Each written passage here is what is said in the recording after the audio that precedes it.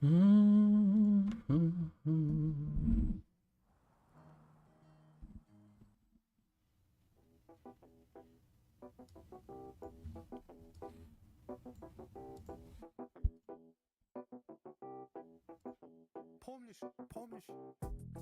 как танцевала в клубе, вставали в круг посередине сумки твоих подруг? Джиги подойдут, ноль реакшн, музыка играет, это satisfaction. Шестеро на общак, хавать хочется, по идее можно и познакомиться. Надо в аккуратча повыбирать, если на колесах, то можно и в любовь сыграть. Как тебя зовут? Максат нахуй. Ты на чём, Максат? Пассат нахуй. Базар Джексон, Максатик, только со мной подруга Юля и Салтик. Мам, похуй, любой раз на раз. Максатик, ты что, пьяный, что ли, мас? Чё там, заберешь, покатаешь нас? Гостичка. Ах ты катакбас. Нога устала, спина заскрипела. Эй, кайдасыңдар, тәттелер, тәттелер. Замуж не хочу, главная карьера. Эй, кайдасыңдар, тәттелер, тәттелер. Еще молодая, 95-го.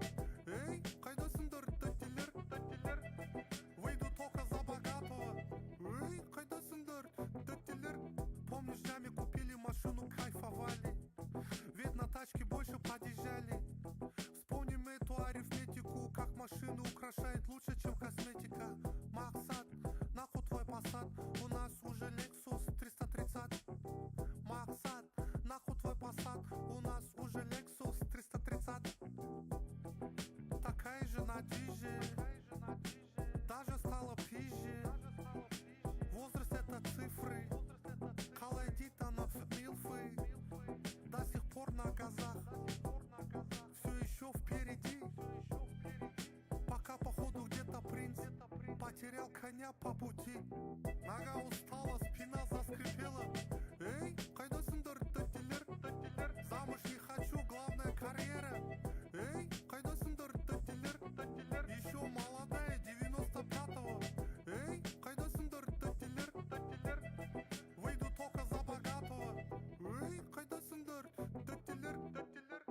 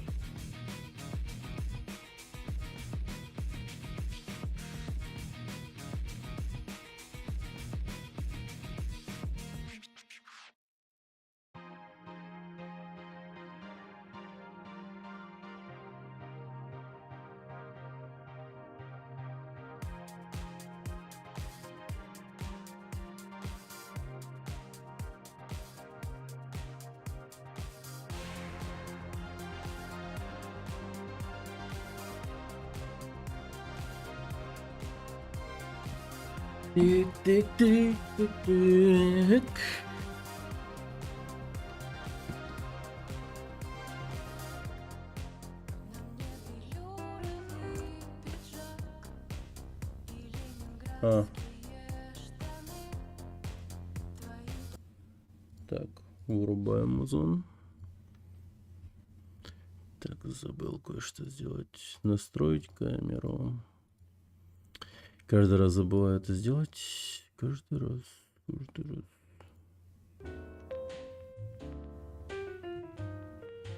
Give me a kiss to build a dream on in my imagination. Блин, а чё он каждый раз не захватывается, типа?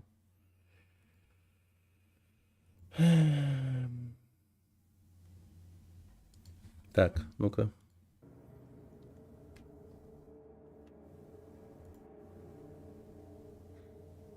Ага. Если экран не трогать, то видео само запустится, да? Какое-то. Ну вот это вот музыка интро. Нажать же можно.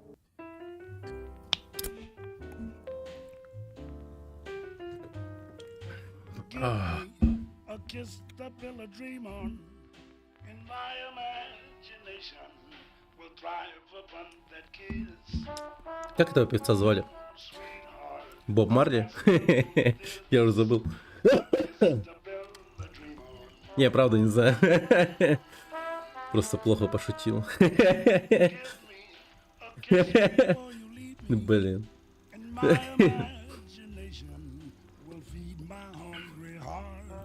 Покидая убежище. Обучающее видео. Запомните основные правила поведения при выходе из убежища. Правило номер 1. Соблюдайте очередность. Очередь это важно, да. Правило номер 2. Всегда используйте защитные очки.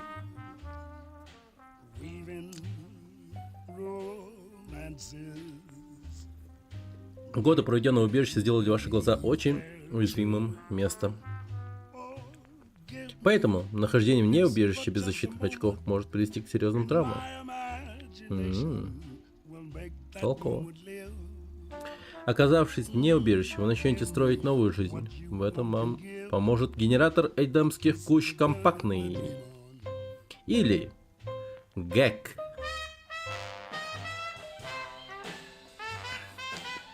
С помощью ГЭК вы наконец сможете создать новый мир вашей мечты. Результаты могут отличаться от представленных. Да. Конец. Производство студии Кивобро. Что-то там.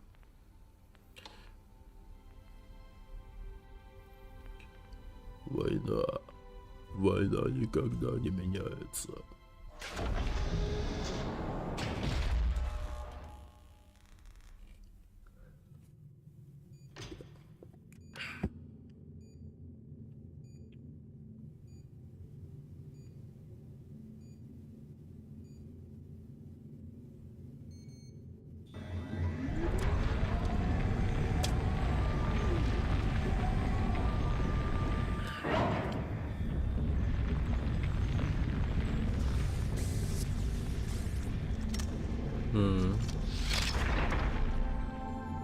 Толстенькие такие.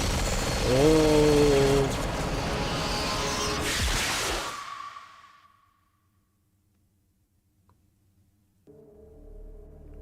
Война. Война никогда не меняется. Да, это жестко. Наступил конец света, как мы и предсказывали. Слишком много людей, слишком мало пространства и ресурсов.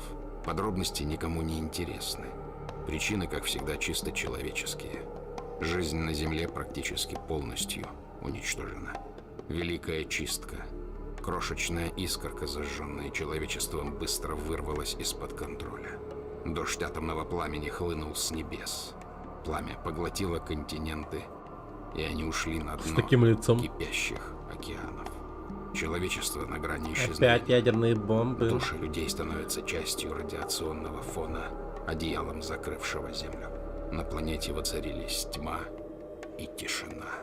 И так продолжалось много лет. Немногие выжили.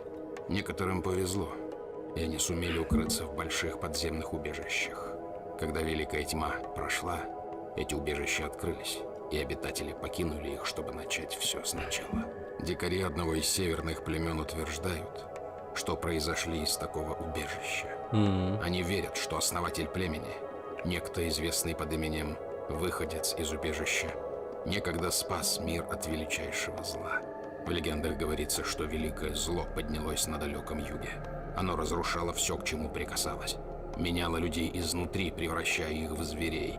Только благодаря отваге выходца из убежища зло было уничтожено. Но при этом он сильно пострадал и потерял многих друзей, пожертвовав собой ради спасения мира. Когда, наконец, он вернулся в свой дом, за счастье которого сражался, то был отринут, изгнан. Сражаясь с тем, чего они боялись, он стал в их глазах кем-то иным и перестал быть защитником. Покинутый своим народом, он ушел в пустоши. Он ушел далеко на север и добрался до Великих каньонов. Там он основал маленькую деревушку Арройо, в которой жил до конца своих дней. Я вот И не понимаю много этого. поколений с той поры в Арройо царили мир и покой. Каньоны прикрывали деревню от окружающего мира. Это дом, ваш дом. Но шрамы, оставленные войной, еще не исцелились. И земля не забыла. Я вот этого реально не понимаю. Здорово, Гудзон. Привет. Здорово, здорово, здорово. Типа, он такой пошел в каньоны и сказал: теперь я тут живу и назову это место Арройо. А как вокруг него люди образовались, вообще понять не могу. И вообще, как по мне, типа, максимально тупое решение, не? Он не мог просто пойти, типа, ну, в Shady Sands или еще куда, просто жить, как с остальными людьми, типа. Нет, ему надо было пойти в соло. Вообще не понимаю прикола этого. Хотя, с одной стороны, может быть, конечно, он собрал вокруг себя фанатов каких-нибудь. Типа, о, выходец из убежища. И он такой: го со мной. Только так, если. Так, счетчик Гейгера. А.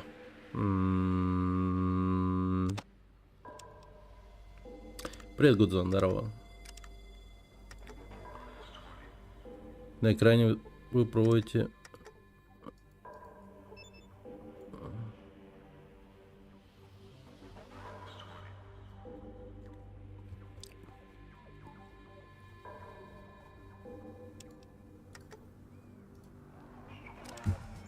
А я прям супер облученный, что ли?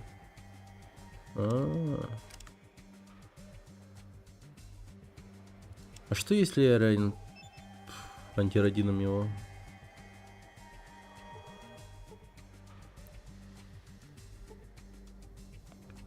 Вы приобрели... Так, вы находите вену и вводите Чарли антирадин, приобрели 100 очков опыта и получаете 3 единицы кармы. Что случилось? Мне намного лучше. О, спасибо, незнакомец, я ценю вашу помощь. На автодок у меня денег нет. Хотелось бы у вас как-то возглядеть, но у меня ни копья.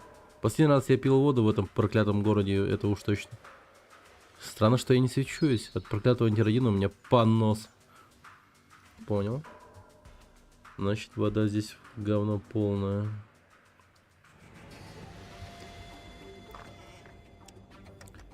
Так.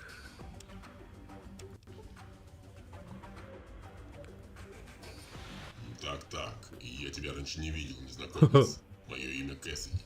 У меня здесь свой маленький бизнес. Чем могу помочь? Так, я ищу убежище. Убежище? Ты про ту огромную вонючую дыру в центре города.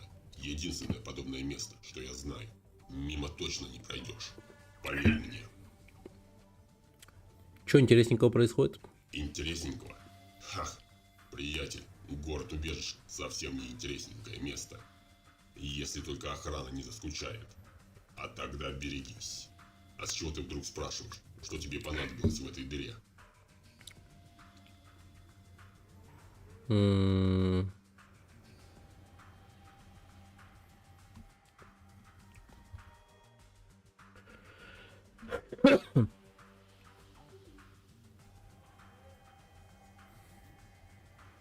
Убежище.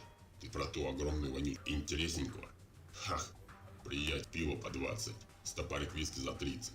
Ничего особенного. Что за интересненького? Хах. Интересненького. Да. Ну, мне говорили про этого Кэссиди, помнится, вчера, что он напарником может стать. Кукла мистера Никсон? Что? Кукла мистер Никсон. Вы видите небольшую куклу с большим красным носом. Почему вы не доверяете этой, казалось бы, невинной детской игрушке? Интересно.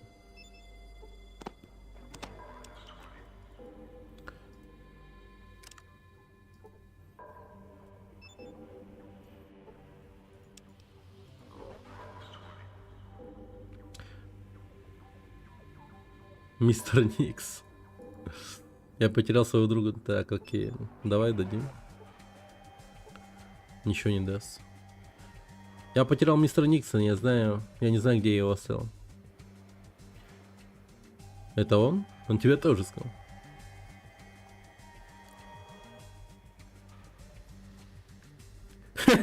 Че за бред?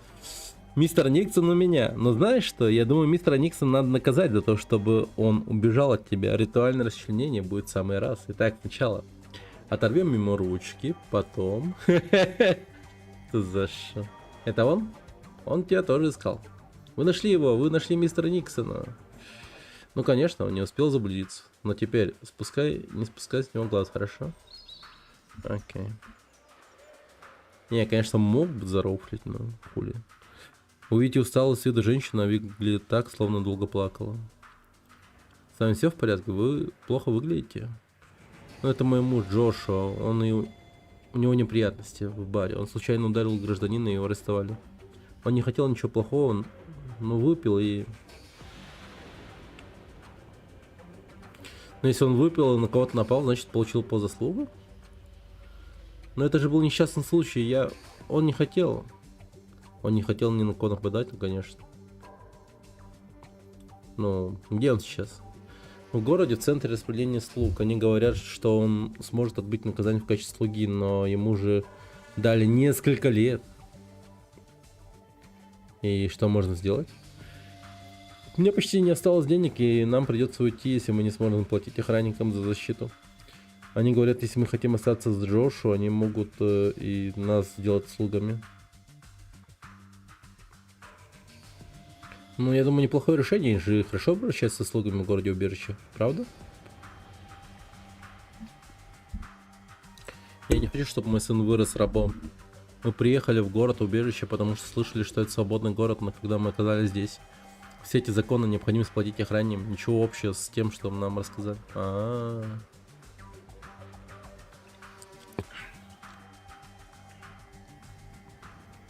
Так, в центре распределения надо пойти поговорить. Главное, там Баркус, офицер Баркус. Я даже не могу попасть внутрь города, чтобы поговорить с ним. А, это даже еще не город? Окей. Служба приветствий. А, я думал, это служба распределения есть.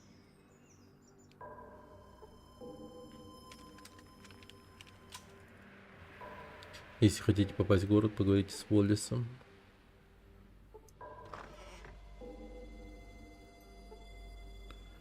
Вы видите человека в голубой рубашке, у которого выбито несколько зубов, от него сильно пахнет браминами. Эй, привет, незнакомец. Я местный торговец браминами. Чем могу помочь? Мой друг Вик говорит, что купил у вас флягу. А, да-да, припоминаю, давно не виделись. Вик, фляга, да, и что с ней?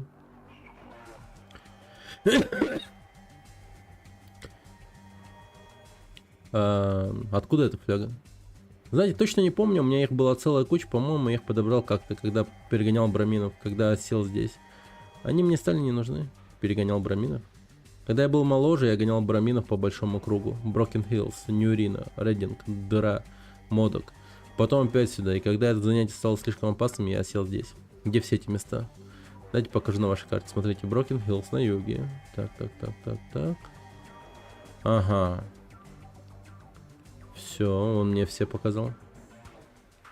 Не можете вспомнить, откуда именно у вас эта фляга? Извините, точно не помню, это было очень давно, зачем вам? Я ищу убежище, откуда эта фляга. Ну, черт, если вы ищете убежище, так одно из них тут, прямо за стенами города убежища. А убежище 13 в этом городе? Не знаю, 13 оно или нет, но убежище там точно есть. А? Что?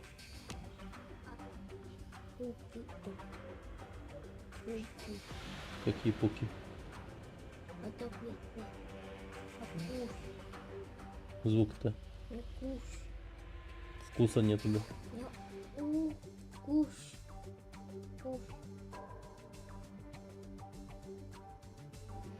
Что это вкус? Вкусить-то?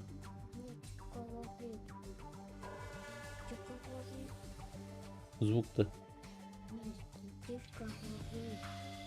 Голова, да? Утки, да? А, утиная история, да? Вот, типа, смотри. Утки.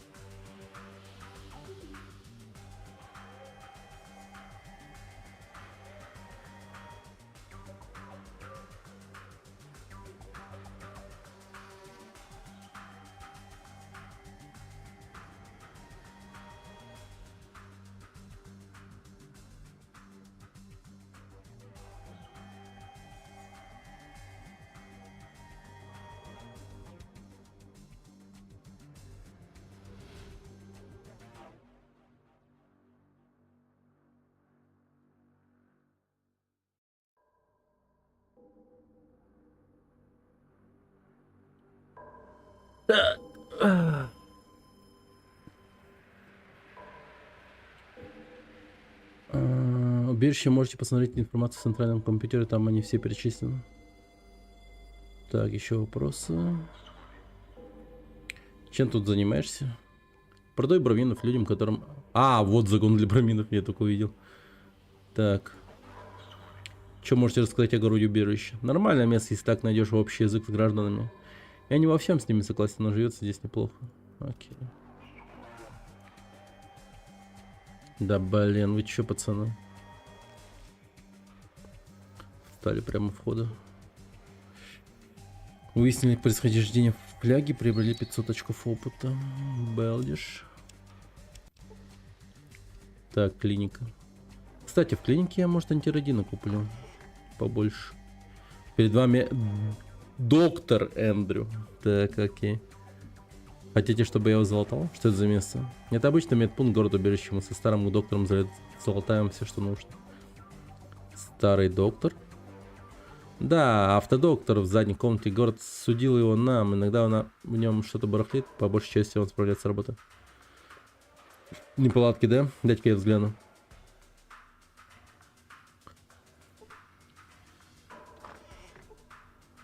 Автодок. Перед вами до древнего вида автодок. Он как-то нездорово трещит и пощелкивает. От него исходит сильный жар. Так, ремонт. Повреждения оказались не такими уж серьезными. Пришлось заменить несколько внутренних проводов и почистить диагностическую панель. Нет проблем, вы приобрели 100 очков опыта. Компьютер.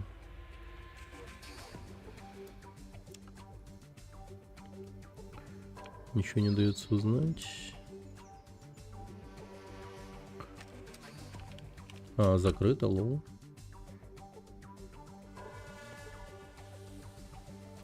Сюда. Лут. Что это за место? Обычный медпункт.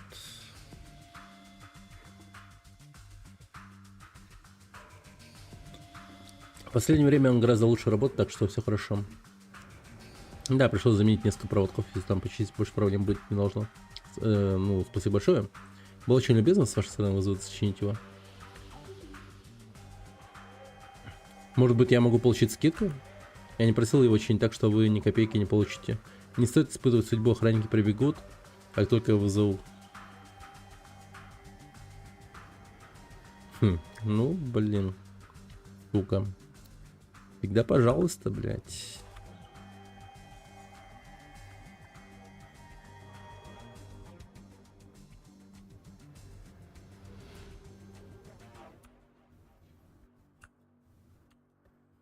Так, ты... А он меня вообще вылечить может?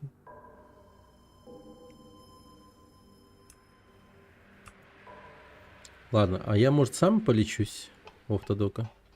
Перед вами древнего вида, несмотря на ее следы, можно спросить его в рабочем состоянии. Ну, ладно.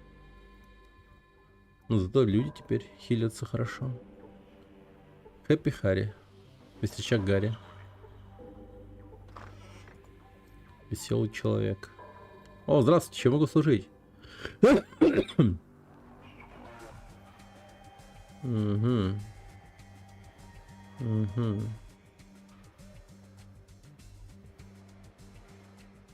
Так, что у меня динамит есть? Динамита нет. Значит, динамит мне нужен. Так, динамит мне нужен. Нужны также и эти патроны. Так, стимулятор есть.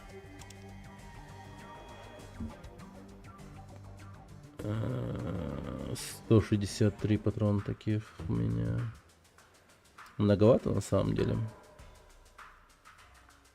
Ладно, пока покупать не буду.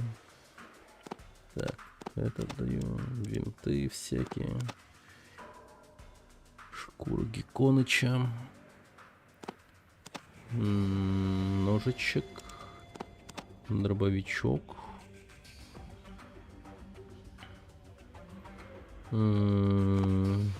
Копье, пожалуйста. Так. Патроны для дробовика мне тоже нахер не вперлись. Тогда я возьму вот эти патроны. Блин, что бы такого еще не взять? Что бы такого взять? Ладно, пойдет. Неплохая сделка. Все.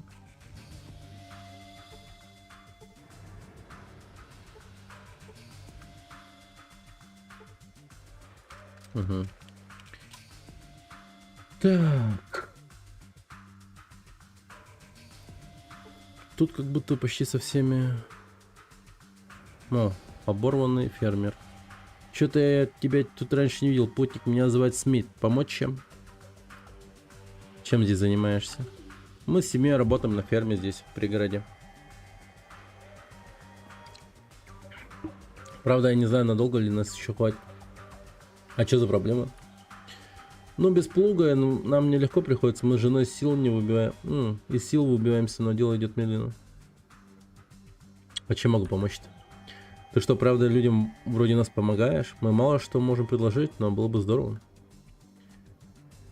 Да давай, что, помогу. Огромное тебе спасибо. А ты знаешь, где можно найти плуг?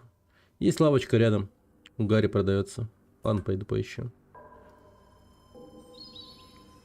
Что, в натуре у него есть плуг? Я не видел. А, плуг, вот он.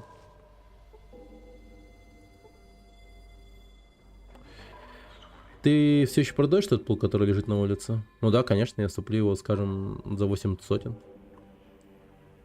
Да, я дам за 600, господи. Извини, дружище, это будет вам стоить 8 сотен. Ладно, договорились. Он ваш, кладет деньги в карман. Вы его сами заберете или доставите куда-нибудь? Доставьте его Смитом. Нет проблем, я прямо сейчас распоряжусь. Окей. Изи.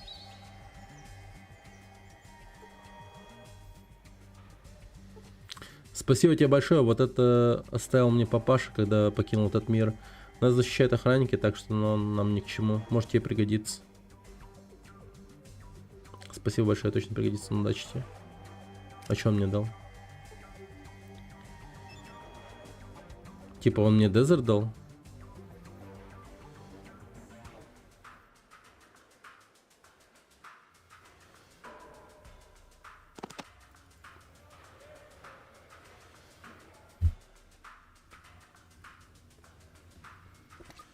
Ну, может понадобиться.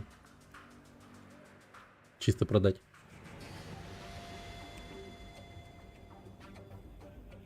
Так, ну все. Тут я закончил. Пошли дальше.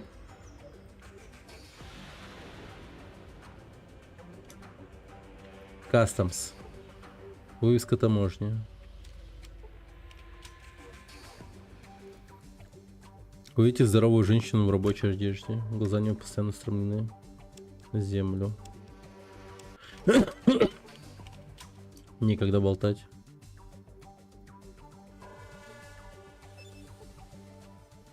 Видите, ничего раз. Похоже на мутирующую колбасу, судя по всему, она очень любит теплую погоду.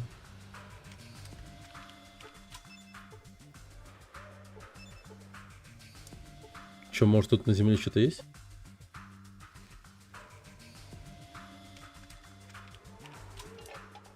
А, вроде нет. Так, а тут что у нас?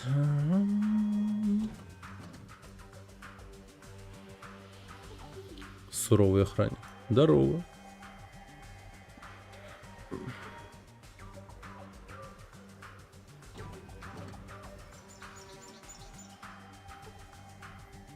Так, вы видите помощника Уоллиса Скива.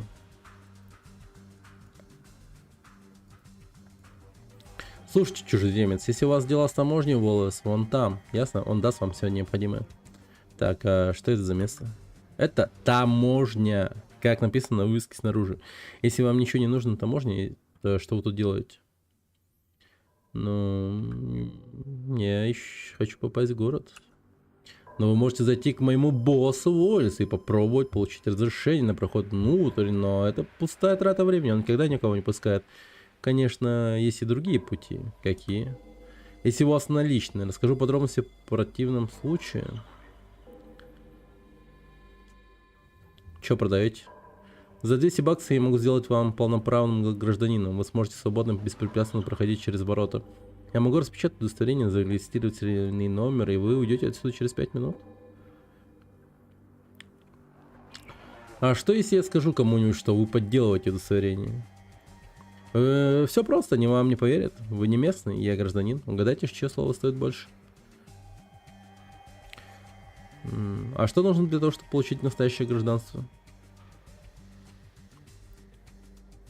Если вы не родились в городе, для получения гражданства нужно пройти тест. Количество чужеземцев, которые прошли тест и стали гражданами, 0. Ваши шансы меньше 0. Что это за тест?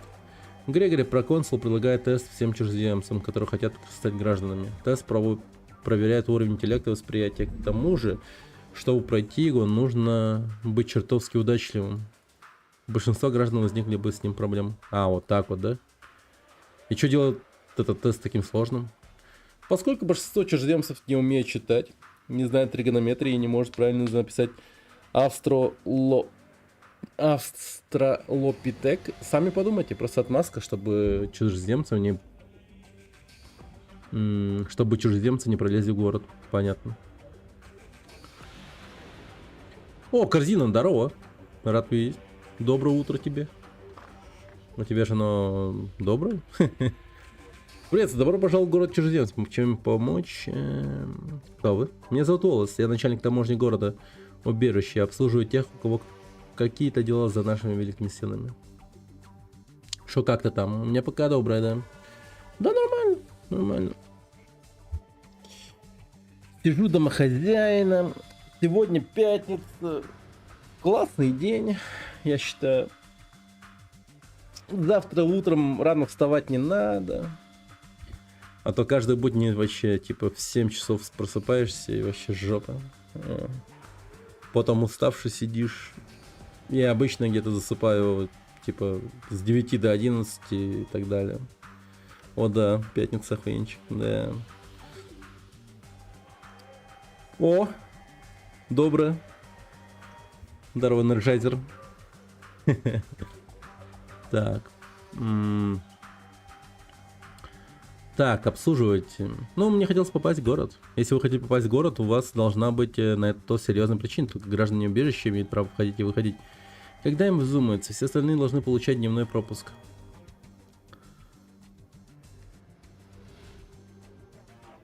Что за дневной пропуск?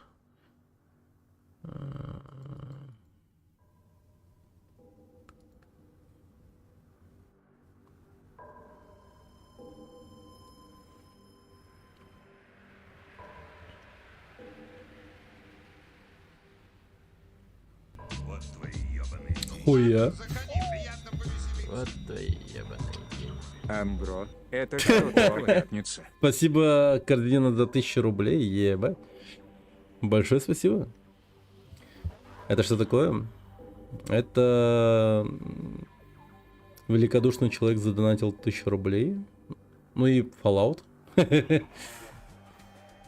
Да, большое спасибо, Кардину, блин, большое спасибо. У меня жена в последнее время что-то, ну, охуевает от того, как у меня дела идут на стриме. Сегодня 24 часа марафон стрим. Не, вряд ли. Но сегодня какие планы на стриме? Короче, играем в Fallout. Потом вечерочком поиграем в хоррор-игру. Мне FNAF игру заказал енот за 2000 рублей. Получается, ну, какая-то жесткая версия, типа Five Nights at Freddy's. Называется Graveyard Shift Freddy's. Да.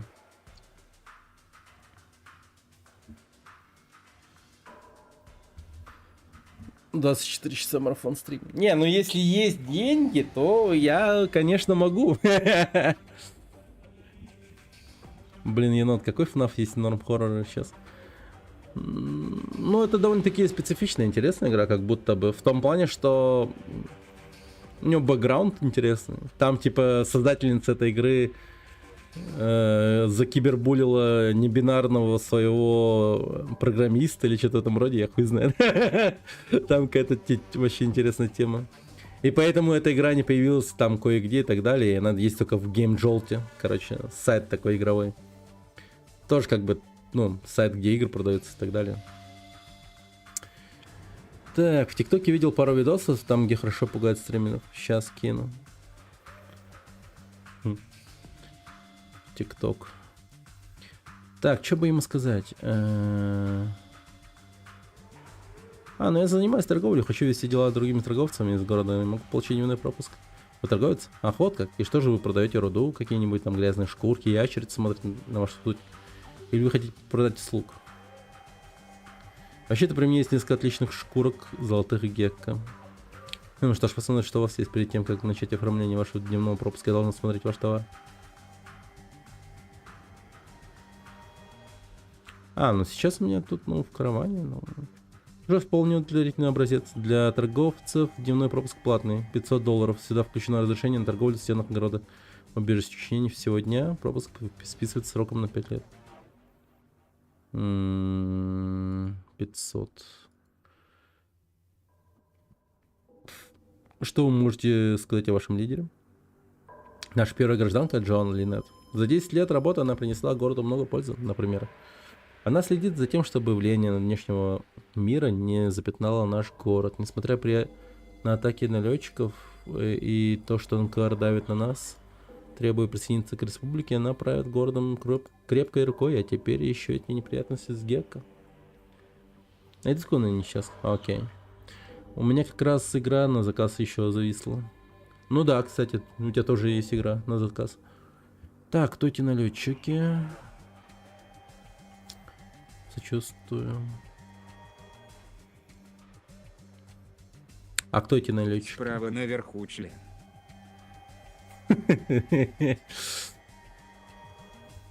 Блин. Помнил этот, как его, момент из фильма Супер Перцы. Помните там этот, как его, толстый чувачок там все время рисовал пенисы, его называли членовицем. Вот.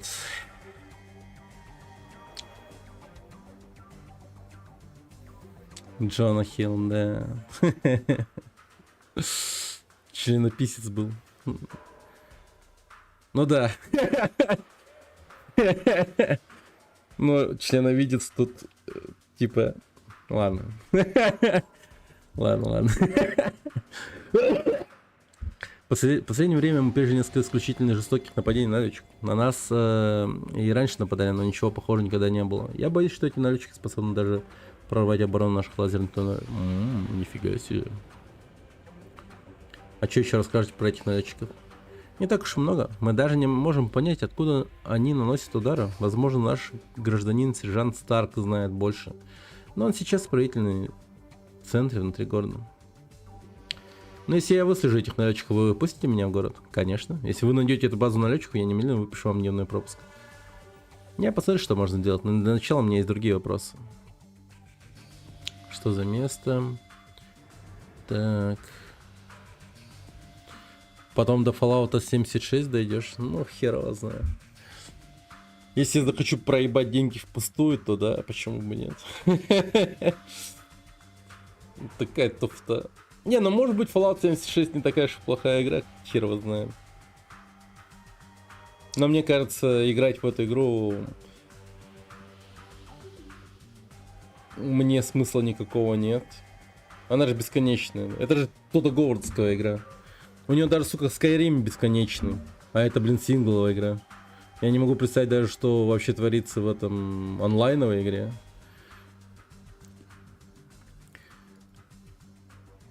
Какие товары вы получаете с караванами? Зависит от того, откуда караван. Мы получаем грузы с многих мест. Лук из дыры, уран из Broken Hills, а металл из Рейдинга. Лук они из дыры уже не получат, потому что там все работорговцы мертвые. Что можете сказать о дыре? Прелестное место убийцы, вора, чужеземное дерьмо. Вы наверняка будете чувствовать себя там как дома. Broken Hills, шахтерский городок на юге. Насколько я понимаю, уран добывают мутанты, они же доставляют его сюда караванами. Они, конечно, жулики, но вполне приятные. Но для чужеземцев, разумеется, не сочтите за грубость. Ага. А чё в рейдинге? Шахтерский городок далеко на западе. С караванами оттуда дело иметь приятнее всего, но в последнее время поставки бывают редко. Это немного тревожит нас. Мы очень сильно зависим от их руды.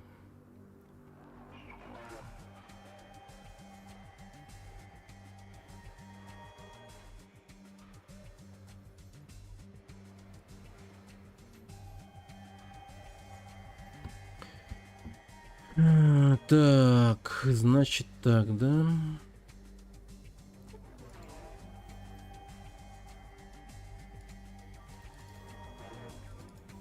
Fallout 76 можно было бы по сюжетке. А я вот думаю, что, ну, дело в том, что там, скорее всего, сюжета особо нет. Мне так кажется, прям, ну... Я сильно сомневаюсь, что там есть какой-то, ну... Внятный, нормальный сюжет.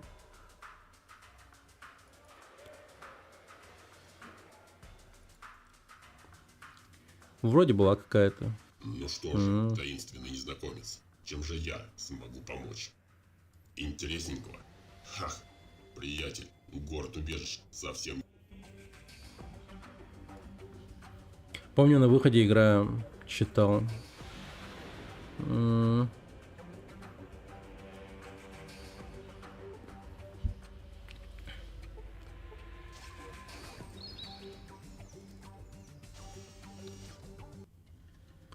Так, пойдем-ка в Гекко.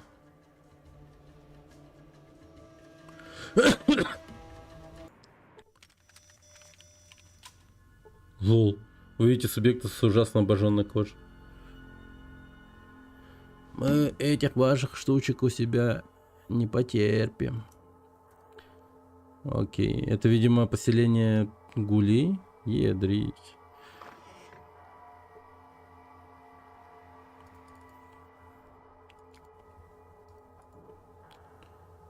Рядом с городом убежище прям гули живут. Офигеть можно. И, блин, это удивительно в том плане, что я думал, эти высокомерные уроды из убежища придут сюда и просто, ну, убьют всех, потому что не потерпят, так сказать, такого соседства, блин. Ты ничего не слышал о вещи под названием генератор эдемских куч компактный? Та самая штуковина, которая разложила по убежищам в надежде, что когда-то убежище откроется и не помогут воссоздать цивилизацию? Да, именно он, где мне его найти? Я же говорил уже, что он должен быть в каком-то убежище. Тут что? Очень похоже на убежище? У тебя с головой все в порядке? Какого черта ты ищешь гэг здесь? Пойди поищи убежище. Кто тупица? Я тупица. Да как ты смеешь? Я избранный, чтоб ты знал, да. Где находится ближайшее убежище? Я почем знаю. Спроси у людей из города убежища, где могут быть убежища. Город убежище расположен на юг отсюда. Ну ты тупой, блин. Я знаю, мне просто хотелось тебя проверить. Боже, Узи, какой же ты умный. Расскажи мне что-нибудь еще. Я тут всем заправляю. Не видишь ли, что ли, тупица? Я продаю бухло, меня шило на мыло, рассказываю истории, играю в Треджик. Играешь в Треджик? Ты что, совсем тупица? Треджик самый сильный наркотик на свете, после винта, конечно. А расскажи мне еще про Треджик. Ну, Треджик это не просто игра, это одержимость. Некоторые считают, что она трагическим образом изменяет жизнь человека, но они просто ничего не понимают. Угу. На самом деле это неописуемо. Тебе надо попробовать сыграть, всего лишь разочек. Первая колода бесплатно. Просто маленький подарок от всей души и от меня лично. Борзо слишком надо пристрелить. Да. Спасибо. Ух ты, какой потрясный вид. Азартно срывайте упаковку. А пахнут как просто кайф. Это только начало. Теперь, когда ты с нами, сыграешь партию? Ну, давай сыграем, хули. Показывай. Ну, это просто. Правда, любой кретин смог бы играть не... Для начала ты собираешь игровую колоду из тех карт, что... Блин, знаете, он типа такой чисто, ну, супер душный, этот задрот, конченый, короче. Который не следит за своим базаром. Ну, как, ну, просто его не били, так скажем, около 200 лет или около того. Ну, гули же 200 лет живут, или, ну... Может быть, они вообще бессмертные. Но на момент, когда ты с ними знакомишься в том или ином Fallout, у них, как правило, всегда типа, ну, 200 лет, там, типа, 300 лет. Мне кажется, они просто реально, ну, живут бесконечно. Я знал одного гуля на районе. Да. То есть давать надо всегда третьему игроку, кроме как по четвергам. Ну, вроде бы теперь все понятно. Начнем.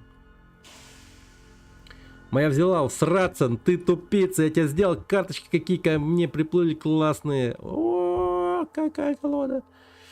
Так. Ага, ты выиграл.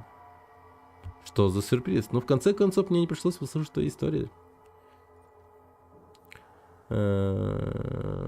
Чем ты здесь занимаешься? Что ты хочешь? Рассказываешь истории? У меня есть классная история, очень смешная, понимаешь? Есть такая голова. Голова? Да, голову. Но она не прикреплена к телу. Видишь, голова отдельно от тела. Отрезана голова, вижу. И что в этом смешного? Погоди, эта отрезанная голова находится в аду. Ха-ха. И она летает там в аду. И сталкивается там со всякими знаменитыми людьми. Погоди, отрезанная голова находится в аду. И она летает там. И что делает? Ну, всякое разное. Ха-ха. Понимаешь? Делает то, что ей нравится, или то, что ей приходится делать. Фишка в том, что она делает то, что она делает. Там, в аду. Я что-то юмора не понимаю. О боже. Сейчас описывай от смеха. Это у вас, наверное, навязчивая идея, пациент. Были ли вы близки с вашей матерью? Или были ли у вас проблемы с недержанием мочи? Ты не понимаешь, вся соль с отрезанной головой дошло? Смешно, как ты можешь думать о отрезанной голове в аду не ржать? Вузи, я не слишком... Бляха-муха. Вузи, я не слишком-то тебя хорошо знаю и надеюсь, я не узнаю. Однако без привлечения скажу, тебе нужна помощь, немедленно и квалифицированная. Да. Да иди ты нахуй, ты ничуть не лучше всех остальных. Я же сказал тебе, что это офигенно смешно, я не виноват, что у тебя нет чувства юмора.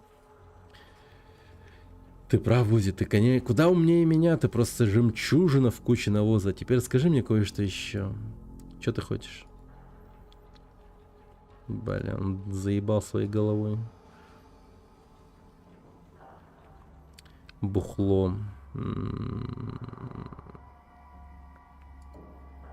Выпить, значит, у нас тут есть свои сорта. Мы делаем гамма-глоток. И для особых случаев рентген-ром.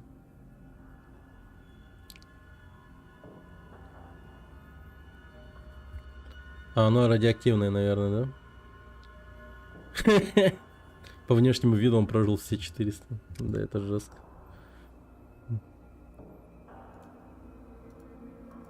Это даже много, я бы сказал. ТТГ. Это, скорее всего, амаш на то, что, типа, он играет, типа, Dungeons and Dragons, типа. Так, вы видите высокого гуля с... Погоди. Где высокий гуль с длинными волосами? Они все одинаковые просто. Это Вузи с длинными волосами. Кто-то в туалете стоит.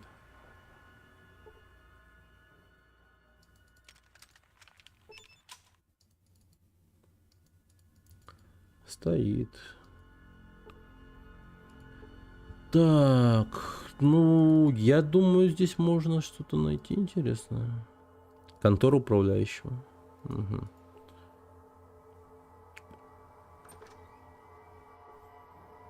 Очень старого гуля маленького роста.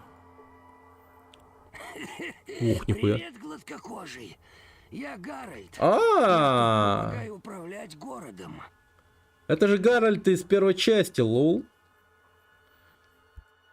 Он с этим создателем знаком. Лично причем. Но правда он знал создателя до того, как он стал мутантом. Ну, короче, довольно-таки интересная личность. Привет, Гарольд, чем здесь занимаешься?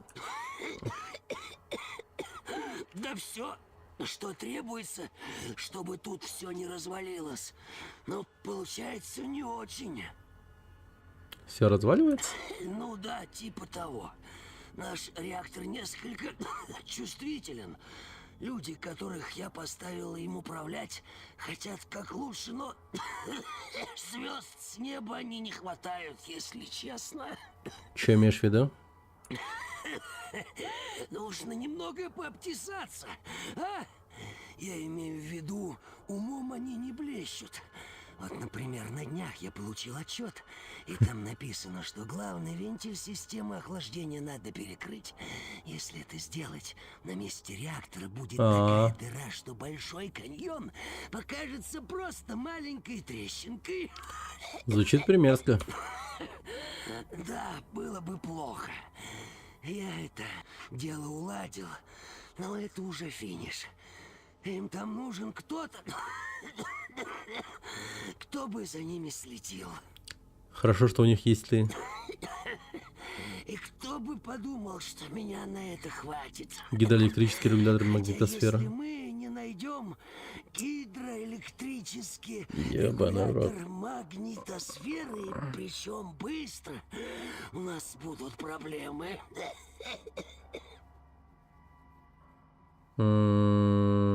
Какие проблемы? Если гидроэлектрический регулятор магнитосферы неисправен, радиоактивная жидкость из системы охлаждения попадает в подземные воды.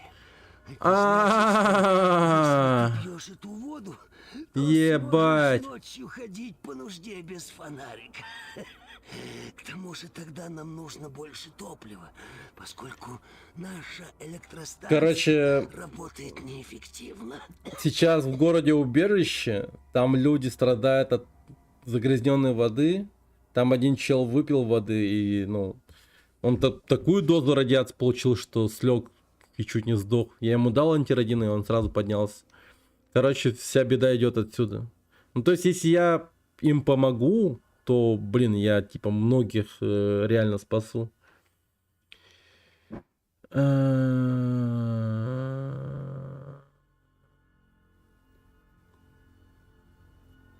что будет, если вы не достанете детали? Если мы не достанем эту деталь, в конце концов эти кретины из города-убежища закроют нашу они в курсе про них. электростанцию насовсем.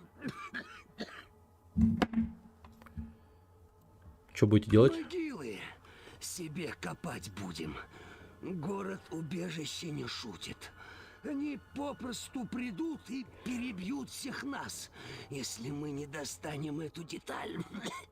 Что ж, по крайней мере, от меня останется дерево. У него реально с башки ветка растет. Повтори, как там называется эта деталь?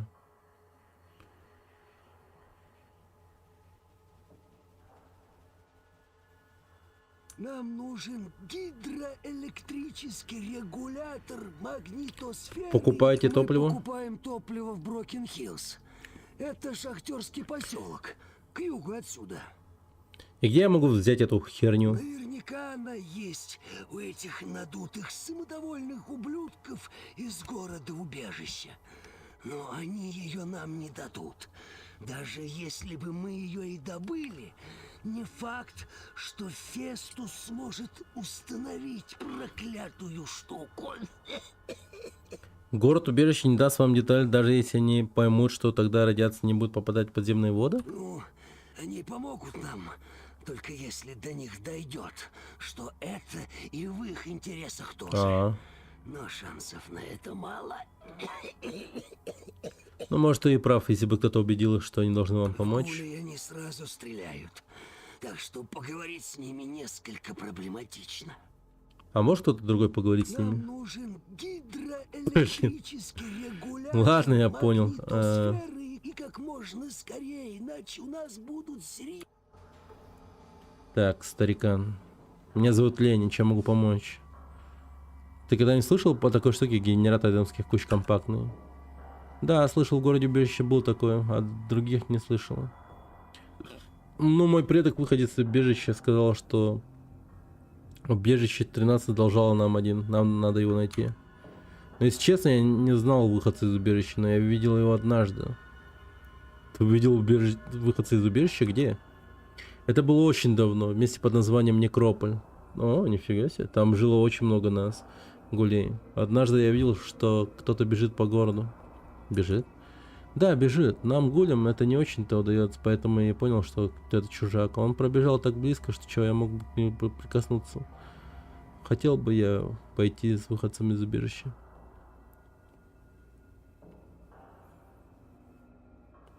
Ты хотел пойти путешествовать с моим предком? Да, это был величайший шанс в моей жизни, и я его упустил. Что ты имеешь в виду? Потом я услышал, что выходец из убежища починил нашу систему водоснабжения, он спас нас. Всех нас, понимаешь? Неважно, мы были гулями, хоть раз это было и неважно, мы снова были людьми. Нас стоило спасать. Мой предок, основатель нашего племени, наш народ чтит его память. Позже я услышал, что выходец из убежища разрушил источник армии мутантов. Он спас всех нас.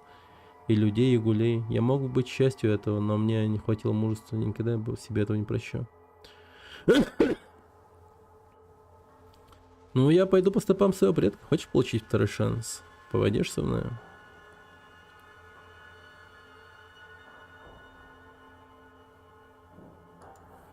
Мне повезло больше, чем быку Брамина, который попал на полное пастбище коров. И великая честь для меня присоединиться к тебе.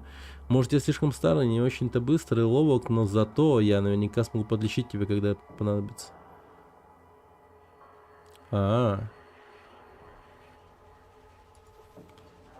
Окей.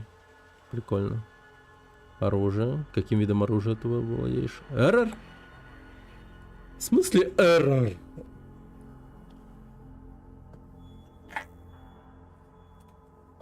Блин, что за бред?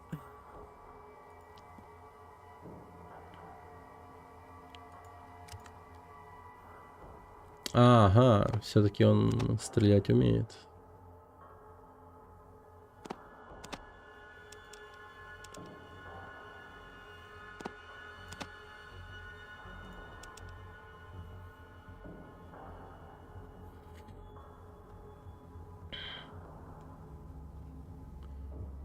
Блин, или может дать ему винтовку?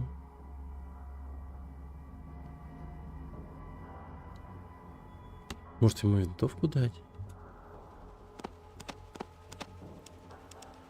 Скорее он умеет стрелять вообще нормально. Ну, судя по всему. Так. У кого была винтовка? Винтовка, кажись. Или я все продал? Да ну на. Серьезно, я все продал? Вот просто, ну, в натуре все продал. Блин, да за что?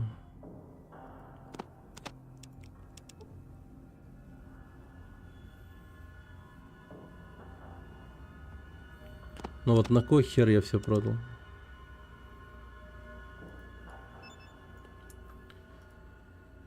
Ёб твою мать. Так.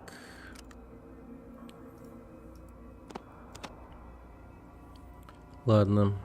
Пускай пока держит он это.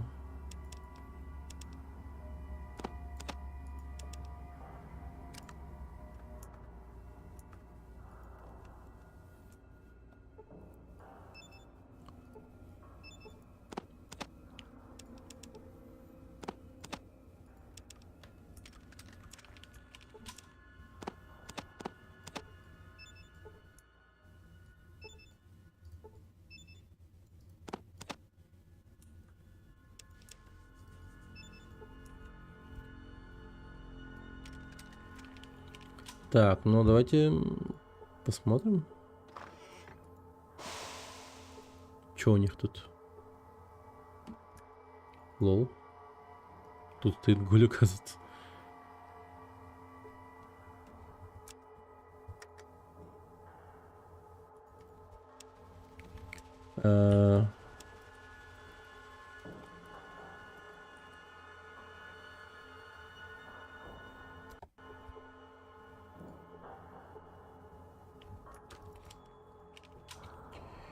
Галактический мемный кот, привет. Здравствуй, здравствуй. Доброе утро.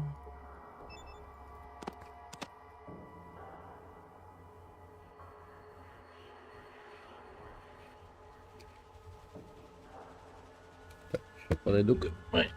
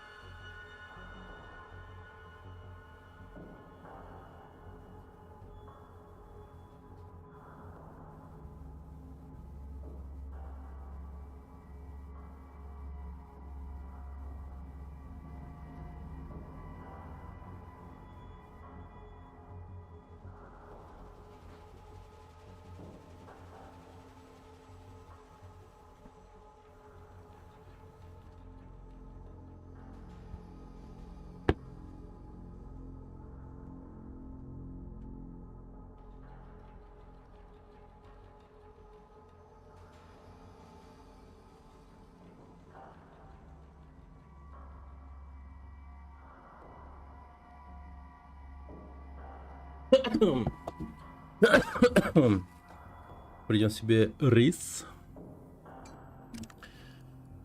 Что бы сегодня приготовить? Или готовить не буду?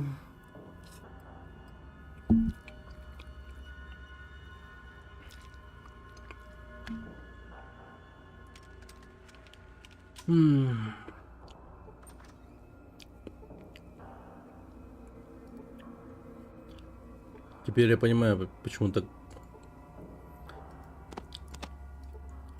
заебно думать о том, что приготовить сегодня.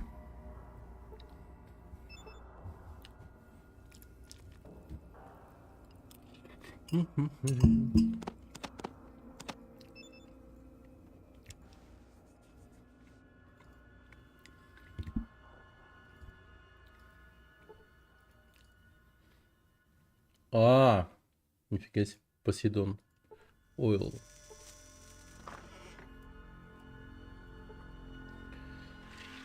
Так. Ну, слегка подлутаем их. Буду брать только самое полезное.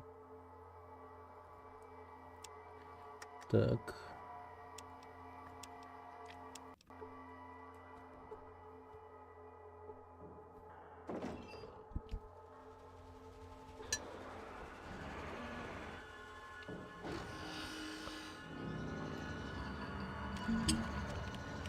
Хм.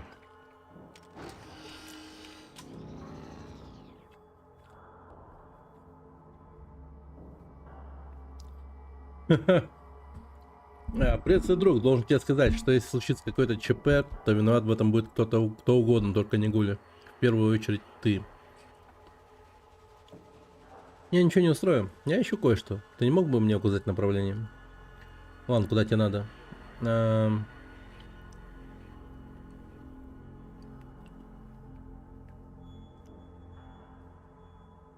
Комнату управления роботом. О, робот-ремонтник барахлит уже много лет. Починим ща.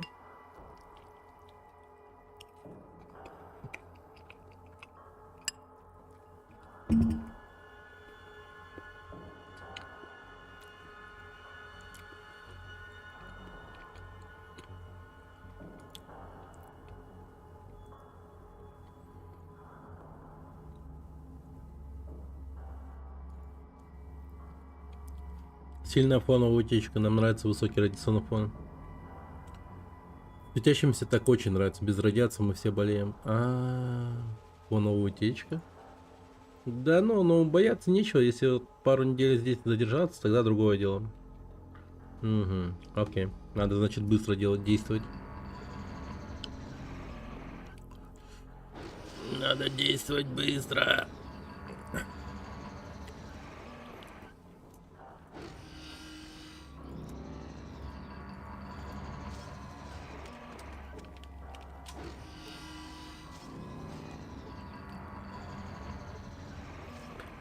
Нагло побритой головой.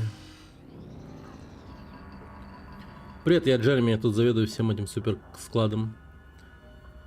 Мне нужно кое-что из склада. Сейчас он не для скитер, простите, он всегда пытается выцегнить у меня неценное оборудование. Их не волнует, что я просто типа левый чел, и они, ну... Что-то у них тут с безопасностью, конечно, прям вообще полный голяк.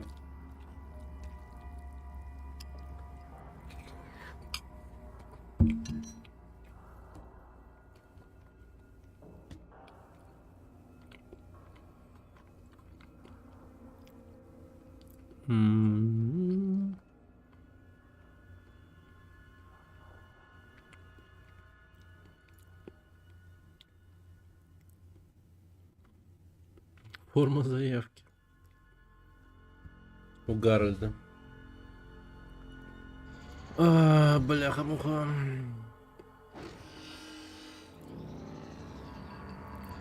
Они реально мне собираются бюрократией конкретно, ну, задрать. Походу.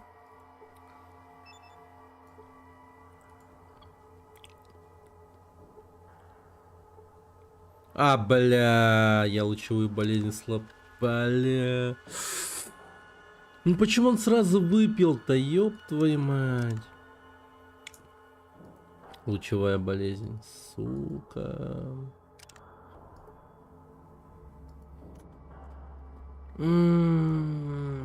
Да за шо, да за шо.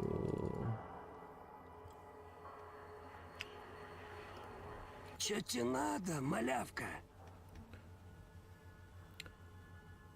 Есть тут где поменять ненужное на нужное, запас пополнить? Ты можешь поговорить с Вузи из Арфы. Он мудак Мимо вообще. не пройдешь. Это как раз напротив. Чё тебе надо, малявка?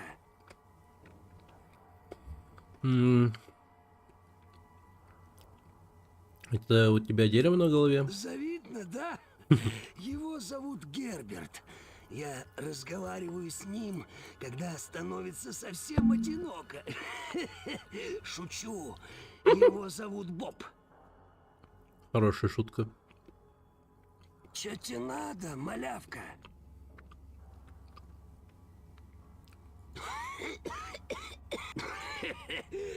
Но для мертвеца я просто классно справляюсь. Всегда нравится так говорить. Ну да, типа того. Наш... Так, ну, я Кто бы просто это уже подумал, читал. что меня на это хватит. Чё тебе надо, малявка? Генератор эдемских кущ? ГЭК? Правильно. Помнится, их поставляли в убежище. Вот уж не знаю, где найти его сейчас.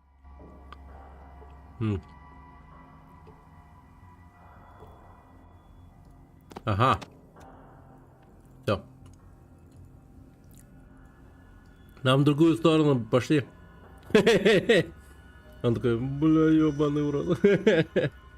Бедняга медленный.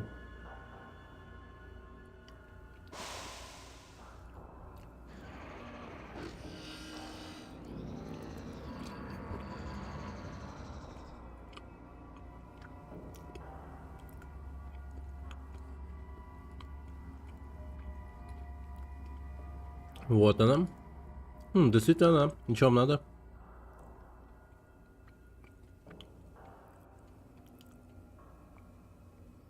Мне нужна губозакатывательная машинка третьей модели. Что нужно? За этим в очередь. Еще что-нибудь нужно? Ничего.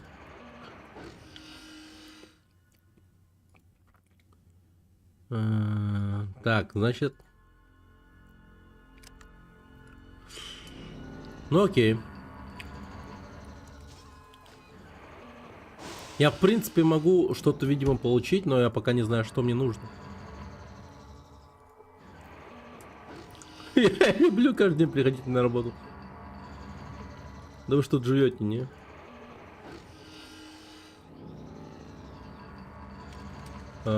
Ядрить.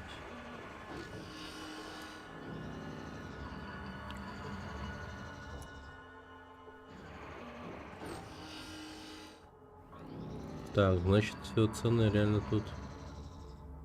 Так, подождите. Ну, видимо, мне намекает на то, чтобы я с коммуни сделал...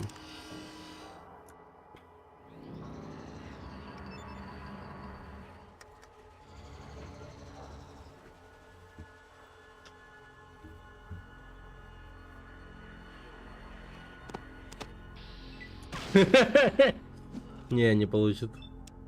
Но я хотел скоммунизить у него, по идее, ну, как карточку.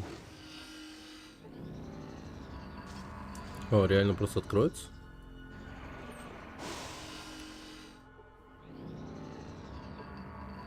Не, ладно, пойдем. У них тут где-то должно быть комната управления роботами. И там робот... О, чё? И там робот барахлит, говорят.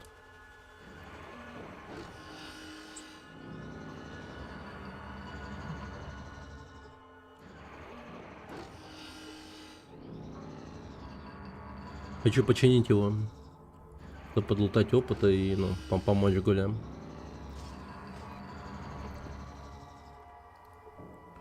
Синий пропуск. Нормально тут пропусков. Как же им всем похрен. Давик, уйди, пожалуйста.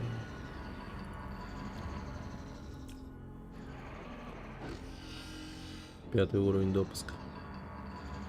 Кажись мне сюда.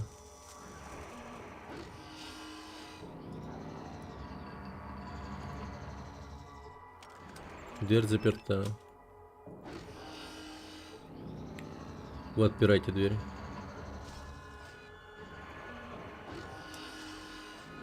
Ха, прикольно. О, красный, пожалуйста.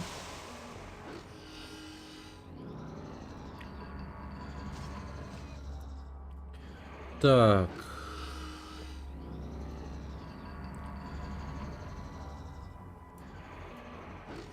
Если вам приходилось видеть хотя бы один монитор, считайте, вы видели их все. Мудро. Компьютер не работает.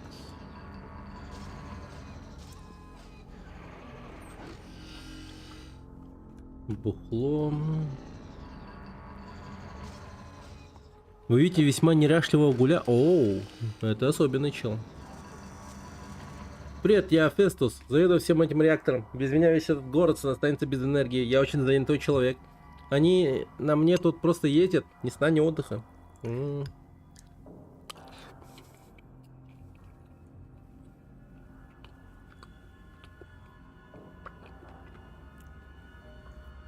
Ага, давай. Но он расходует слишком много урана и сильно подтекает. Понимаешь, я попросил кое-кого и все тут починить, но никто не слушает. Радиация проникает в подземные воды, это правда? Возможно, он не думает, что это от этого кому-нибудь был вред. К сожалению, это совсем не так. В городе убежище очень недовольны, что ваш атомный реактор загрязняет воду. Невозможно, никто не знает об этом больше меня. Ясно. Угу.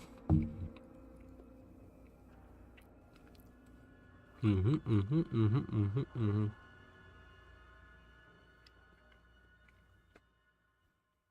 Нет той уверенности. Ну, короче, у всех хаты с краю, поняли? Никто не виноват. Свою вину никто не хочет признавать.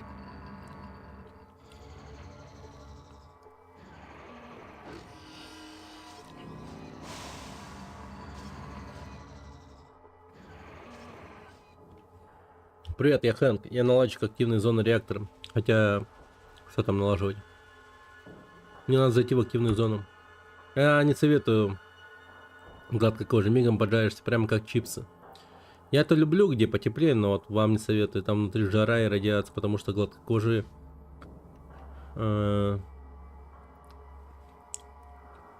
который строили реактор, поставить тут робота-ремонтника. Робот-ремонтник? Да, гладкокожие, которые строили реактор, тоже не хотели поджариться, поэтому и поставили тут робота. Но он был сконструирован так, чтобы выполнять текущий ремонт по командам из терминала дистанционного управления терминала на запад отсюда. Последний так, ага.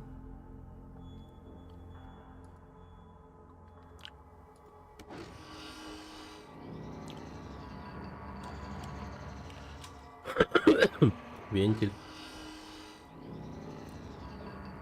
Работающий терминал. Добро пожаловать в систему Тур и Тр. Подожди. А где этот сраный робот?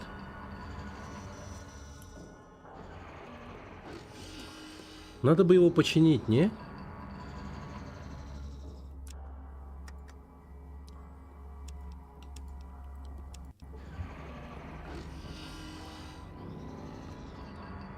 А, вот он.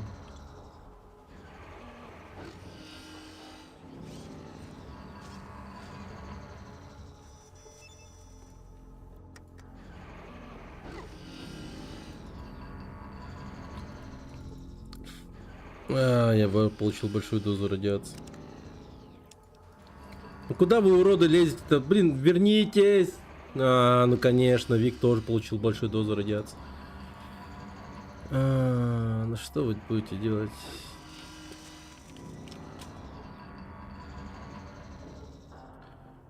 Так, Туритор.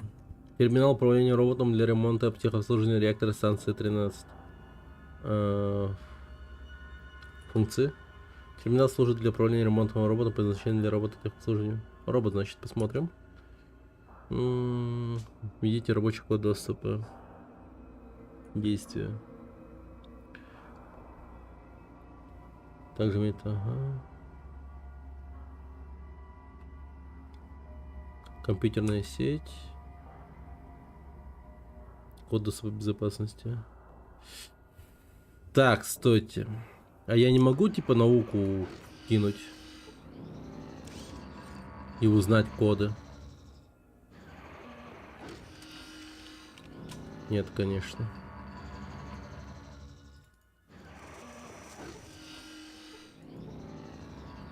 Компьютер не работает. Так, ну это единственный компьютер рабочий, который я видел, по-моему. Больше рабочих компов тут нету. Чисто мигающие мониторы. Компов нет.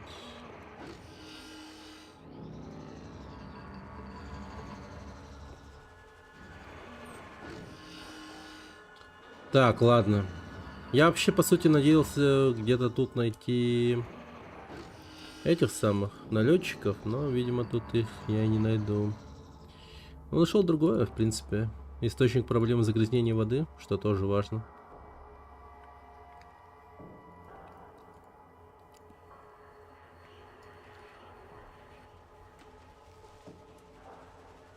Survive Guest Locker. Привет, я Перси Крамп, великий купец этого городка. Можно просто Перси. Я думаю, может, черт побери. Так, что на продажу и обмен?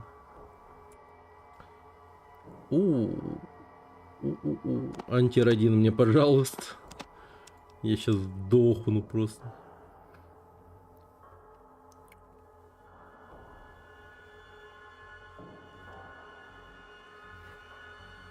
Так.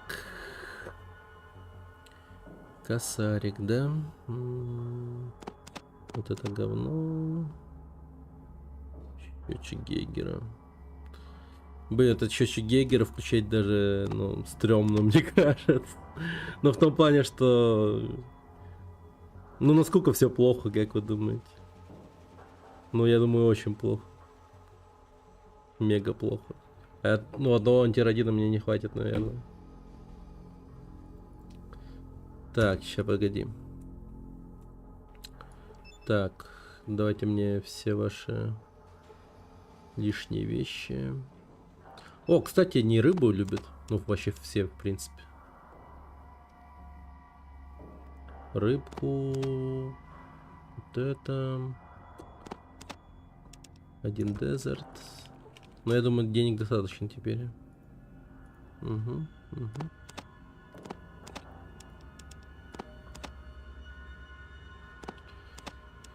Так, давай еще вот это. Это.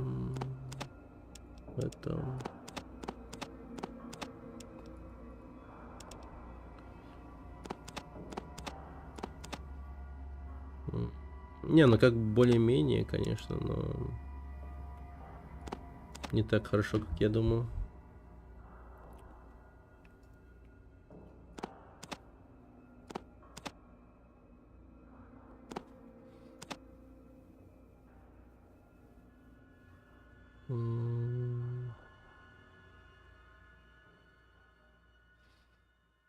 Ну ладно, давай пока тогда без Патриков.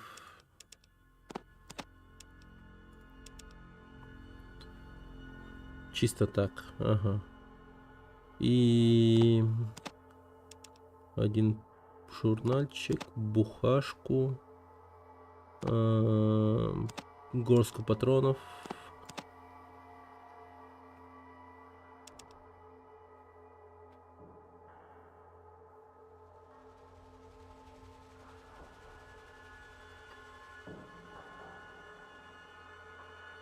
Да, пойдет. Соглы. Так. Блин, что я делал? Так. Да, я тебе для начала счетчик Гейгера включу. Насколько все хуево. 83. Угу. Так, юзнул. 58. Но все еще как бы такое себе. Все еще такое себе.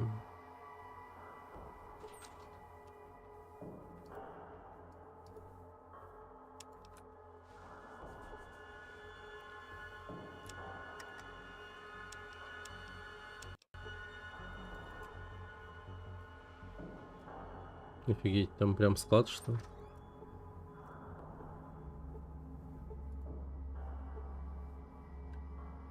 О, учебник по первой помощи. Так, погоди-ка. Первая помощь у нас 30. Считаем. Стало 37. Слушайте, неплохо. Плюс 7%. Это серьезно. Гараж.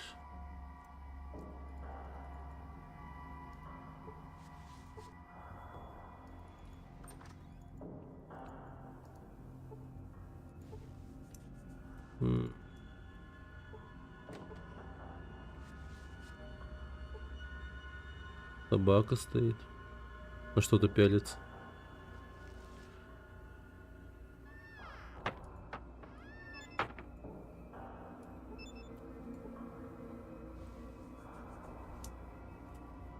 Ну чё зыришь? Хочешь вяленого мяса? Ничего не даст. Так, туалетыч.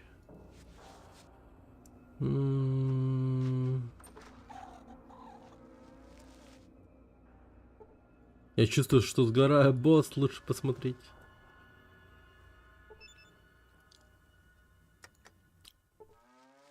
Все ясно.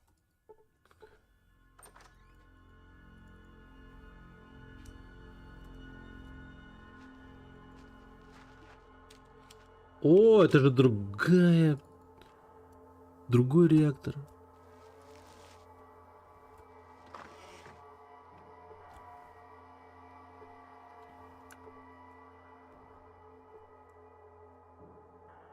Уф. Книги собирать это самое то. О, набор отмычек сюда. Электроника Дина.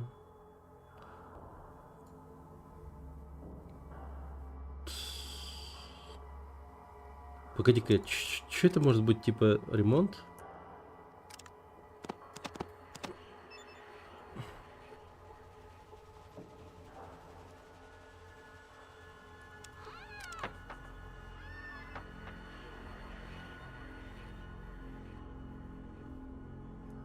А, погоди, что? А, нет. Я за что я прокачал. Ну, видимо, это был ремонт. Привет, я Скитер, я тут типа механик. У тебя есть автомобиль на батарейках, чтобы была не сломанная? Ну вот, и ты туда же. Сколько раз всем говорить, если ломается, то это не батарея. Видишь ли, автомобили работают на сменных ядерных микрореакторах. Они не ломаются, они просто садятся. Ломается обычно топливный контроллер. Большинство механиков так. А, этот топливный контроллер, а он у тебя есть? Конечно есть. Ребята, сейчас у меня машина будет.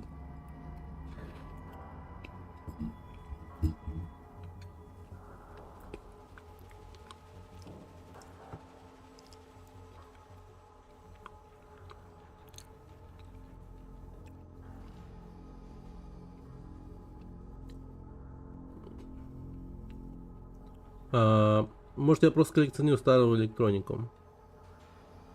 Сколько возьмешь за топливный контроллер? Ну, сейчас мне нужно кое-что другое. Я сам достать могу, что тебе нужно.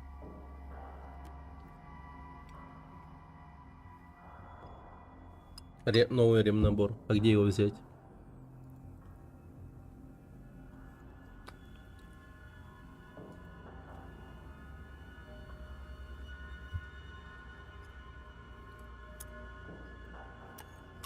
Убить скитера, забрать.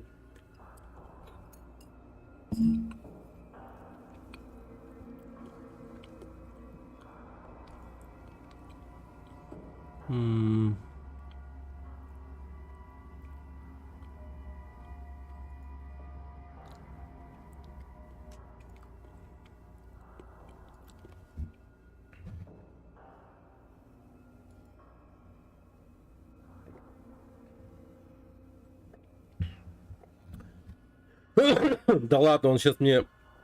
Он мне может апгрейднуть оружие? У меня есть пистолет, и мне интересно. Револьвер Магнум. Я могу оснастить его ускорителем перезарядки за...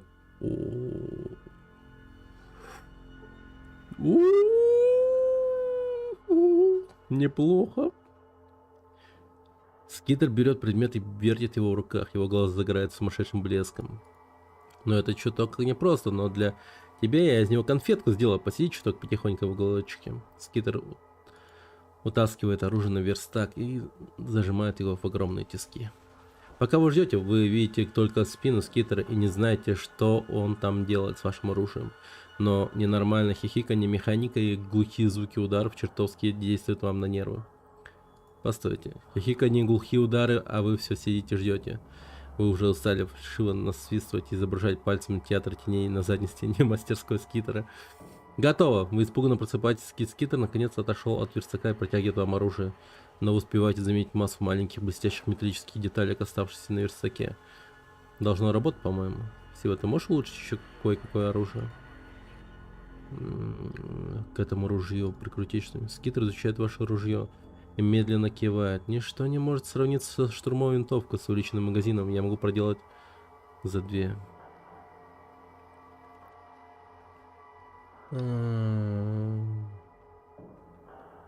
Давай, хули. Угу.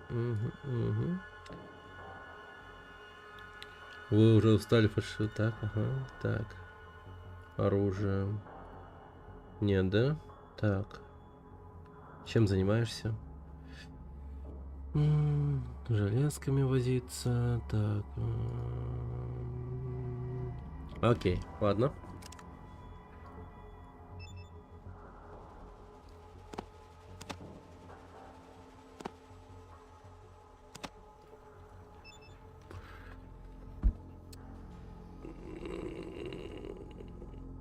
Погоди, что? Так это вот теперь не штурмовая, а пулемет полноценный. Ебать, 100 патронов туда вмещается.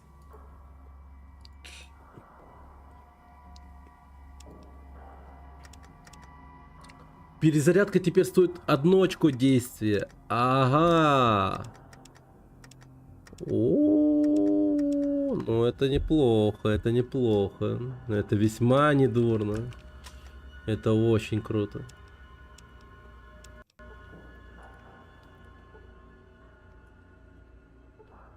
Весьма недурно. О, кто это? Что за чел? Привет, вы, наверное, с Скитер пришли. Я-то техники не разбираюсь, а так на подхвате. Ты кто такой? На самом деле я Джон, но все зовут меня Рябой. Почему Рябой? Ну, это типа шутка юмора такая. Они обычно называют людей вроде нас гладкокожими, но остальное гладкокожие в городе убежище так плохо обращались со мной, что все решили, что я не такой гладкий, как они. Вот и я стал Рябом. Окей. Почему в городе убежище с тобой плохо обращались? Но они решили, что для них я не стопроцентный человек. Ну, не так восприимчив к радиации. Здесь это очень кстати. Но им это не нравилось. Они обращались со мной как с грязью. Правда? Однажды я просто не смог больше это выносить. Я понял, что лучше умру в пустошах, чем буду жить среди этих задниц в городе убежище. А ты сюда как попал? Караван из Брокен Хиллз подобрал меня, привез сюда. С тех пор я здесь. Что важно, так это то, что гули здесь гораздо больше заботятся о том, что будет у тебя внутри, а не снаружи. Мы все здесь как одна большая семья. Это мило.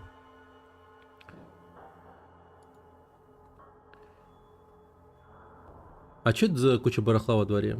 Ну, эта часть этого мусора осталась еще от строительства с довоенных времен.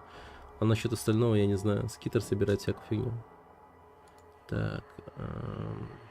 Чем занимаешься? Я пасу браминов и помогаю Скитеру. Ладно, давай спросим про Скитера. Ну, Скитер, он вроде механика, он может разобрать на части практически все, что ему приносит. Большую часть он потом обратно собрать может рано или поздно. Иногда вещи после этого работают лучше, чем раньше. Не, ну Скитер крутой.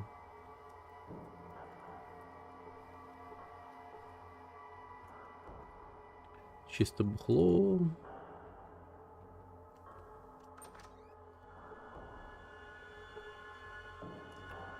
Монтировочка.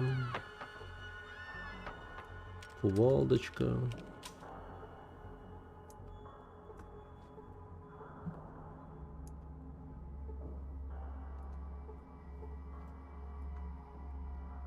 Ага, так. Ну сюда стоит заглянуть, как будто бы.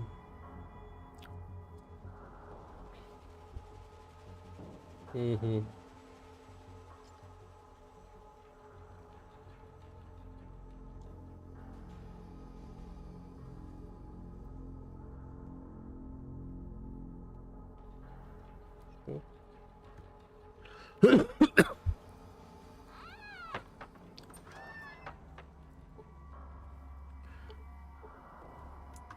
Карты.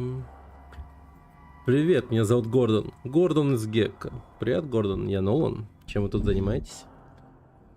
Ищу возможности. Какие? Ну, способ получить максимум прибыли от моих потенциальных способностей. Похоже на жадность. Да, я жадный, но большинство людей неправильно понимает, что такое жадность. Жадность — это мощная движущая сила.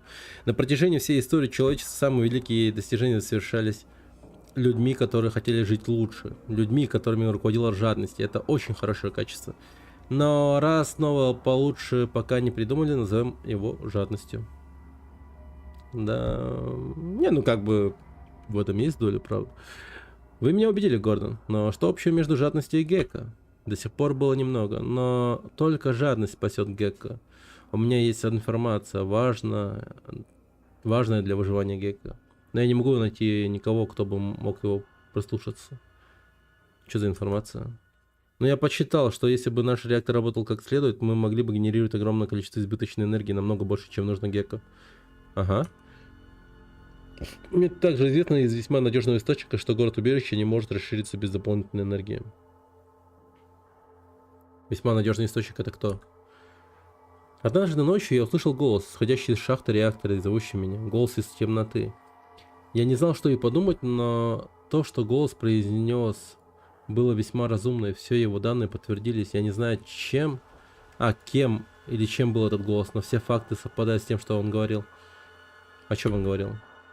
Город-убежище, видите ли, он имеет достаточно энергии для обеспечения своих текущих нужд, но до тех пор, пока они не замахнутся на большее. Но электростанция убежища, которую они используют, никогда не предназначалась для того, чтобы снабжать энергией целый город. Сейчас она работает на пределе своих возможностей, без дополнительной энергии они не смогут расшириться. И как это вот сыграет вам на руку? Видите ли, раз уж наша электростанция работает лучше, мы могли бы торговать нашей избыточной энергией и услугами технических экспертов в обмен на медицинские технологии города-убежища. И без дополнительной энергии город-убежище сожжет свой реактор через 15 лет. Если реактор Гекко не починить, мы и половины этого времени не протянем. В любом случае, без медицинской помощи все мы, гули, в ближайшие 20 лет вымрем. Если город-убежище и Гекко не объединят усилия, все будет плохо. Блин, опять все сводится к вымиранию, умиранию, исчезновению от чего-либо. Ну что ж. То есть вы просто добрый самаритянин? Что-то не верится? Ничего, мне это выгодно. Естественно, меня берут, чтобы руководить этим проектом. Жадность — моя движущая сила, но она спасет 1000 жизней. Жадность — это хорошо, по крайней мере, будет хорошо, если только я найду кого-нибудь в городе-убежище, кто прочитает мои экономические данные.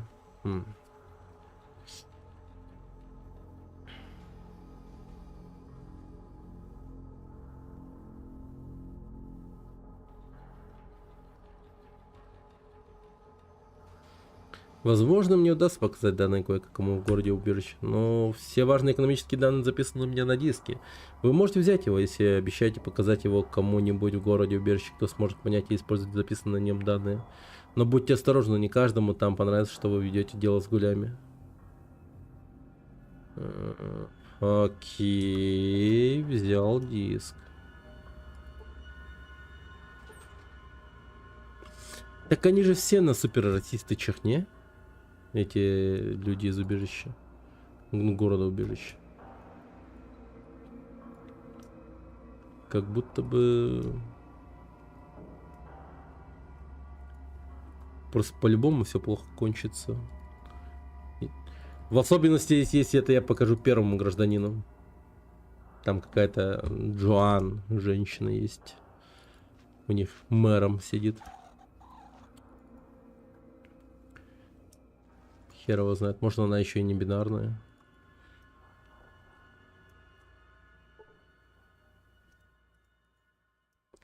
Тогда как ей к ней обращаться, если она не бинарная? Они?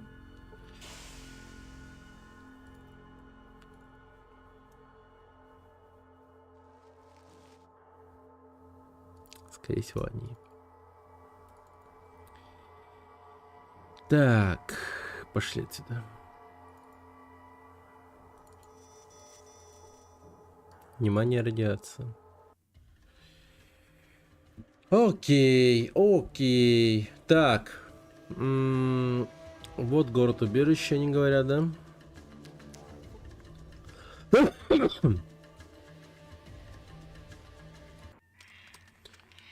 Вас сильно тошнит.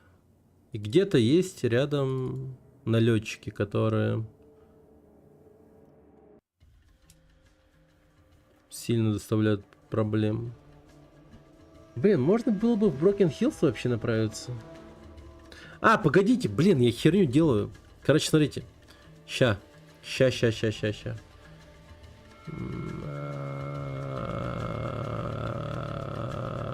Свалка. Иду сюда. Я же сейчас могу получить машину. Мне нужно взять топливный реактор, который... топливный контроллер, который находится у Скитера. А Скитеру нужен ремнабор. А ремнабор я, скорее всего, возьму у этого чувака.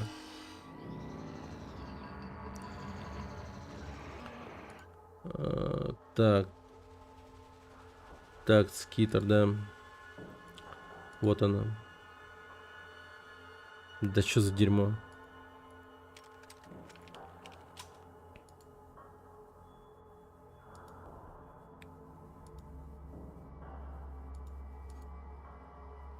Да блин. Ну, значит, только в город-убежище.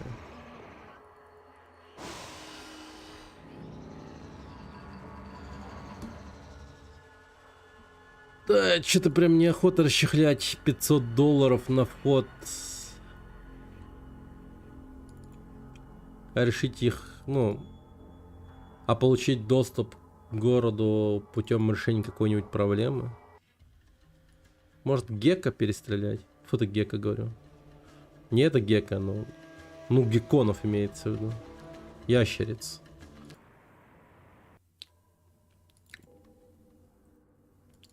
Ща, побазарим. Мне нечего сказать тому, кто путешествует с гулями. Оставь... Блин, да ты прикалываешься.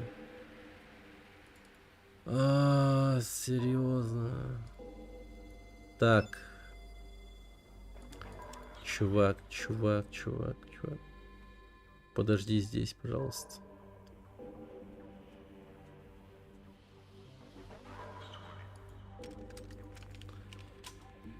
Блин, теперь такая тема, да?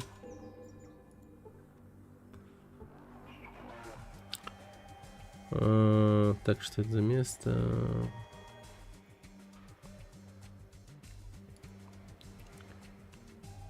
Ну, конечно, все хотят получить аудиенцию с первой гражданки. К несчастью, ее время дорого, так что она занимается только делами чрезвычайной важности. Ну вот почему мне так важно поговорить с ней. Непременно скажу пару слов о том, как эффективно работает таможня, но если вы мне помочь... Так...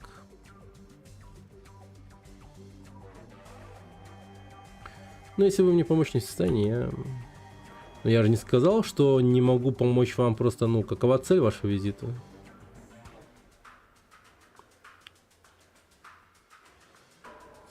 К сожалению, я не могу рассказать вам, офицер, столько, сколько бы мне хотелось. Это только для ушей первой гражданки. Вот почему это для меня так важно поговорить с ней.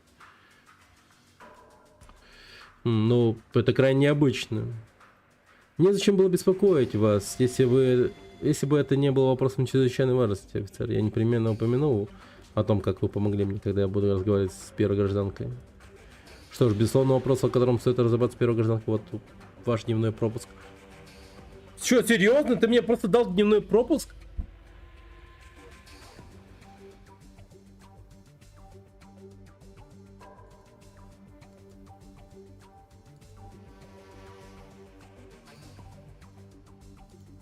Реально? Так можно было? Держи. Хорошо, прежде чем вы войдете, мы должны осмотреть ваши вещи. Зачем? Иногда чужаки пытаются пронести в город убежище алкоголь или наркотики. Бафаут, вин, психоментат, всякое такое.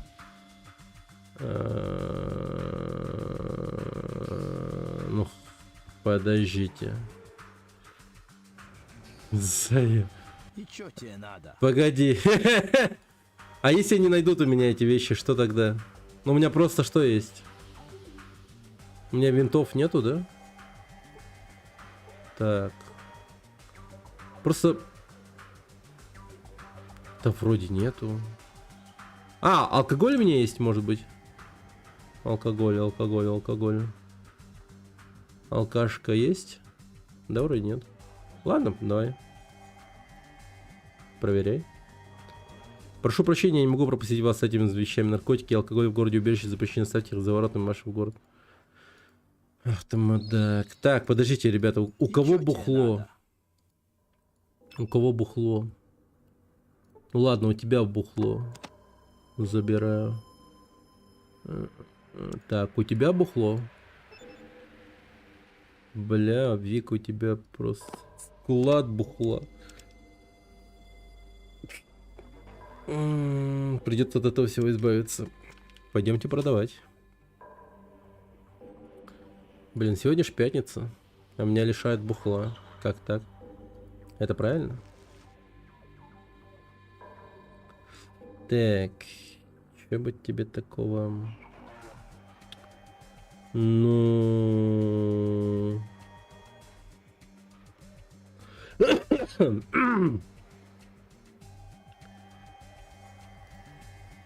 Давайте я охотничье ружье у него куплю. Монеты. Так, держи все бухло на свете. А, у меня еще пивас был. Блять. Откуда? Закинули 50. Так.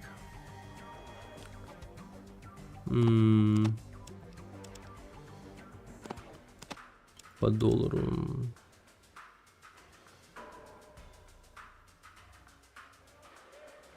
Хорошо. Так, короче, давайте мне все свои стволы лишние. Где вы там? А, вот они. Ползут. Так, у него, по-моему, винтовка или чё?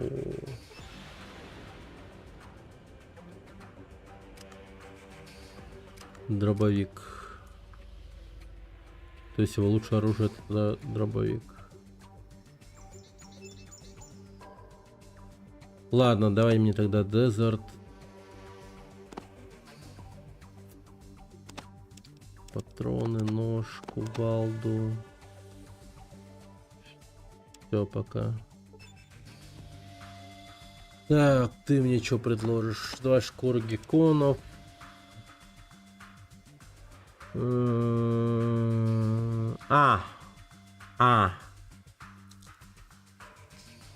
Тяжело, да?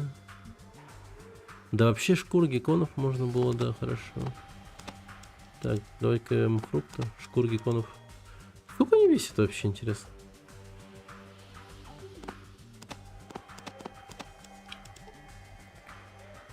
Что у меня есть еще такого тяжелого?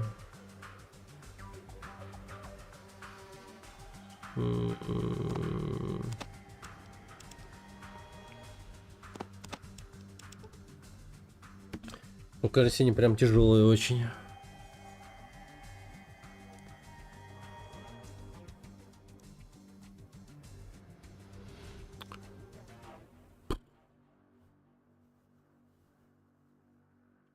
Ну, давай 5 штук. Еще одну. И еще одну. Все. Ну что, попробуем поторговаться.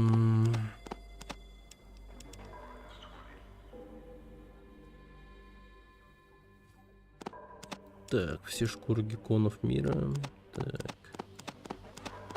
Все бухло отдаем.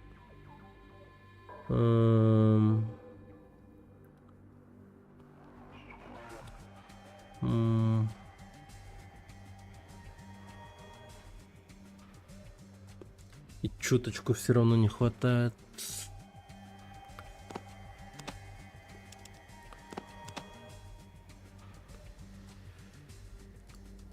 Так.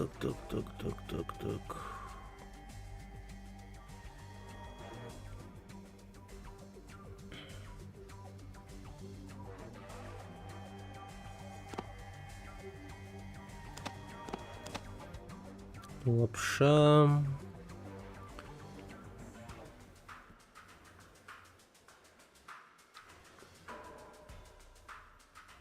Блин, может Радекс ему дать?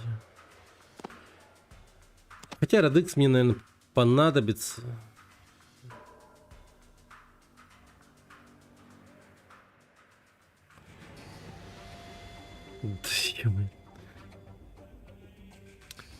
Да, нет, докторский саквояж, наверное, мне супер понадобится тоже.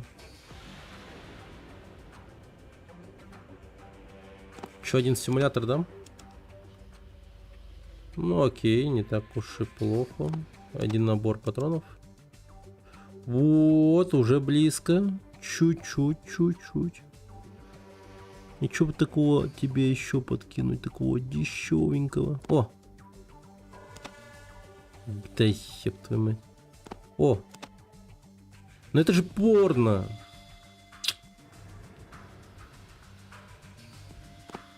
Вяленое мясо. Так.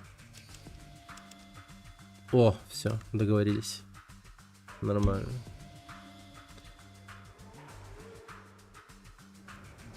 Так, у нас теперь должны по-любому пустить.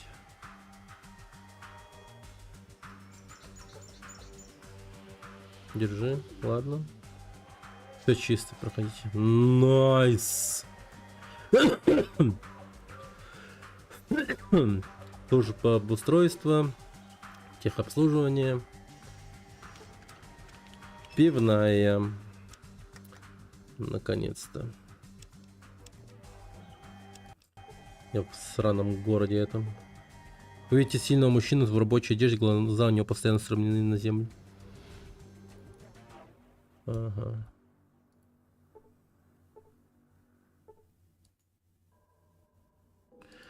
А, это слуги бедные же. Ёбана. Вы видите гражданина в ярко-голубом комбинезоне, он похож на ваш костюм убежища, только на спине нет номера.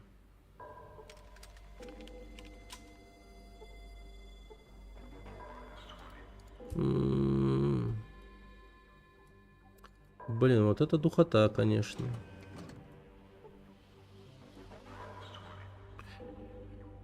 Так, можешь поглядеть, что у вас есть? Ассортимент говна. Знаете, в пригороде есть магазин. Вы можете посетить их, там говорят, ассортимент у них почти не хуже нашего. Где хочу, там упасть дошло. Не, ну я так не сказал, конечно. О, вы видите Вал или Валери, или как там я? Вы папа? О нет, это не я. То есть вряд ли. Папа? Валери, солнышко, это ты? Нихуя себе Вик. У нее дочь. Где ты, черт возьми, был? Опять шлялся по пустошам, продал всякий блестящий хлам дикарям? Не обращайте на нее внимания, босс, она сама не знает, что говорит. Вал, солнышко, видишь ли, ну, там работорговцы были, и хорош гнать, тёча, ты до сих пор зовешь всех, кого встречаешь, боссом. Я всегда тебя ненавидел. Валери, детка, ну, пожалуйста, дай мне объяснить, понимаешь? Там мы выбрались из дыры. Хорошо, мне Браминio дерьмо в уши вешать. Да это правда. Не начинай, я рада, что мама этого уже не слышит. Что случилось с твоей матерью? Мозговая горячка. Подцепил ее в пустошах. Тебя, наверное, вспоминала. Блин, жаль, мне очень жаль, Вал. Это шутка какая-то. Что? Шутка? На самом деле она умерла от радиации, выпила неочищенной воды из колодца в пригороде. Еба. Что? Это не твоя вина. В ней уже столько рентген было, что доктор Трой не справился. Она светилась как лампа. О, я, ну... Я не беспокойся. Все равно она еще до того окончательно спятила. Все равно жаль, что я больше ее не вижу. Да врешь ты все. Ты ведь обычно называл ее пустынной гадюкой, правда? Ну да, но ты ведь знаешь свою мать, она... Но почему нет? Это же правда. Она могла быть кошмарной дрянью, когда хотела. Ну, похоже, ты вполне можешь сама позаботиться о себе. Наследовала, вижу, талант своего отца к ремонту. Папа, ты шнурки с трудом завязываешь, не то что чинить сложные механизмы. Ах ты чертенок. Давай спросим у босса. Но он может чинить рации и все такое. Если дать ему все детали, верно. Ну да. Да, так и есть. Хлюп-хлюп. Знаешь, Вал, когда мы виделись в последний раз, ты вряд ли могла... Продолжай в том же духе, папочки, гаечный ключ, так. Так, я вообще... Заткнитесь вы оба нахуй. Все это уже давно прошло, а теперь пошли, Вик. Мы еще поговорим, Вал. Да уж, конечно, папочка. Не, ну нормально, чё, господи, пускай болтают. Чё меня душит-то, чел? Батюшки, да это же босс моего папочки. Вам что-нибудь нужно? Вы собираетесь торчать и просто пялиться на меня? Да полегче, а я просто хотел посмотреть, что это за место. Это ремонтный цех города убежища. Я вот случайно не заметил эту здоровенную вывеску. Не, извините, мне казалось, что это что-то вроде магазина. Ну, в общем, что-то вроде того. Слушайте, вам нужно что-то починить или вы приперлись задавать мне дурацкие вопросы? А что вы чините? Автоматы с синтетическим алкоголем, рация, огнестрельное оружие, лазерная турель, компьютерный монитор. Так, инструменты. В данный момент у меня токарный станок еле пашет, да еще гаечный ключ пропал опять. И плоскогубцы уже никуда не годятся. Может, я чем-нибудь могу помочь? Сомневаюсь. Станет ли вам легче, если я принесу новый плоскогубцы и гаечный ключ? А что за проблема достать новые инструменты? Проблема в том, что я не могу просто пойти купить их. Я должна заказывать их.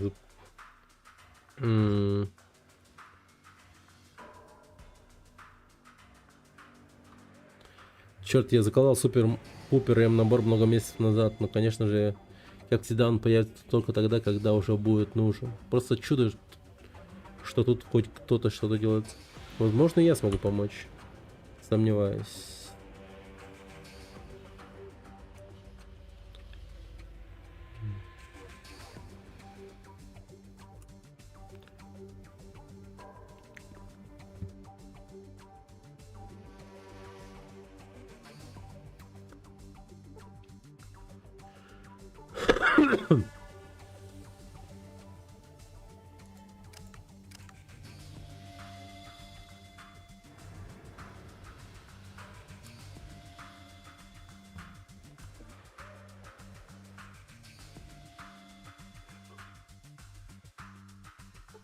Ладненько. Плюс квест получается.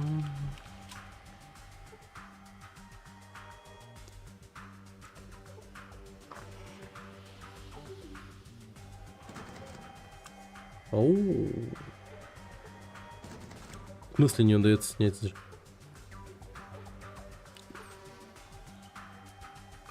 Кувалда.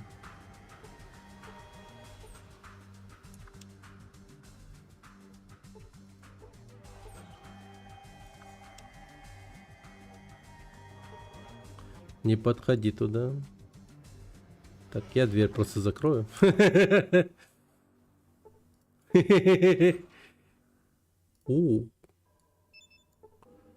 Куча разного мусора, всего понемногу. Рация. Окей.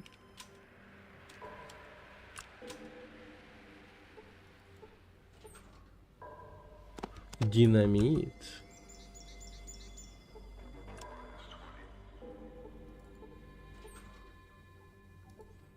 Мусор.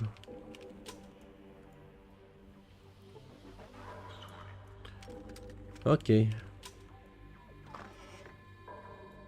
Все. Ревизию провел. Так, служба обустройства. Привет, я всегда приятно увидеть на улице. Меня зовут Рэндалл. Я руководитель службы обустройства. Вам что-нибудь нужно?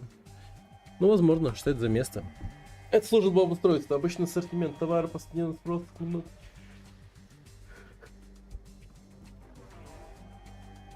Так, Валере из ремонтного цеха нужен новый гаечный ключ и плоскогубцы. А я все еще жду списки запросов, но это займет некоторое время.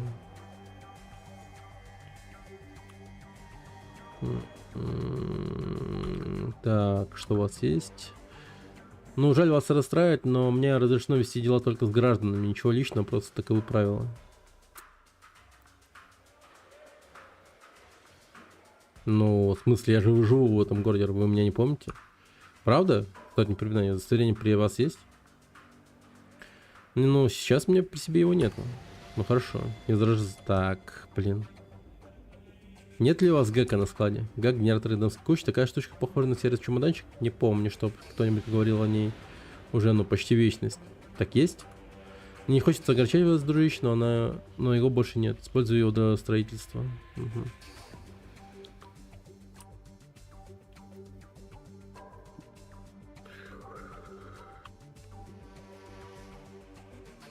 Блин. Суки.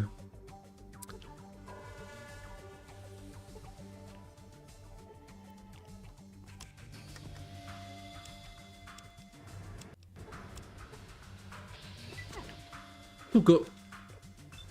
Ты правда хочешь мне прирезать? Вы теряете 10 единиц кармы. Он умер за пустоту.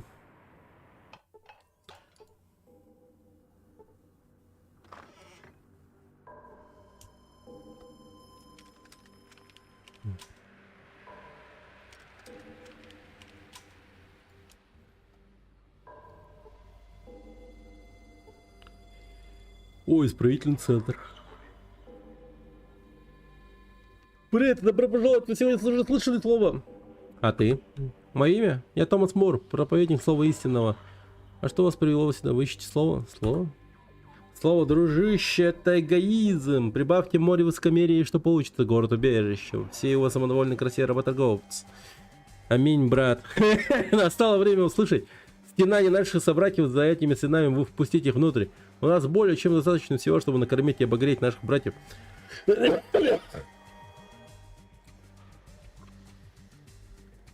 Я слышу вас. Глядя на вас сегодня, я слышу силу. Я вижу веру. Да, знаете же, что настало время для этого города, построен на грехи и рабстве, открыть свои ворота для всех. Наклоняться вам. У меня есть посыл, как жизненно важная информация. Вы достанете ее, Нюрина? Для меня я сделал бы это сам, но граждане следят за мной.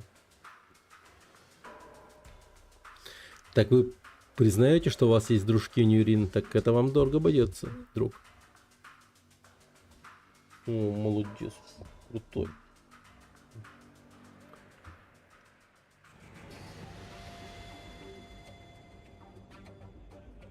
Так, ну...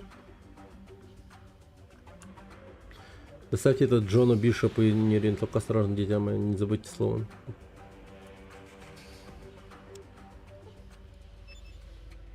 Томас Мор поставил чемоданчик и шкуру Брамина, семья Бишоп, Нюрин. Надежда на западе вам не удается его открыть. Но у меня есть отмычки.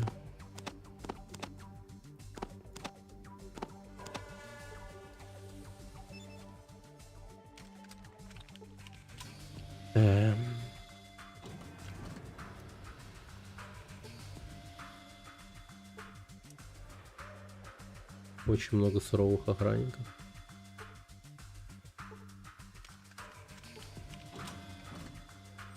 Тварь. Вы видите огромного...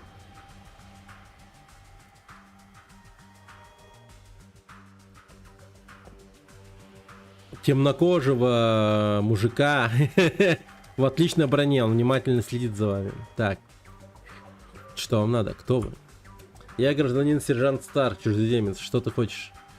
Чем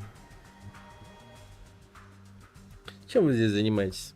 Я руковожу исправительным центром, держу в страхе чужеземцев. Слежу за поведением слуг, организовываю патрули, пытаюсь защитить город от налетчиков. Налетчики? Да, налетчики. В последнее время они нам здорово дают жару. хмурится. Почему вы спрашиваете? Я хочу попробовать найти их базу, прекратить нападение, если смогу. Так, вы, стало быть, из добрых самаритян? Не верю. Слушайте, я не первый год живу на свете, отлично знаю, что, когда я помогаю людям, и в конце концов помогают мне. Да ну ладно, то только вот с этим новичком вам нелегко придется. Просто хочу попробовать помочь вам. Ладно, я сейчас не в том положении, чтобы отказываться от помощи. Если найдешь их базу или еще лучше, сообщи первой гражданке. Есть идея, откуда они нападают? Я не знаю, эти налетчики ведут себя очень странно, если они вообще налетчики. Что ты имеешь в виду? У них мощное оружие, дорогое. Они знают, что такое тактика, не умеют держать строй. Они никогда не пересекают собственную линию огня. И всегда останавливаются, когда наша оборона вот-вот прорвется. Останавливаются, когда оборона вот-вот прорвется? Я это видел. Во время последней атаки они вывели из строя лазерную турель на западной границе, они легко могли прорваться в город. И тогда на моих глазах один из их капитанов приказал им отступать. Бред какой-то.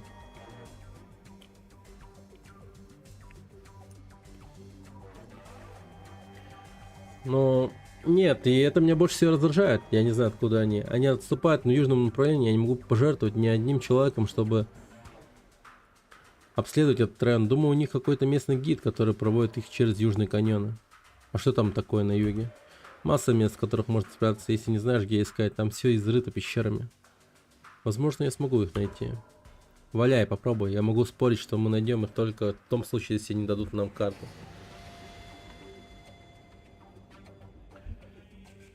Вы что-нибудь слышали о слуге по имени Джошуа? Да, это пьяный чужеземец, что начал задирать одного из моих ребят во время той драки в плевательнице. Он сейчас в центре распределения слуг, его дрессируют.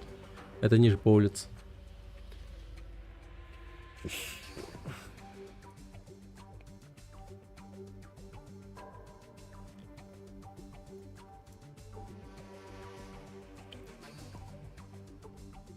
Заключенный.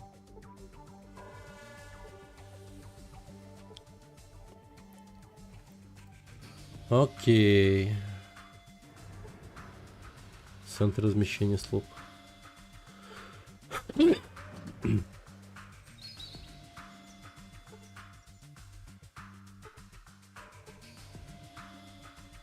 Перед вами очередной чиновник города-убежища.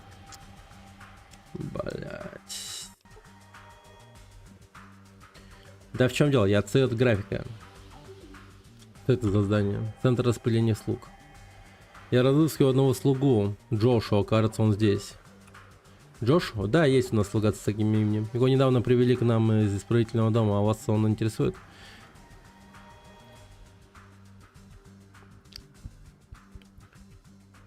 Я подозреваю, что не опасная болезнь. Надо скорее освободить его, пока он не заразил других слуг. Вот как. А вам известно, что всех слуг тщательно обследуют перед переводом в центр? Возможно, произошла ошибка, но все равно мне хотелось бы договориться так. А вы знаете, что такое синдром Нолана? Его не выявляет практически ни одно медицинское сканирование, и симптоматика может не проявляться неделями. Симптомы? Что за симптомы? Ну, он просто бич среди жителей внешнего мира. Среди симптомов, например, желание говорить, когда этого делать не следует, использование просторечных выражений. Да, в последнее время я замечал из услуг-то эти симптомы. Вы говорите, это заразно? Ладно, если это так, то Джошуа носитель, я его лучше отпущу. Секундочку, я отдам необходимое распоряжение. Нет проблем. В любом случае, Джошуа будет лучше с жителями внешнего мира, чужаками. Готово. Джошуа больше не слугать города-убежища и переведен в пригород к остальным чужакам. Да, забавно. Спасибо. Еще вопрос.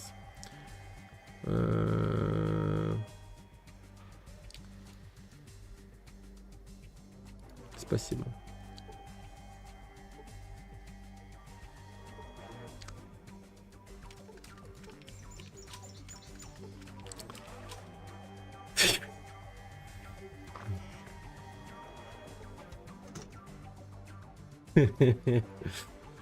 Синдром Нолана. Болезнь, при которой ты говоришь как простофиля. Это очень заразная херня. Здравствуйте, я могу вам чем-то помочь? А что это за место? Это информационный центр города-убежища. Вы его искали?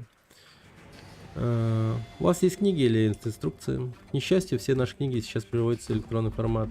Остатки же перевели в службу обустройства. Попробуйте спросить там. И все книжки пропали? Да, все переводятся в электронный формат, потому что, ну, довольно деликатный вопрос. Но я считаю, что моя должность здесь в городе убежище устарела. Устарела? Сейчас обсуждают возможность установить информационный терминал в каждом доме. Эти терминалы будут связаны с сервером списков и с информационным архивом, когда это будет сделано. И я вместе с ним. Это все к лучшему. Вы уверены? Боже, да, первая гражданка редко ошибается в таких вещах, но все равно. Мне будет жаль покидать мой пост. Говорят, для меня уже приготовлено место в службе списков. Не надъебись, как в современных играх. Да не говори. Тут места хватает юмору, типа интересным там каким-нибудь диалогом и так далее. Но заметить то, что где-то сделали там, может быть, фанаты, а где-то типа авторы, или там, ну, где-то схалтурили или нет, но пока сложно сказать. Сложно.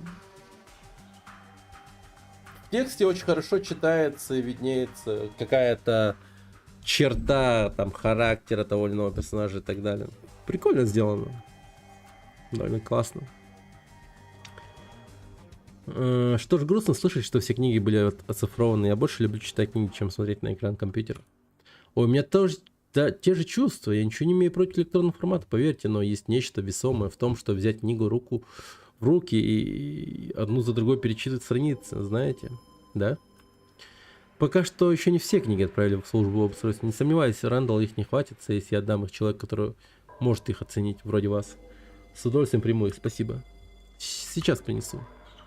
Вот, возьмите, наслаждайтесь чтением. Это мои самые любимые, немного с техническим уклоном, но все равно замечательные. Я обязательно это сделаю. Хотелось бы, чтобы было больше таких же людей. Я, безусловно, разделяю это мнение. Прошло много времени с тех пор, как я видел кого-то, кто проявлял бы хоть малейший интерес. Хотя раньше я знал торговца, разделявшего эту страсть. Правда? Да, он проходил во двор торговать алкогольными напитками, но он заходил для того, чтобы купить у меня книги. Я бы даже не стал брать с него плату, но он настоял. Он сказал, что его люди дома любят их. Это очень утешительная мысль. А где был его дом? Он сказал, что это место, которое они называют аббатством, находится немного севернее отсюда. Он даже показал мне, где именно. Прямо здесь. Я бы с удовольствием его осмотрел, но одного вида внутреннего двора достаточно, чтобы меня охватила паника. Почему он больше не появляется? Но я полагаю, он мог продавать алкогольные напитки в городе. Это незаконно, знаете ли. Я решил испытать удачу. Откуда он сказал родом? Аббатство.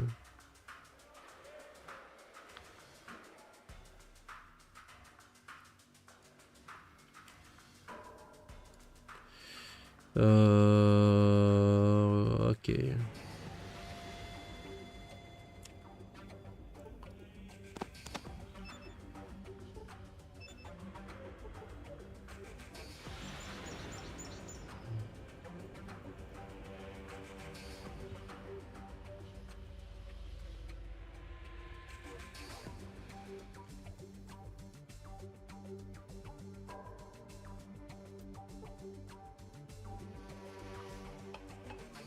Так, что наверху?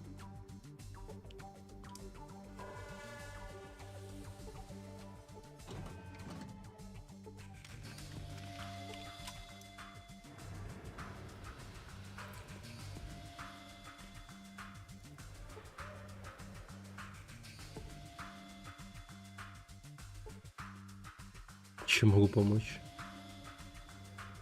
Да Вик, сукин ты сын.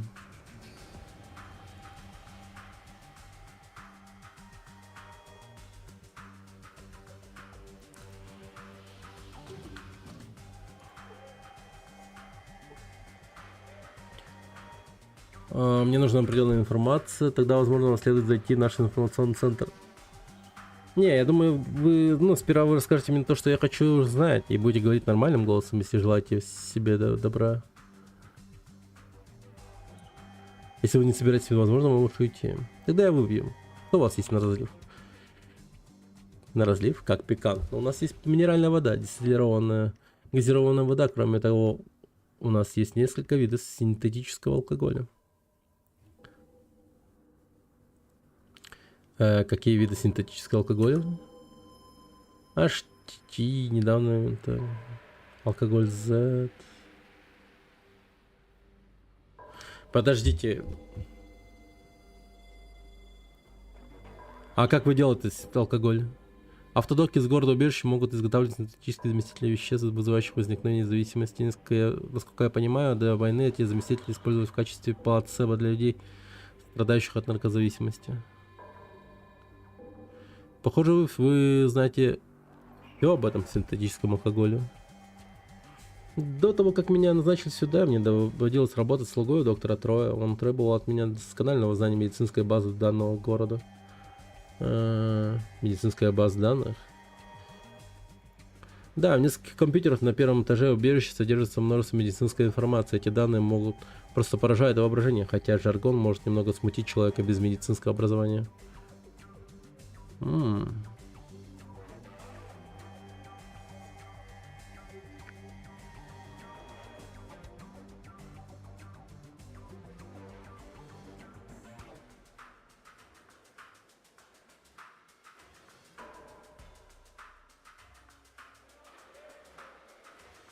давайте попробуем алкоголь Z.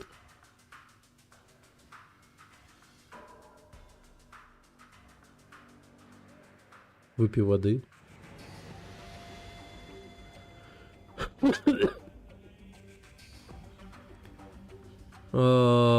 Минеральную, пожалуйста. Все. Прикол. Минералочки выпал. Бывает же такое.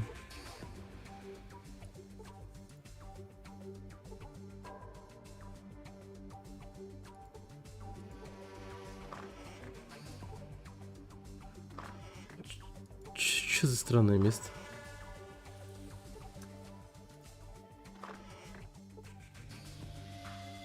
О, книжки, книжки, книжки. О, вот это я, да. Да, спасибо большое. Ое, ое. Так, пойдемте. И лутаться я люблю, и лутаться я люблю. Та-та-та-ра-та-та-та-ра. Центральное консульство.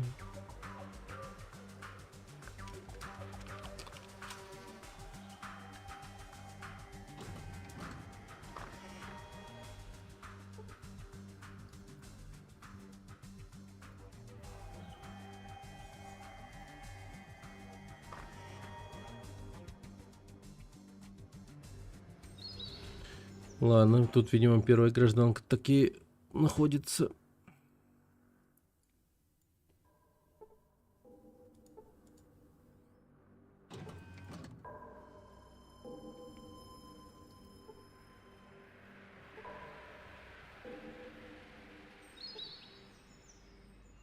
Старейшего чиновника города убежища, его волосы уже начали сидеть.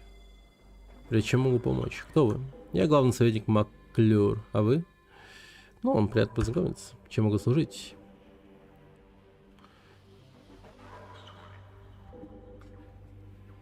Так, я еще генератор дамских куч компактный. Гайк, насколько я понял, у нас был только один. И довольно-таки долго, когда я читал, однако он сломался еще за несколько лет до моего рождения. Предполагалось, что у нас будет два, но, очевидно, старое правительство что-то перепутало, и мы получили груз, предназначенный для убежища номер, по-моему, 13. Наверное, они получили наш второй гэг. А что было в грузе, предназначено для убежища 13? Водяные чипы, сотни или около того. Я не знаю, зачем они прислали столько. Нам так и не понадобилось менять наш. Наш водяной чип не менял с тех пор, когда люди жили в убежище под землей. Пиздец. Что случилось с гэком, который сломался? Его разобрали, а детали использовали для других приборов.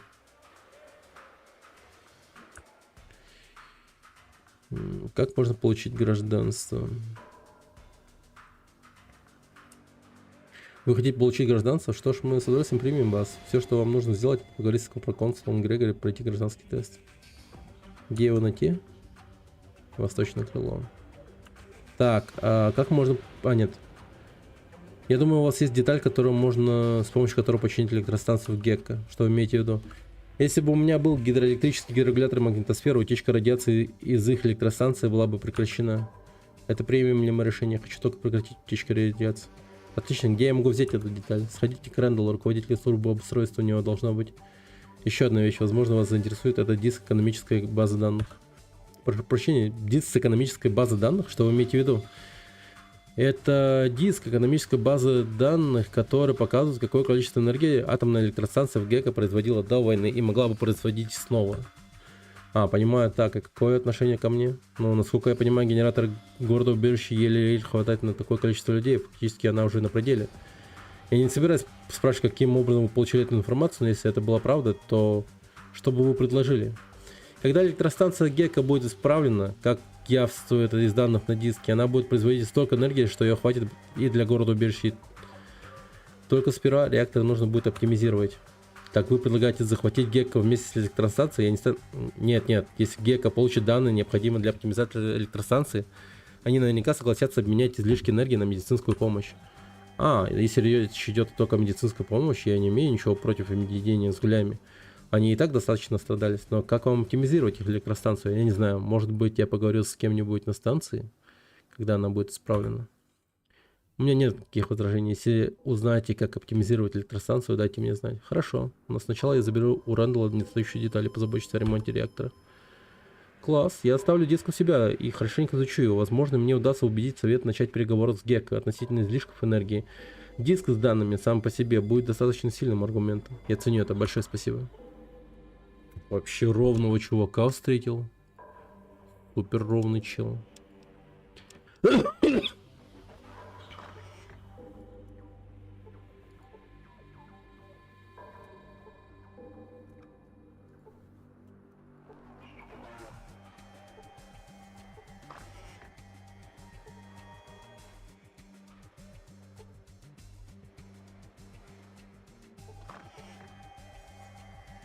О, я проконсул Грегори. Вы точно уверены, что не ошиблись дверью? Чем вы тут занимаетесь? Я помощник первой гражданки. Я оставляю для нее расписание встреч. Провожу экзамен для претендентов на гражданство. Обновляю все списки на сервер города-убежища. Работа не маленькая, уверяю вас. Экзамен на гражданство? Да, я отвечаю за проведение экзамена на гражданство для всех, кто желает стать гражданином города. А какие преимущества дает гражданство? Преимущества? Да просто оглянись вокруг. Город-убежище, самый безопасный и богатый город пустоши. Граждане бесплатно получают медицинскую помощь. Здесь в изобилии имеется вода и вода. Окей. И чем, собственно, состоит экзамен?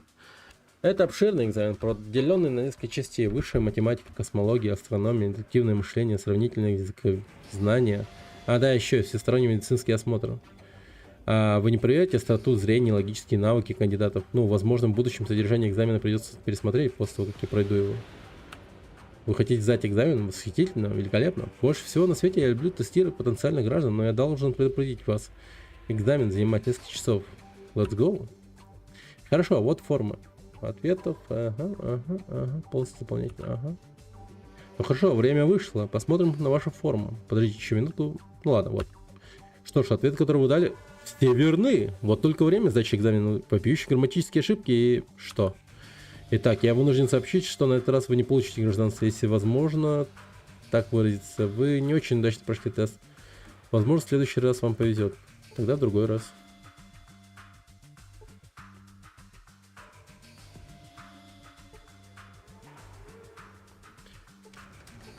Че, я как губка Боб буду каждый раз проходить этот тест?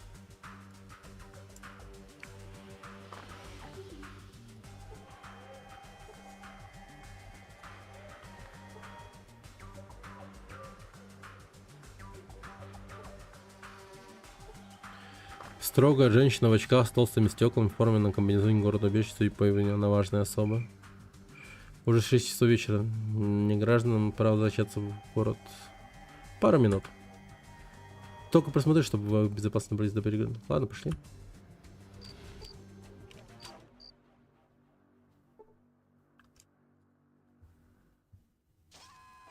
Она меня просто проводила наружу. Прикол. Ну ладно, мне в принципе сюда и надо было. Спасибо вам за то, что спасли моего мужа. Пожалуйста, примите этот знак нашей признательности. Че она дала? Так, это я изучу.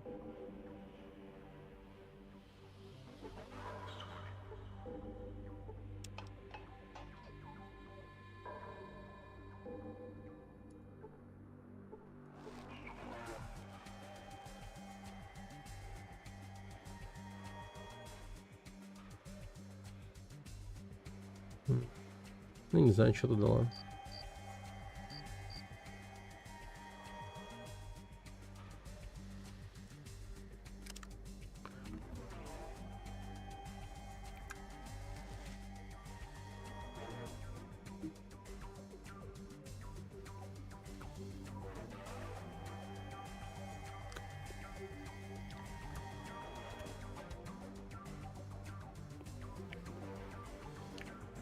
Это стоит.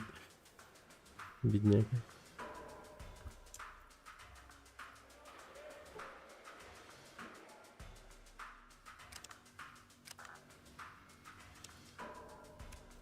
Ну ё-моё.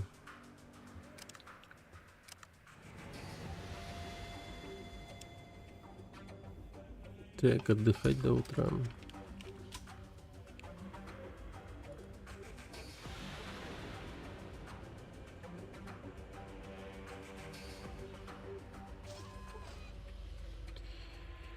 Так.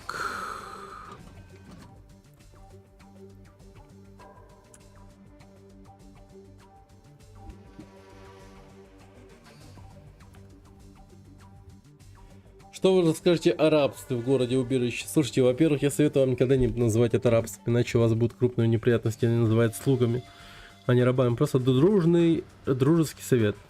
Хорошо.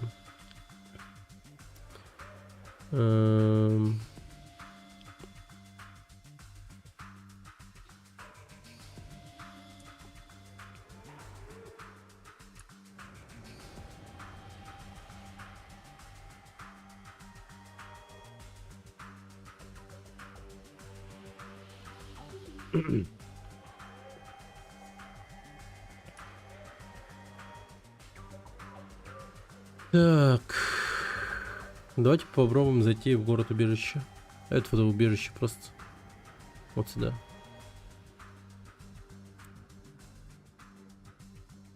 Второй, да. Вот.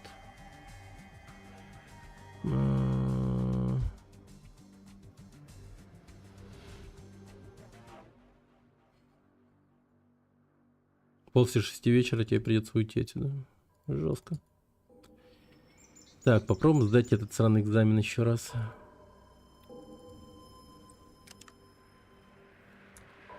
Первая помощь мне 43 стала уже.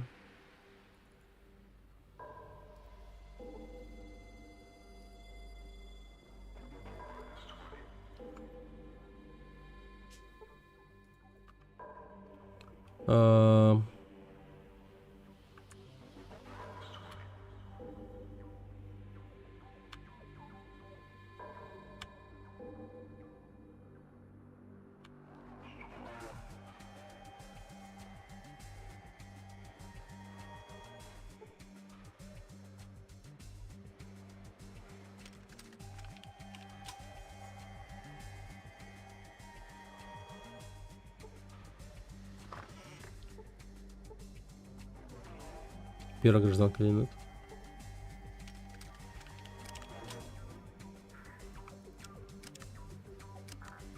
Да блин. Привет, Брайан. Здорово. Это за шо, это за шо?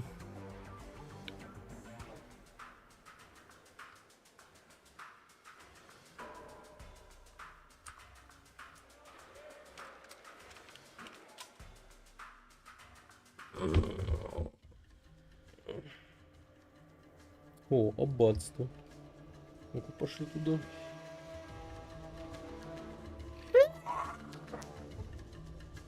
Так.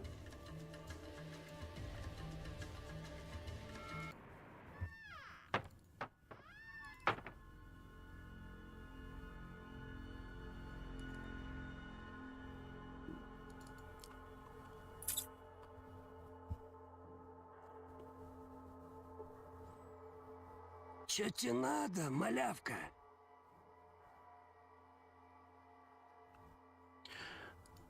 Блин. Во-первых, я забыл одного гуля в городе, в убежище. Во-вторых, там надо было кота Рэндалла взять.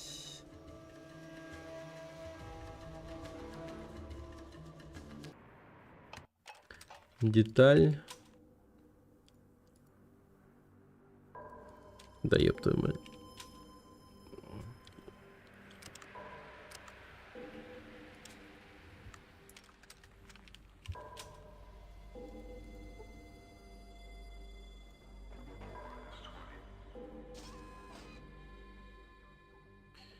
Так, что он там говорил?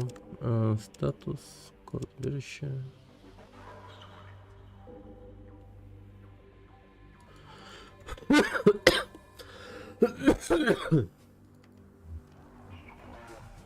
А, вот сюда вот надо.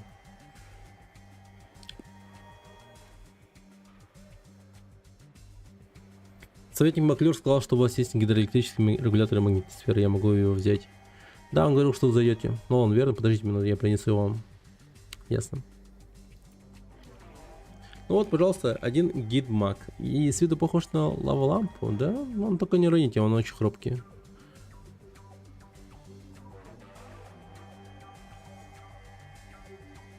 Скажите, что еще у вас есть?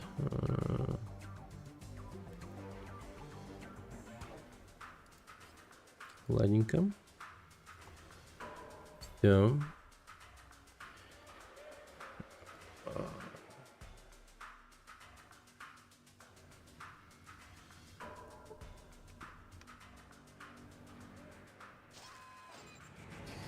Так, хватаем нашего гуля и уходим отсюда. Пошли.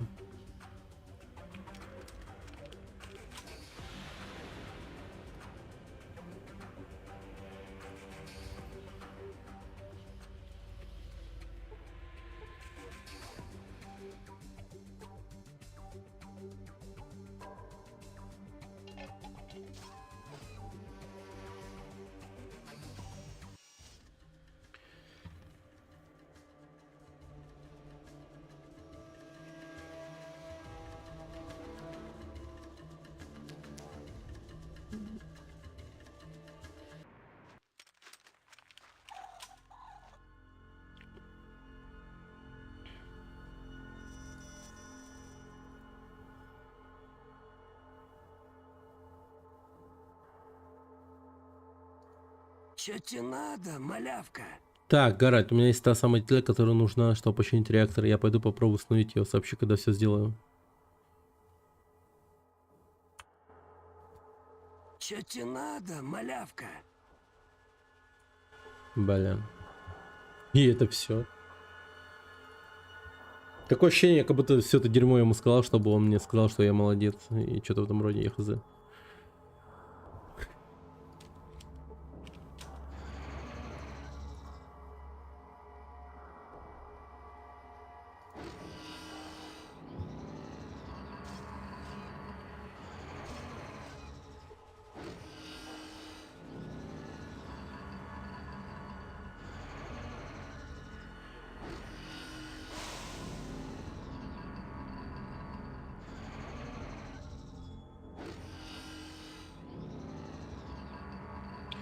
Так, хорошая деталька, то что надо ставить ее будем или как?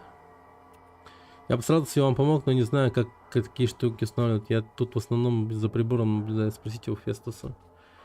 Где Фестус? А, вот этот чел.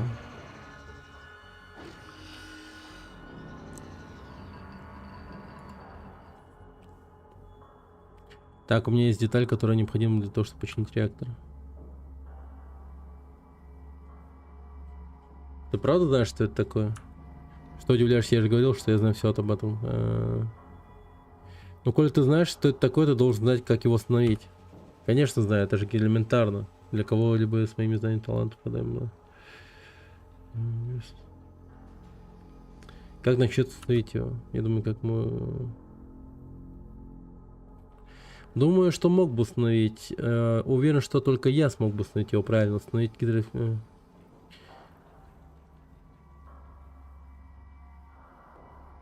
До свидания, блядь. Короче, он, блядь, нихуя ненадежный человек, как будто бы.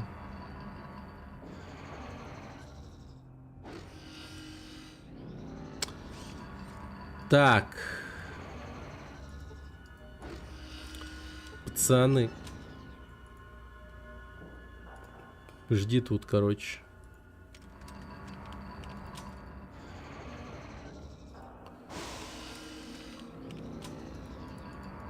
И чё тебе надо? Жди тут. Мы подремлем.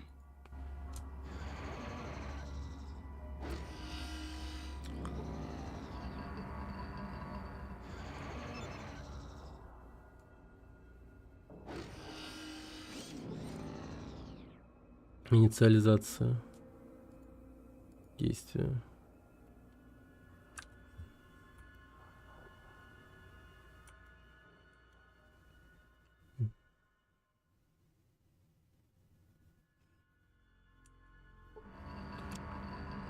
Ёбана. Так, опасно.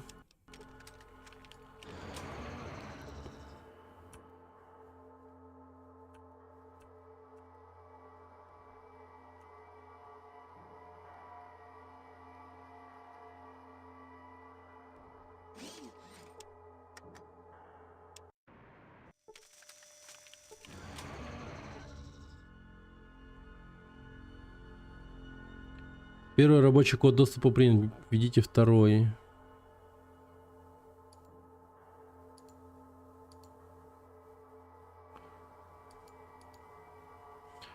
Модуль Риттер включается, модуль готов к работе. Вы выберите процедуру техобслуживания. Так, процедура техобслуживания системы. Так.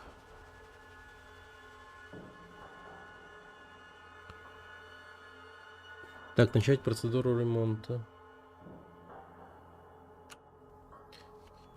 Поиск необходим гидроэлектрический регулятор магнитосфера. Так, это вот ее туда нужно положить.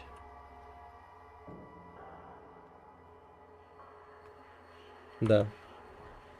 Запуск процедуры подготовки модуля готов. Так, порекомендация, все. Логические цепи, неисправность. Неисправность логических. Так. Сбой систем позиционирования при выполнении рабочих процедур модул не в состоянии распознать команды перемещения на значительное состояние рекомендации.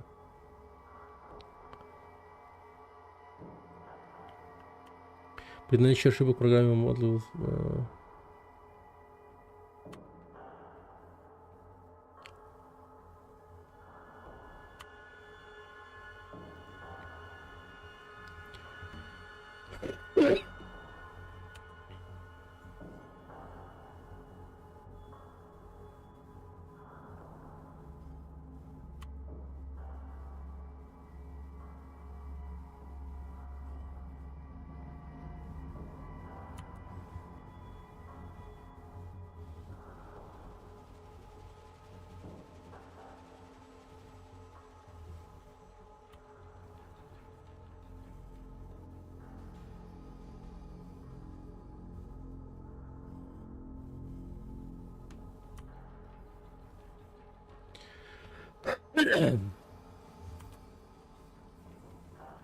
Восточная стена активной зоны реактора непосредственно справа от выключателя главной вентильной системы охлаждения.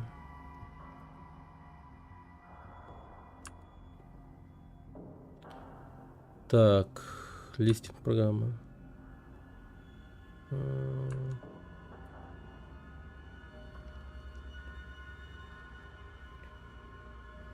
Ебучий стыд.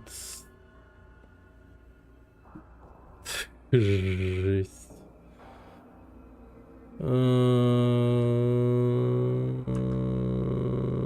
Так, погодите, опять.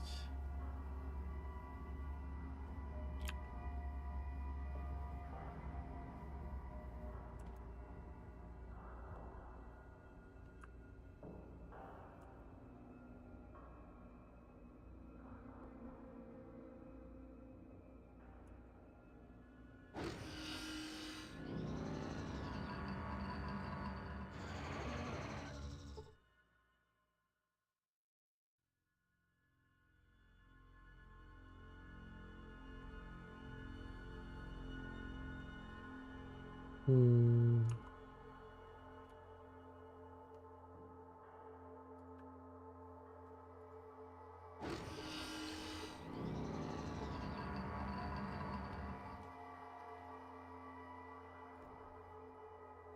Так.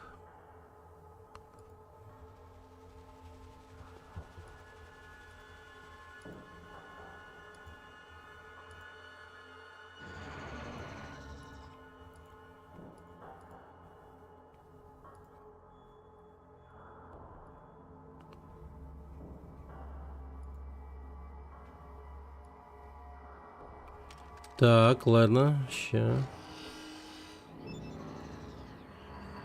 Я уже начинаю запоминать все.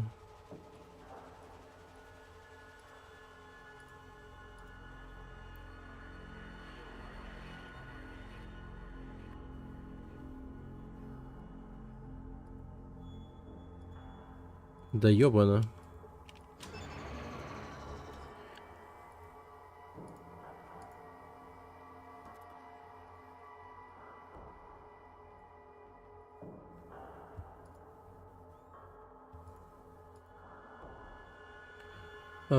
Так, загрузить программу роботизированного техобслуживания. Поиск программы не найдено. Видимо, их тут нет. Список станций.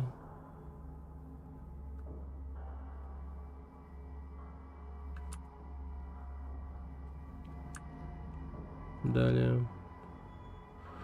Все выключить, кроме управления проектом убежища Анклава. Что бы могло быть такое?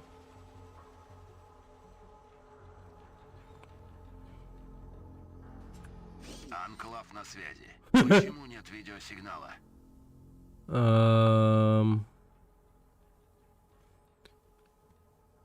Мы как раз налаживаем видеосвязь, просто проверяем.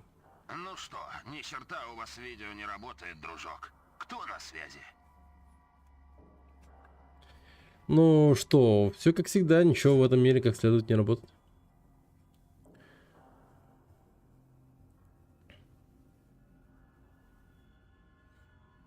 Я избранный. Избранный, вот как. Ну, прошу меня извинить, что не сдуваю пылинки. А ты игры пилишь? Ну, вообще, да, надо бы дальше продолжать пилить.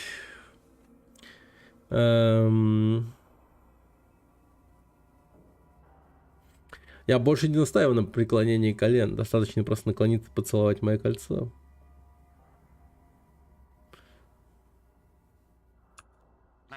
Ух, какие мы умные. Слушай, дружок, я сейчас тебя вычислю. Посмотрим, какой ты будешь умный, когда внутренняя охрана придет по твою душу, кретин. Если вы меня вычислили, тогда я вычислю вас. Ну-ка, ну-ка, милейший. Еще пару секунд, и я вас запеленгую. Стоп, это еще что? Не может быть. Вы что, на материке?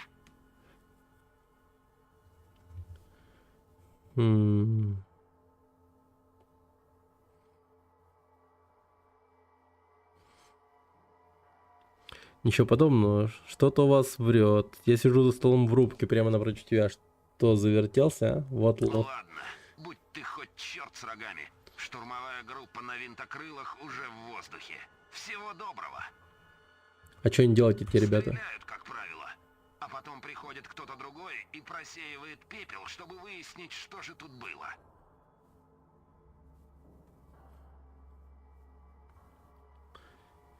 Слава богу, не зря мне вчера сбрело в голову начистить все столы до блеска. Всего доброго.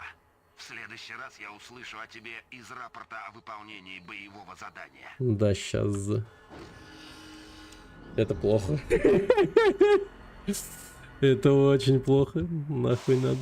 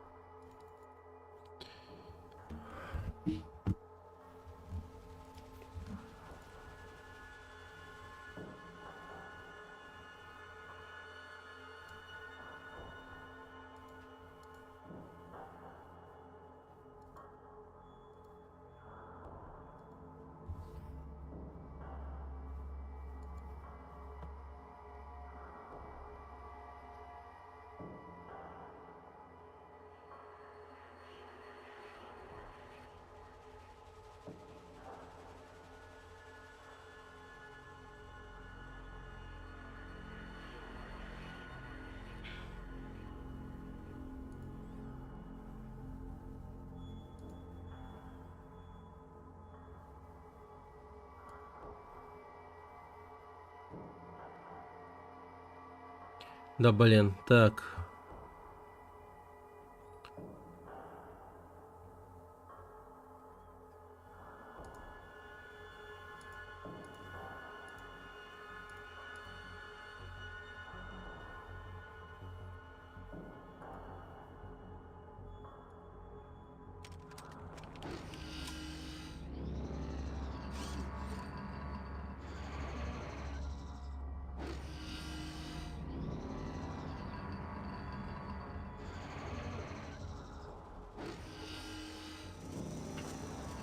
Блин. Я вообще не понимаю.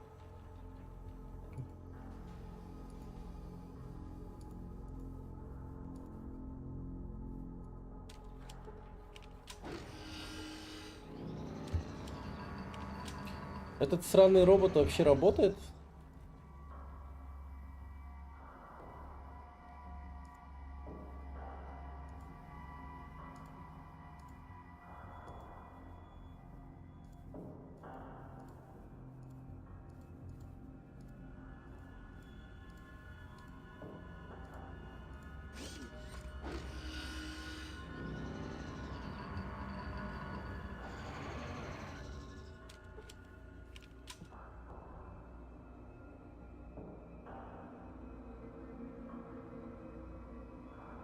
Я еще не понимаю.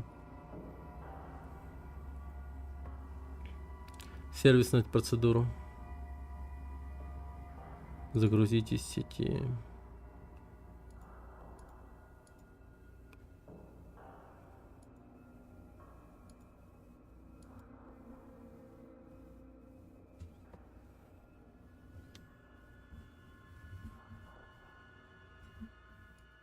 Анклав на связи. Почему нет видеосигнала? По-моему, все в порядке, я вас прекрасно вижу. Черт возьми, кто это?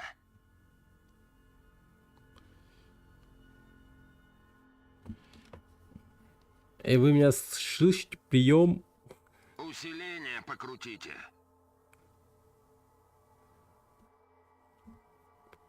Так, здорово, Оскар. Вот-вот теперь должно получиться лучше. Ну что, ни черта у вас видео не работает, дружок. Кто на связи?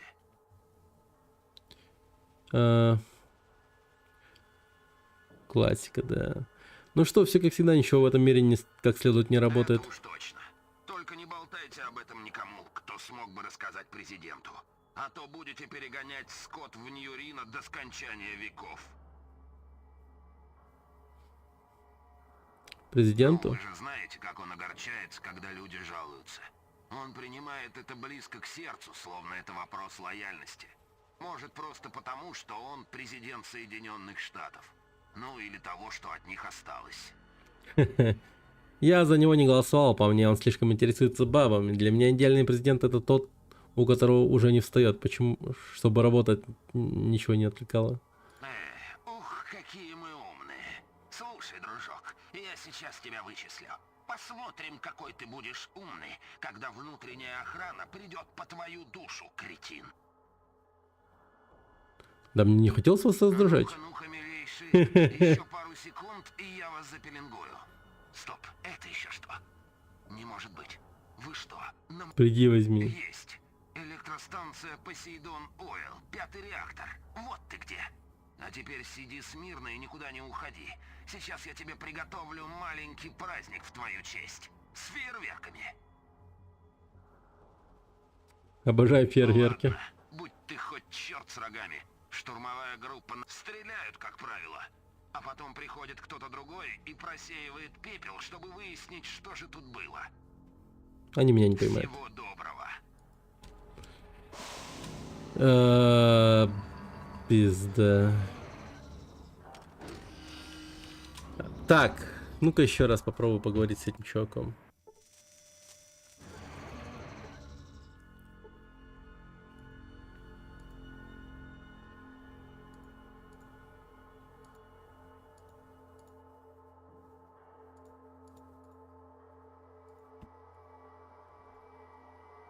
Анклав на связи. Почему нет видеосигнала?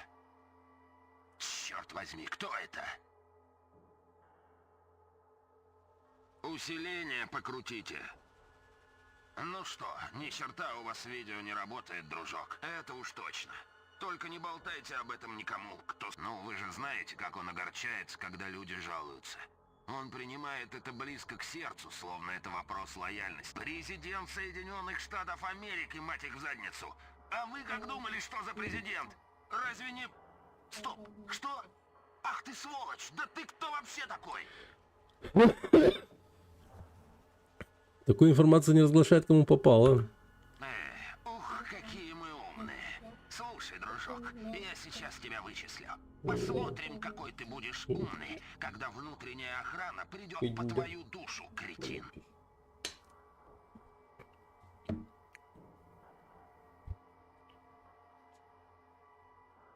Мне пора. Так.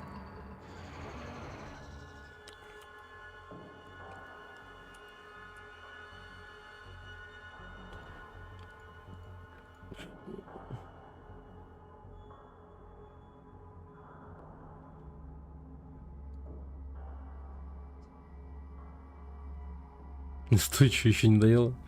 Установка соединений повторно делать нечего, да? Ёпта, я мне током ударил.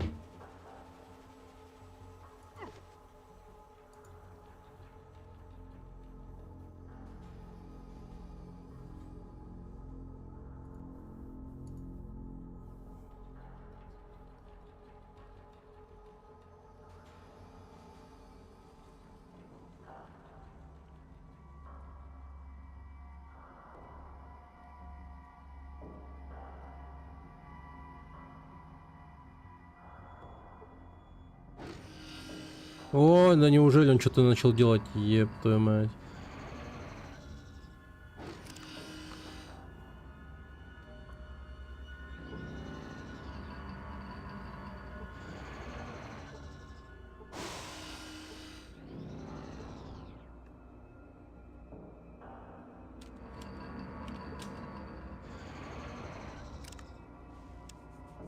Не, ну погодите, у меня вот есть херня, а куда его деть?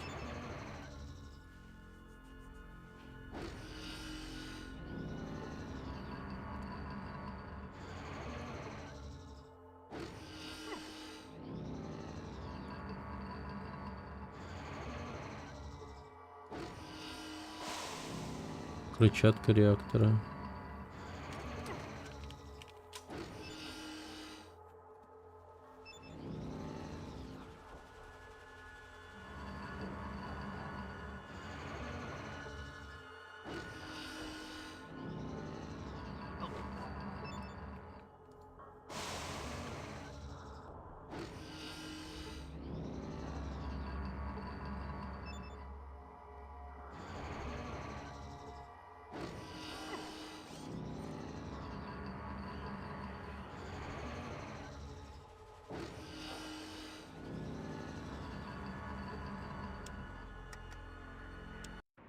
Ё-моё.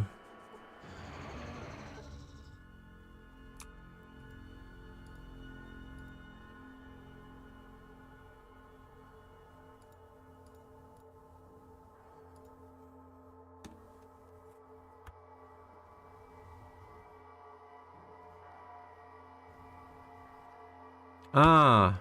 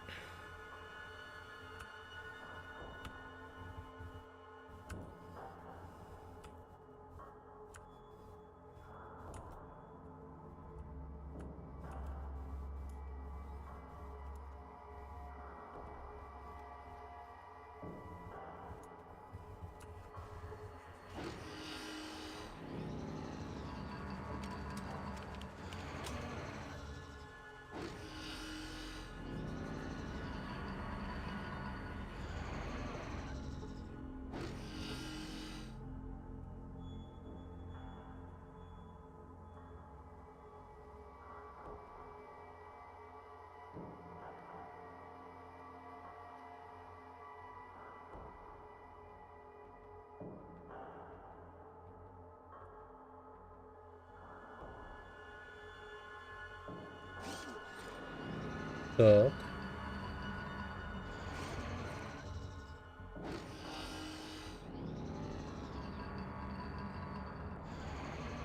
Вот первое я делаю правильно.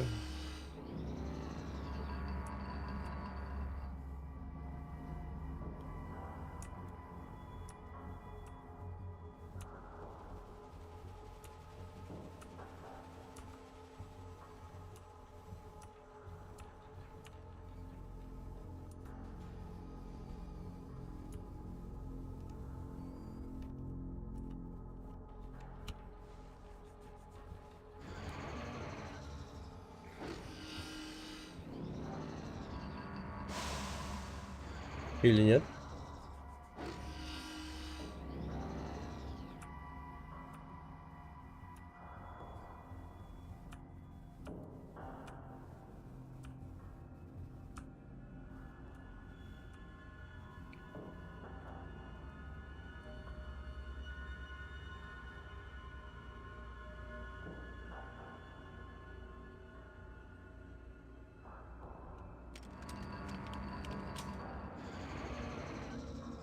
Не.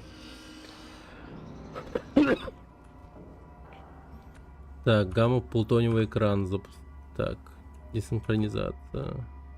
Откалибровка. Ток. Тест. Запуск.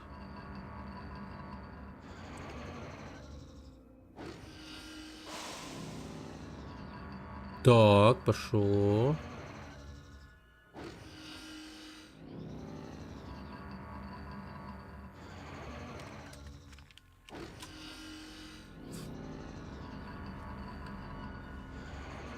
Все, он все сделал. Кажется, он все сделал.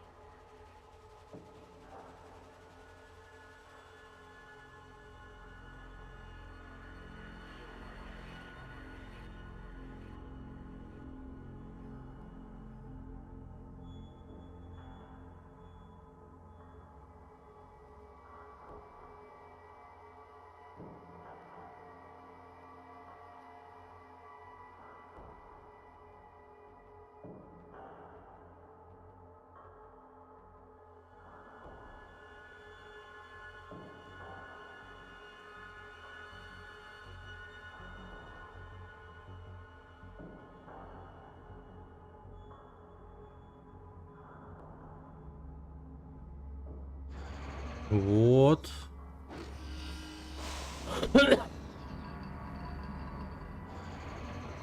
Кажется, главный вентиль надо было установить. Ну, точнее, детальку-то поставить. Программу.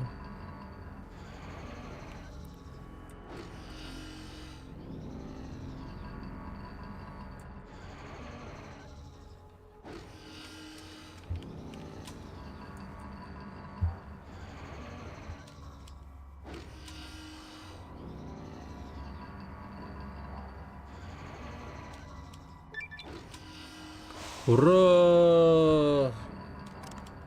Ёбана, я сделал это.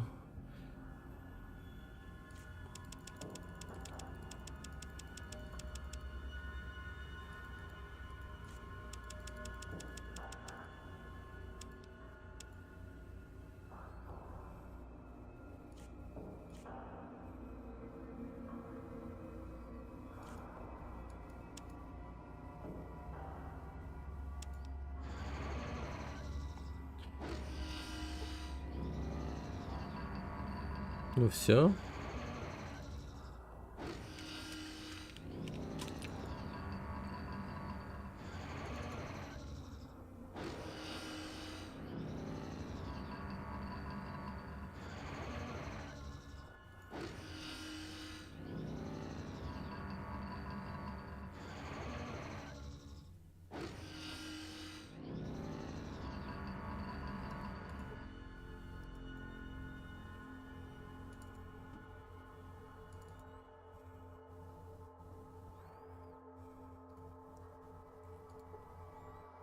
Спасибо тебе огромное за эту штуку с реактором.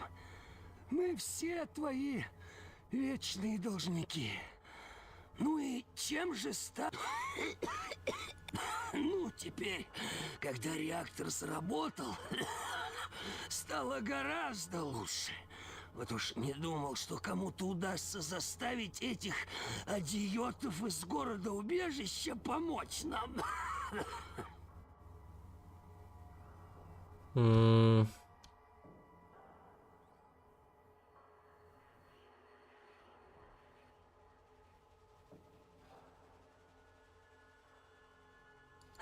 Хороший ты человек, вот что. Немногие гладкокожие сделали бы такое для города, полного гулей. Хотя, надо сказать, знал я одного такого гладенького много лет назад.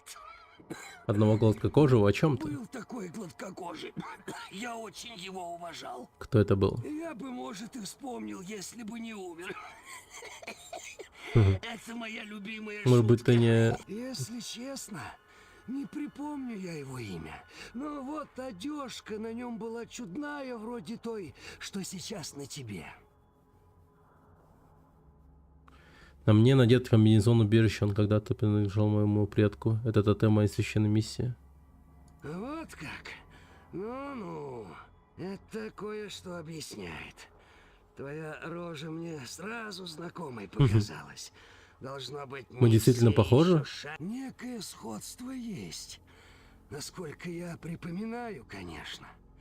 Ты в курсе, что твой предок спас нас всех от жуткой гибели?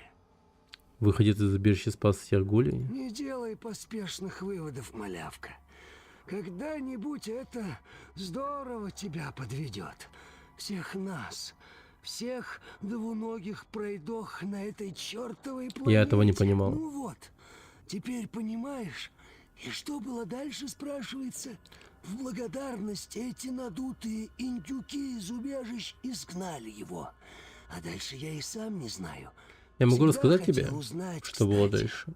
Конечно, было бы очень интересно. Так, легенда выходца из убежища начинается с того, что убежище вышвырнуло его в засушливой пустоши. Вы рассказываете Гарольду историю своего предка. Вот поэтому я ищу убежище 13. Спасибо за рассказ. Все эти годы я все думал, чем же там все кончилось. Ты точно подходишь для своей задачи. Знаешь что? Что? Я приберегал это на черный день. Но, похоже, тебе это нужнее, чем мне. Возьми. Спасибо.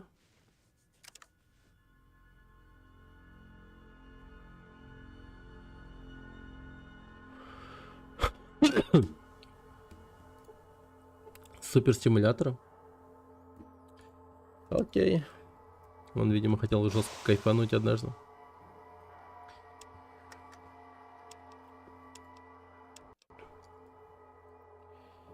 Так, реактор спасли.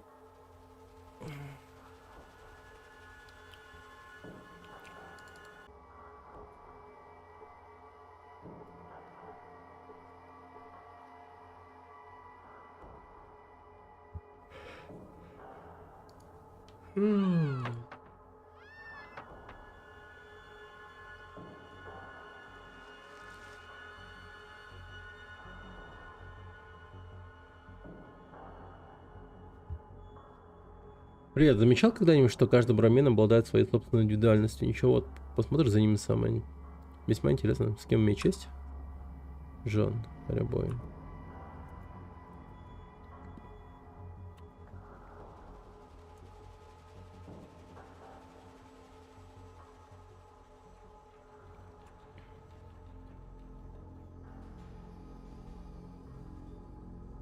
Что слышишь? Но я не уверен, но мне кажется, что я слышал людей, по крайней мере, мне кажется, что эти люди поздно ночью, кто-то входит в шахту реактора и выходит оттуда. Люди каждую ночь. Ну, не знаю, люди они или нет, но обычно это происходит каждую вторую ночь. Странные звуки доносятся из шахты реактора.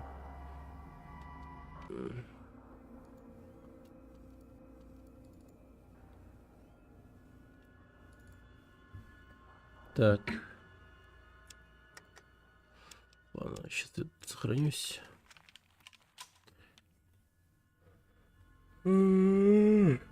Сейчас подойду.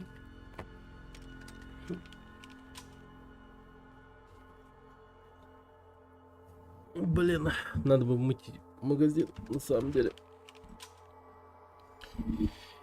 Выйти в магазин надо.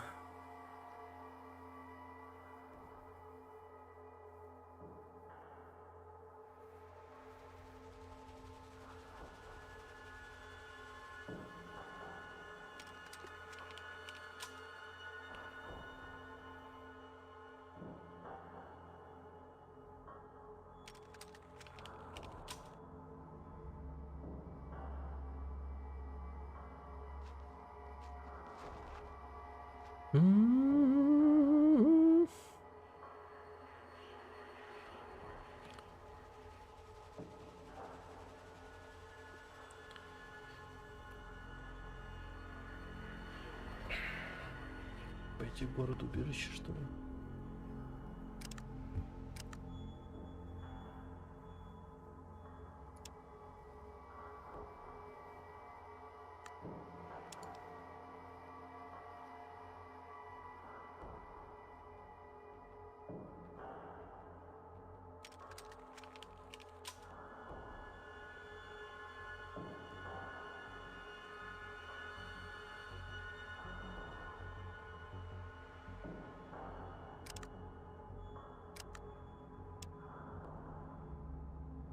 Алло.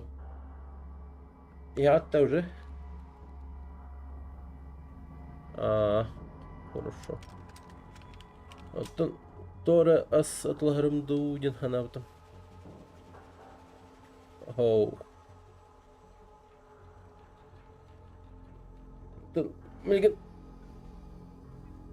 Ай, хорошо. Ты покупай. Что на меня, который магазин это все. Ага.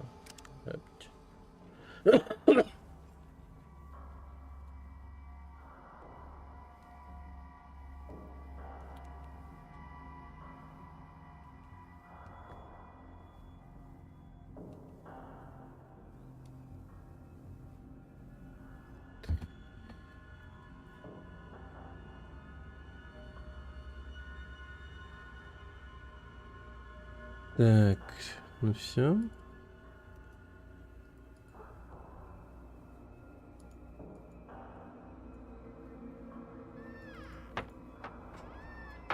Ничего, никого тут нету вообще.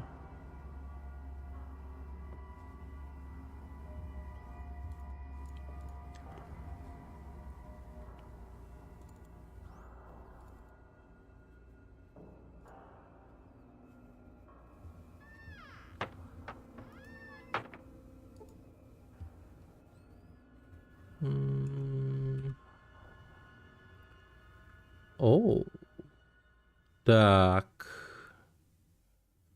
На самом деле неплохой ассортиментчик.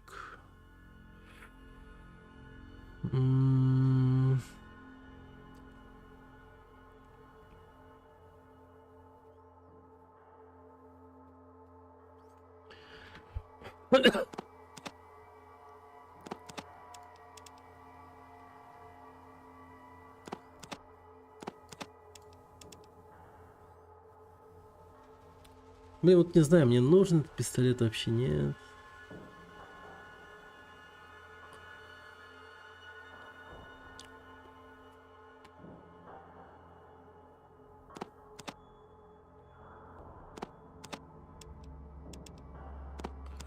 Не, ну он явно дороже стоит. Блин, может торговлю подтянуть? Причем сильно. Ладно, нахер эти стимуляторы. Так, давайте-ка я ему дам, тебе дам. Дам,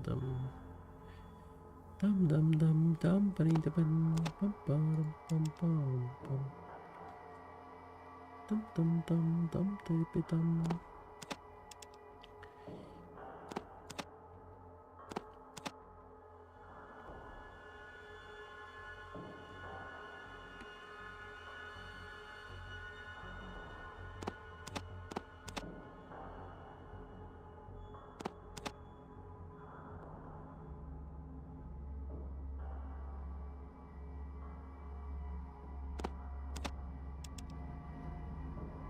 М.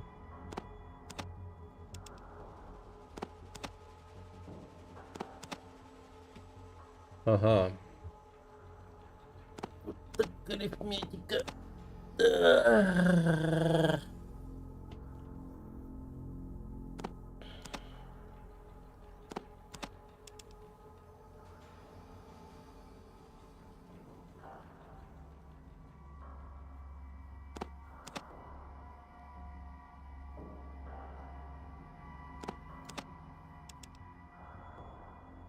Ну давай. Лапшу. Одну карту.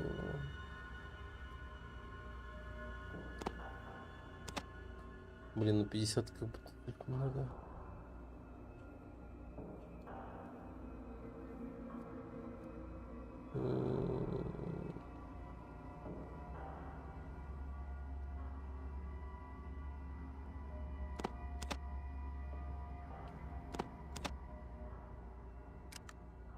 Пойдет. Окей. Пока.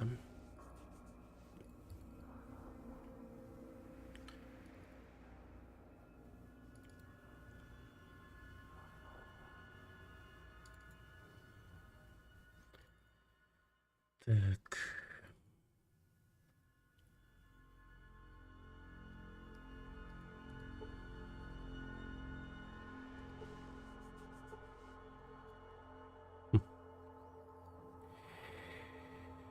Отлично.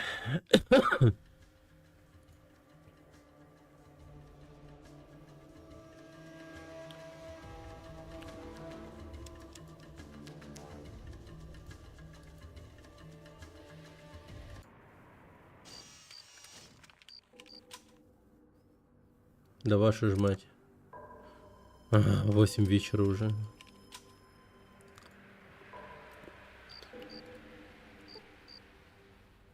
Так, стоп. Ай, блин.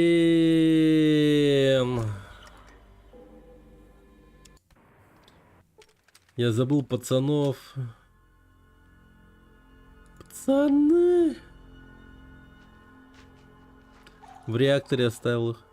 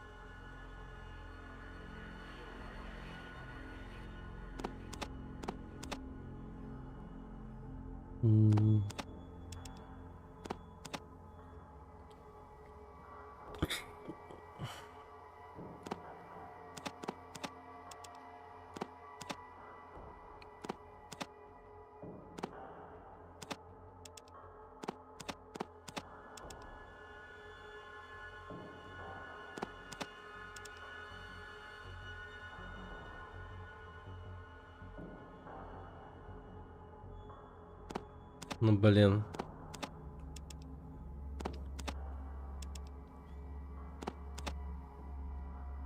Хотя бы так. Окей.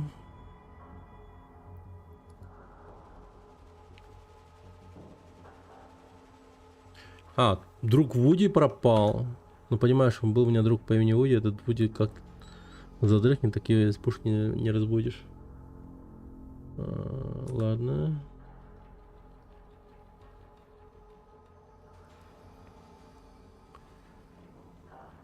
Короче, я последний раз видел Вуди, ему приспичило дрон, знаешь, где-то? Да. Ну, как я уже говорил, в Гекко как раз ничего ему не грозит, но понимаешь, если в других местах... Так, окей. Я боюсь, что Вуди добрался до дыры, решил вздремнуть, понятное дело. Да ну нахуй.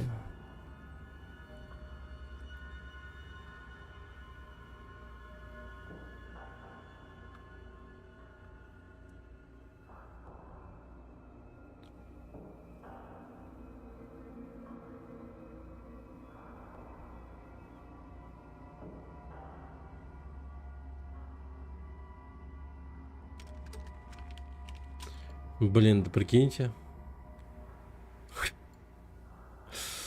Он 100% мумия. В дыре. Короче, у челика Гугуля пропал друг по имени Вуди. И он такой любит поспать. И его типа хер разбудишь. Он очень крепко спит. Но непонятно, почему он так долго спит, но тем не менее. Короче, там, видимо, дело в том, что он... Ну, возможно, или его убили. Ну, короче, он в дыре 100%.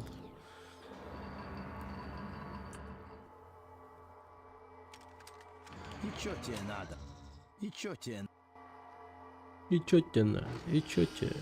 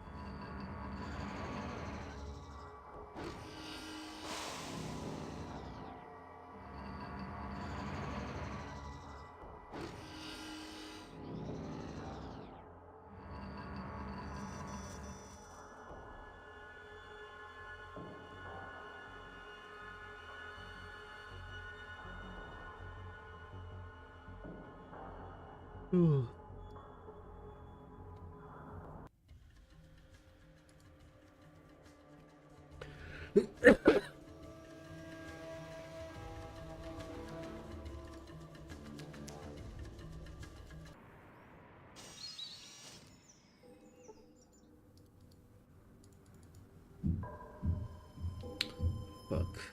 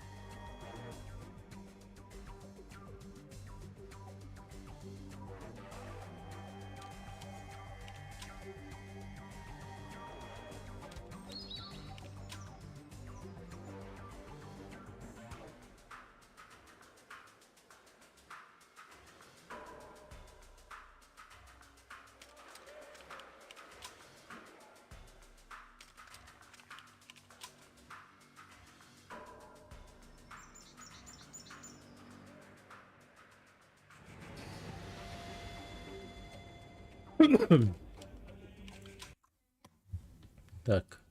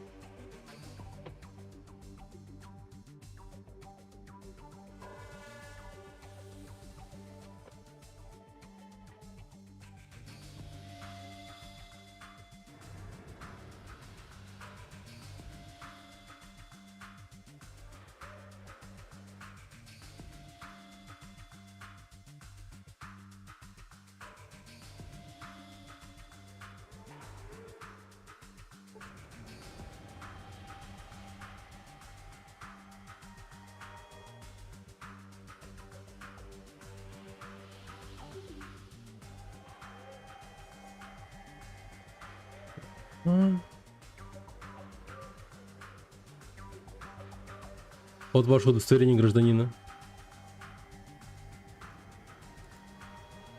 Все, блин, я гражданин, блин.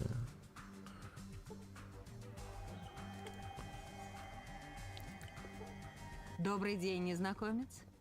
Я первая гражданка Линет. Могу я узнать, что вас сюда привело?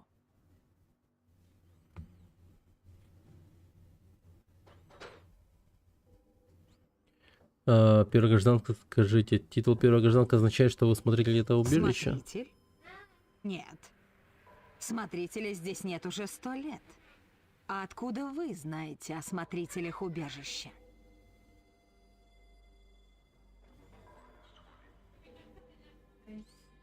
Что случилось со смотрителем? Мне надо поговорить с У ним. нас нет смотрителя. Когда мы вышли на поверхность, мы сформировали новое правительство. Должность смотрителя была уже не нужна. Расскажите мне об Мы этом. покинули убежище 120 лет назад. И с помощью генератора эдемских кущ начали строительство города-убежища. Через 10 лет смотритель подал в отставку и был основан Совет граждан. Совет и назначил самого первого из первых граждан.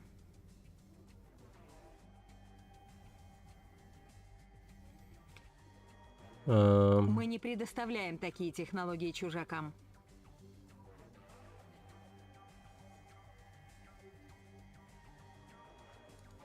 Мне отвратительны все чужаки. Вы, некультурные дикари, ничем не лучше животных. А теперь уходите, иначе мне придется удалить вас силой. Вы вламываетесь ко мне в комнату, а потом имейте... Уходите. Вам больше...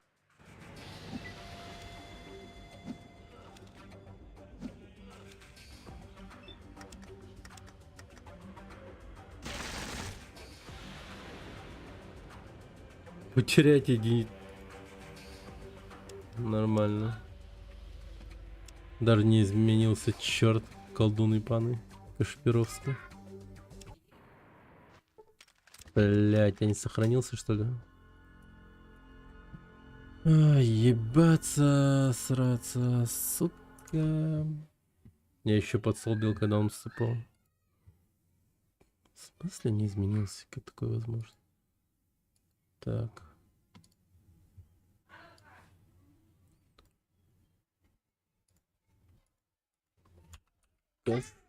Кашпировский.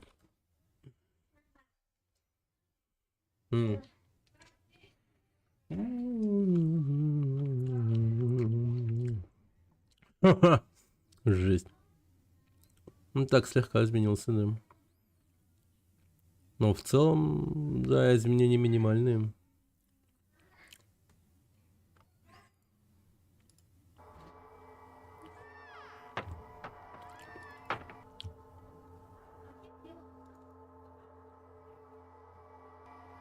$85 ядрить. Крутой. А выглядит на, ну, 50, типа. Не, даже больше скажу. Вот мои ровесники выглядят примерно как он. Ну, 32-летний или типа того. Пиздец. Как он, интересно, питается и следит за собой? Любопытно.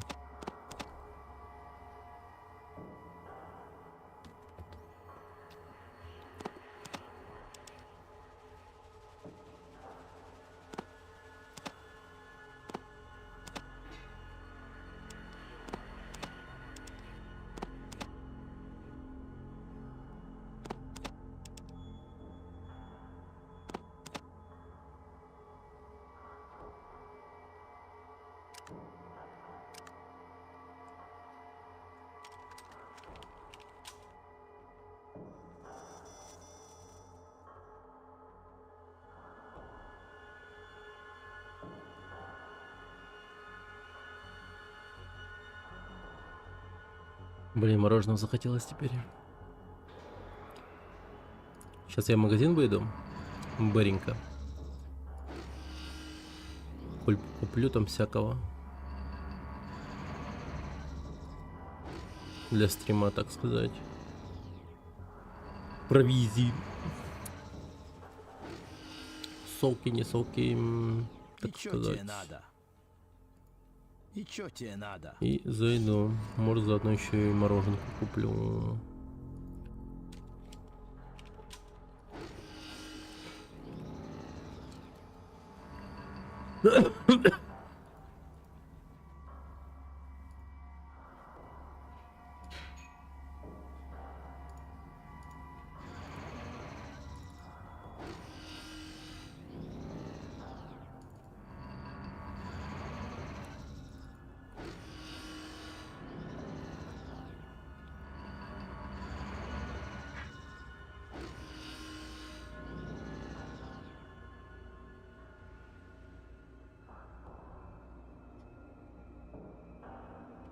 Так, с Гарольдом надо побазарить. Чё Или... тебе надо, малявка?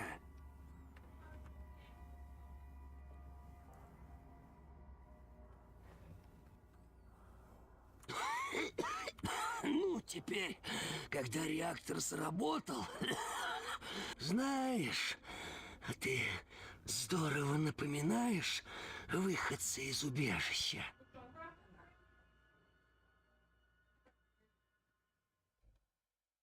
Чё тебе надо, малявка?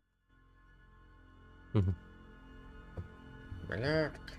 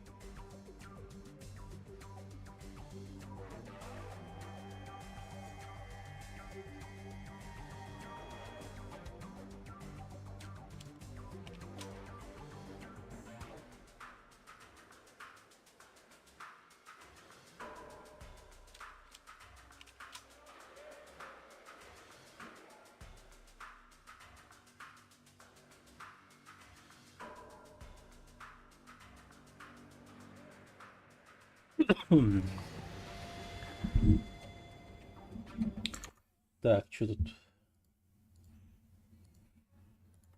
Что тут произошло, пока меня не было? Никто не умер, все хорошо.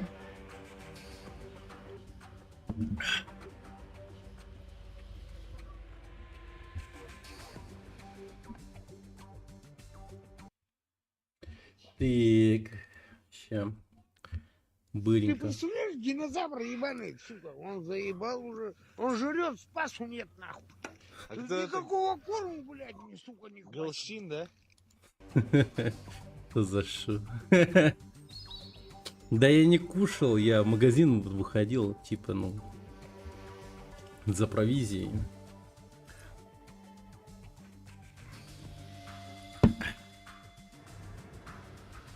Так. Ну, в общем, это Линет, это, конечно, супер мразь. Так, удалось починить электростанцию Гекка. Город-убежище. Хлебусок.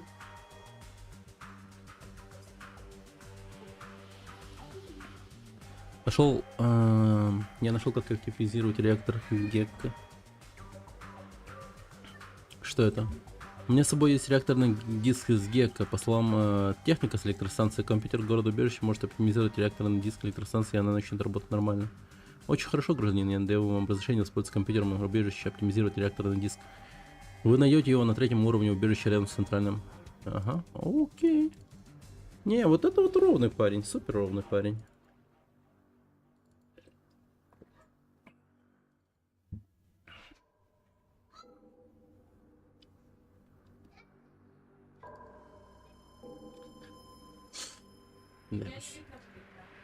Там... Так, ходи. И ликар тоже. И все. Вообще костюм.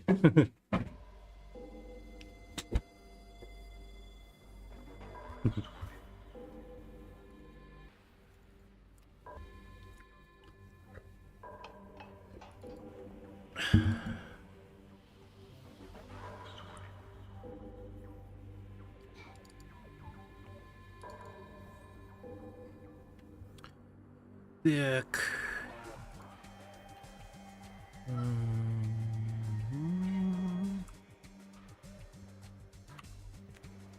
Так, все. Наконец-то они открыли мне магазин. Электроник 1. Блин, ну и толку, так сказать, от этого магазина, если тут вообще ни хера нету.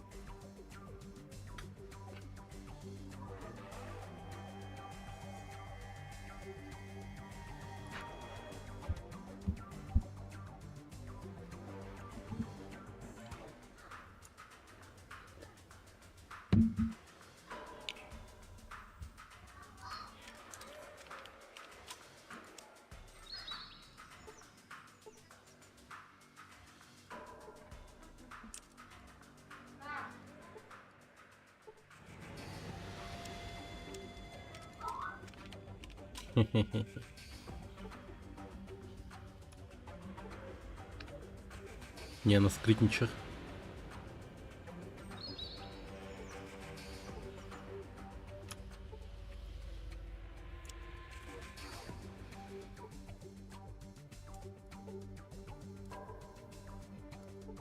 Книги, подборка книг.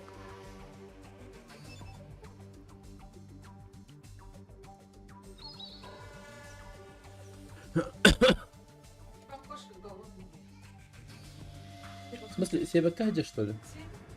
Посмотри. Опять холодное это.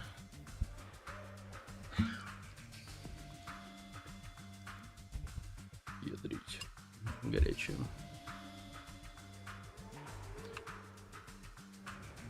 Конечно, пожалуйста, проходи ты. Так, проходим в убежище.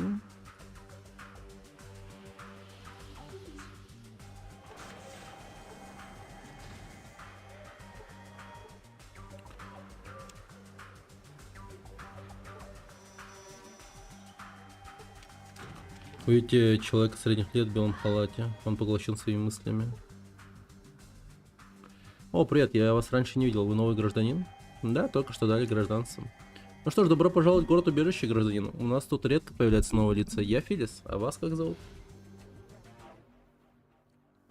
Сифилис, да ну нахуй. Прикиньте, первое... Вы сразу знакомитесь с человеком, и он начинает сразу же, с первой же секунды, коверкать ваше имя. Причем очень жестко. Да, вот это, конечно...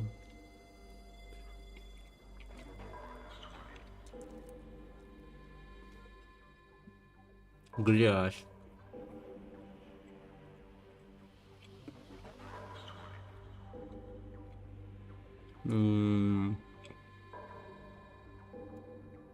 Меня зовут Ноан. Я местная медсестра, работаю на доктора Троя. Угу.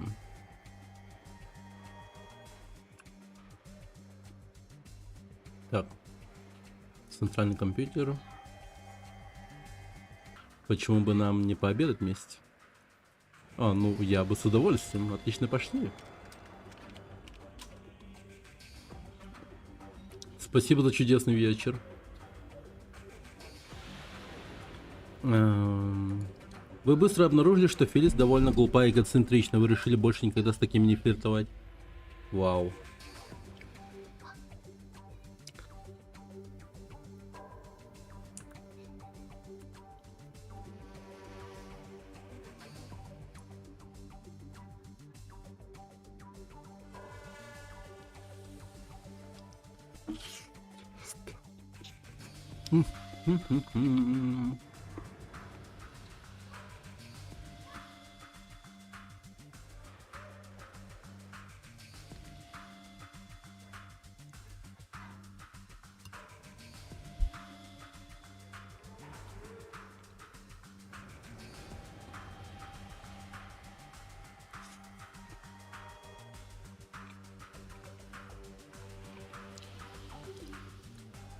Мне уж показалось, что тут нет детей, потому что это европейская версия Fallout.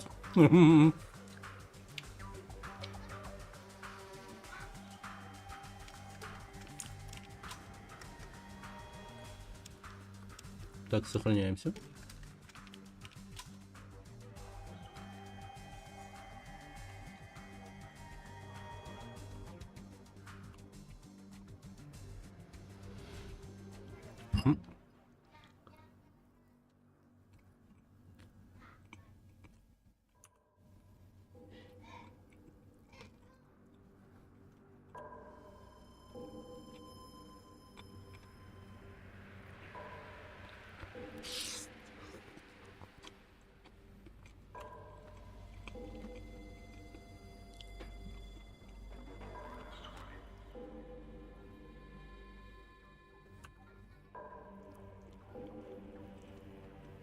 А,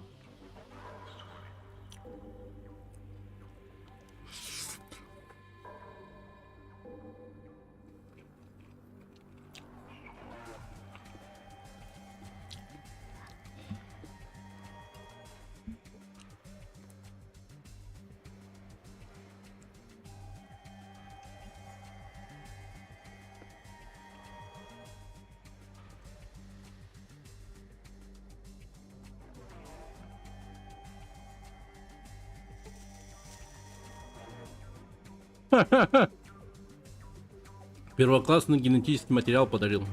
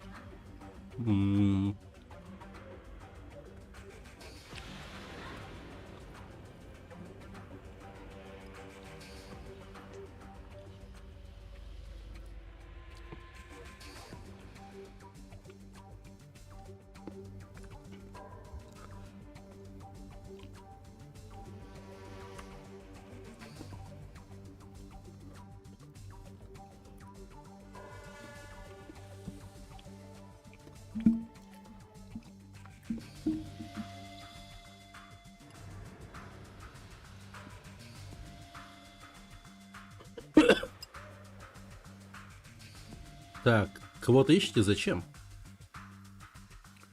Особое поручение? Что это?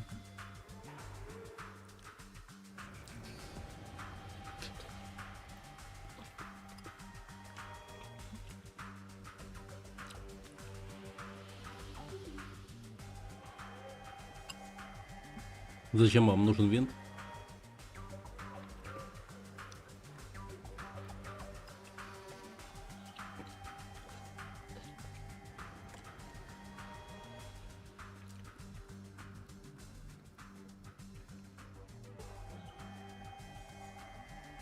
В смысле я теряю 3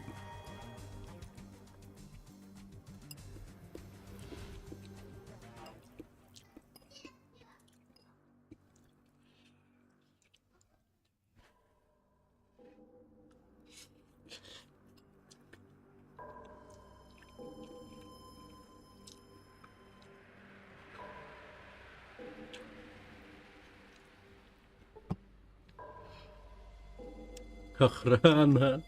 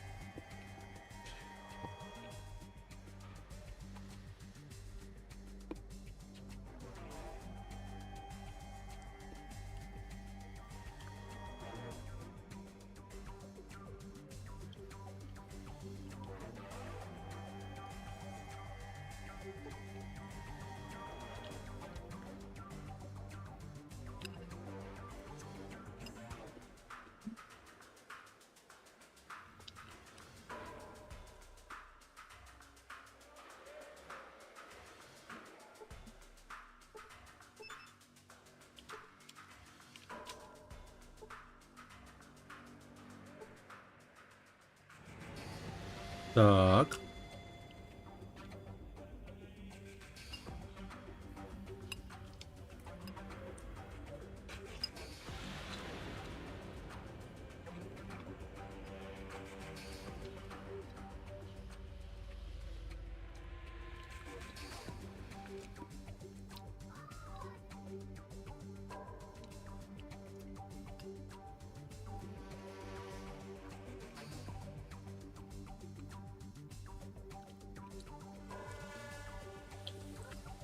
У меня острая лапша.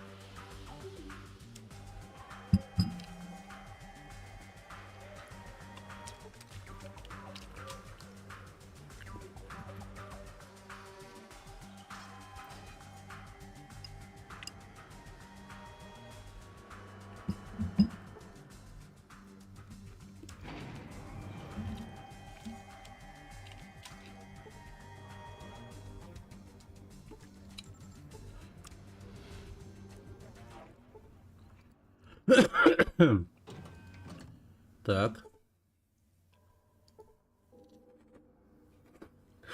15 водяных чипов.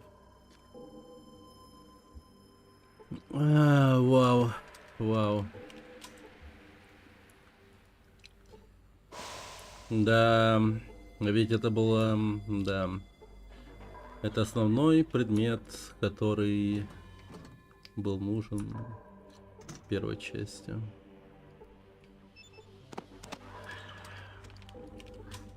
Его тут дохуя. Забавно. Модуль голосового управления?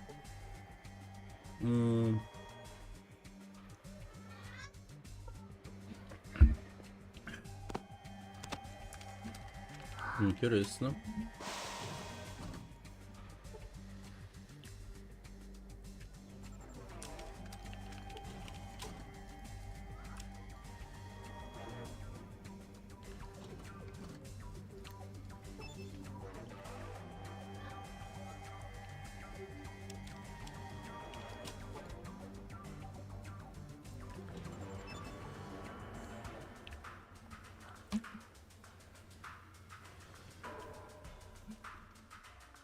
И чё тебе надо? Духи хотят говорить, трава зеленее у изгороди. Но сперва нужно найти изгородь. Что-то я не понял. Дверь заклинила.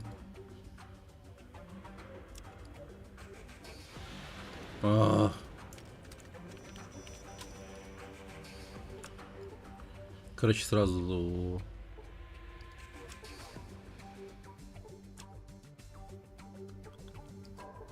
Угу.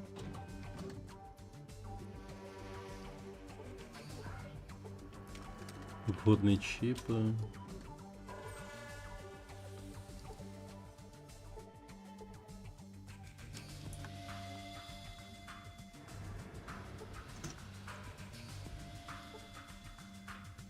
Какая-то пыльная коробка.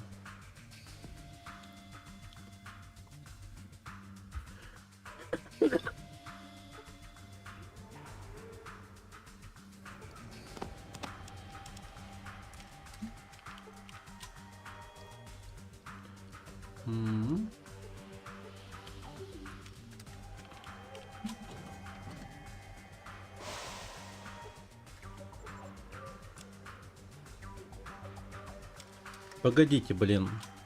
А оно клинит от того, что я ее, в принципе, пытаюсь открыть, или чё?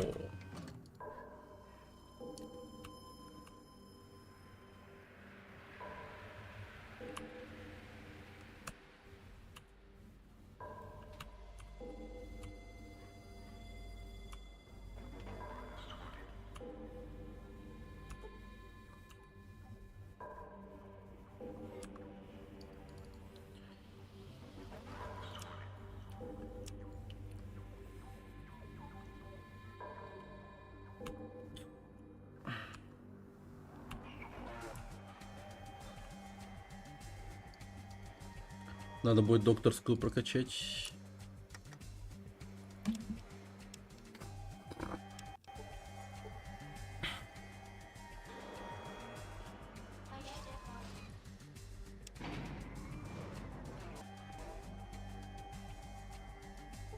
Погоди. Короче, вот так вот будем делать. В смысле это ничего не даст? И чё тебе надо?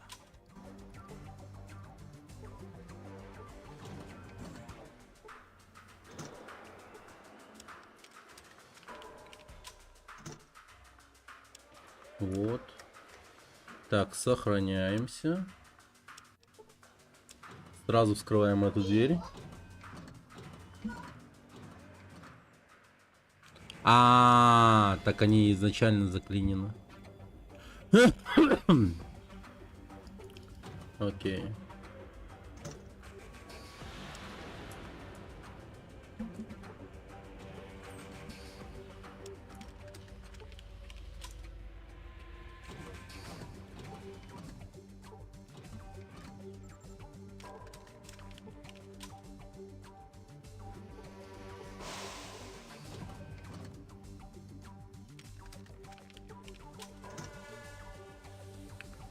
О, неплохо.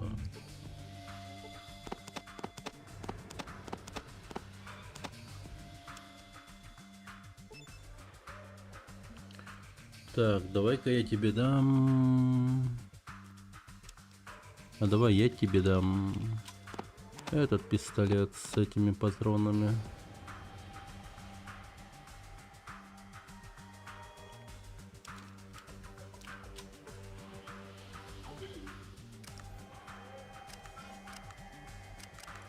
Дробовик. Серьезно? Ты считаешь, дробовик это лучшее оружие? Несмотря на это?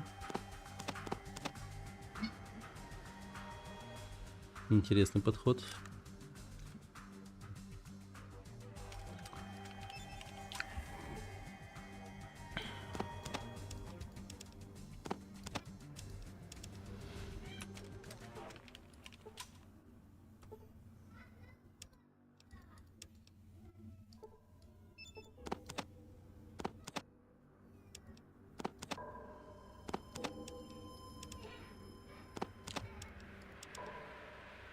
А, ладно.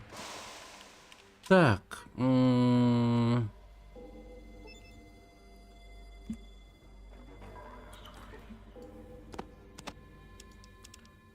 Так, динамиты там.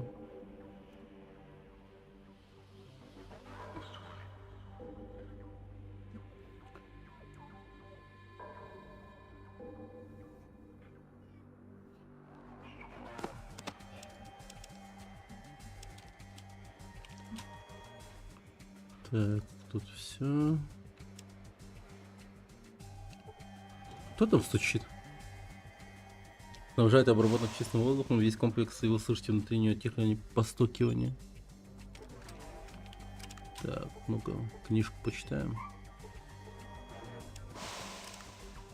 43.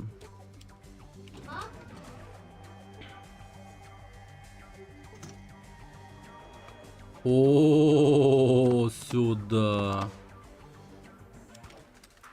То, что мне нужно было.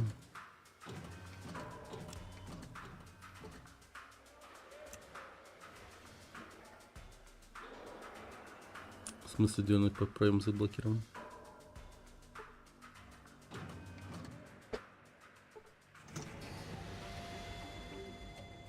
Прикольно. Халявный лут.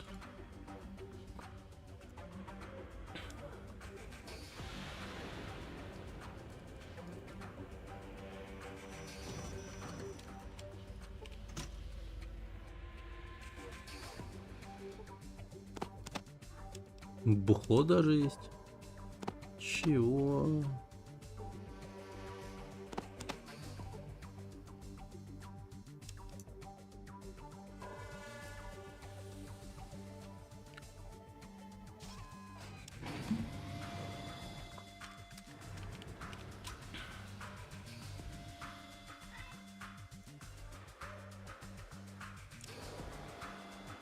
Эта дверь стопудово закрытая. Так, сохраняемся. Так, ща.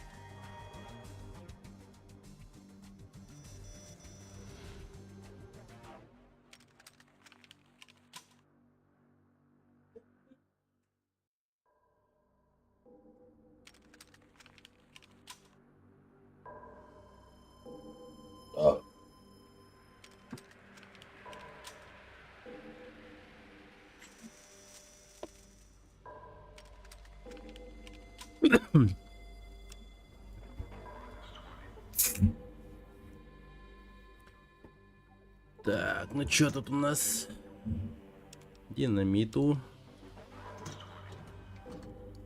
Счетчик Гейгера.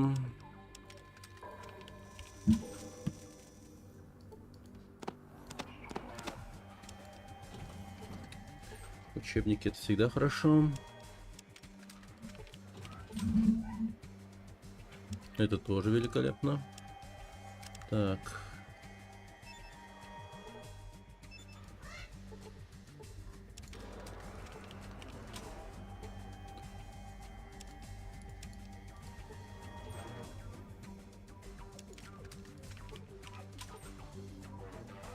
Угу.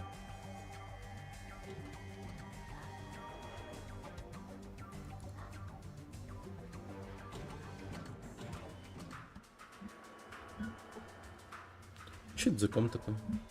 Один-одинешенький стоит.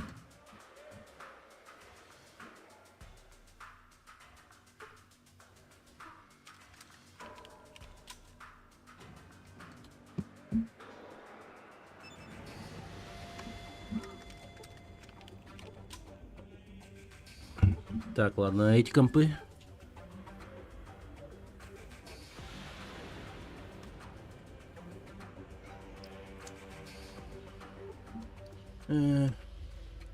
Так, погоди. Наука.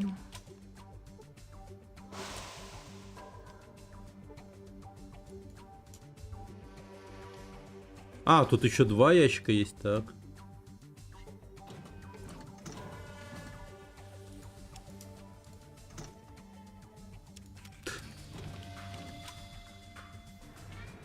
You'll think me when you're alone, maybe anyone is will think for me, will prove it untrue.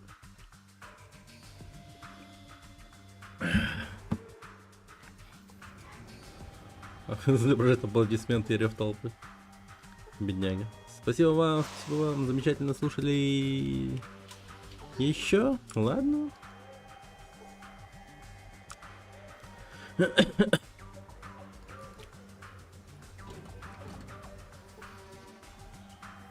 Maybe you think... Ладно. Он повторяет опять эту тему.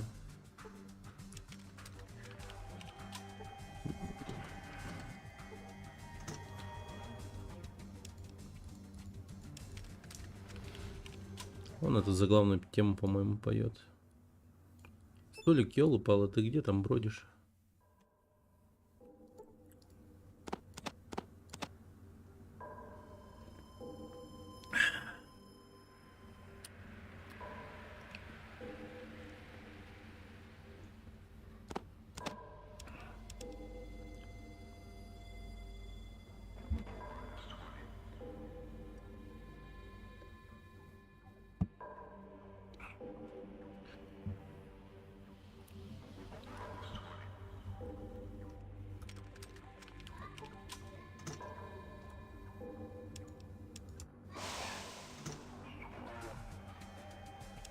Oh yeah.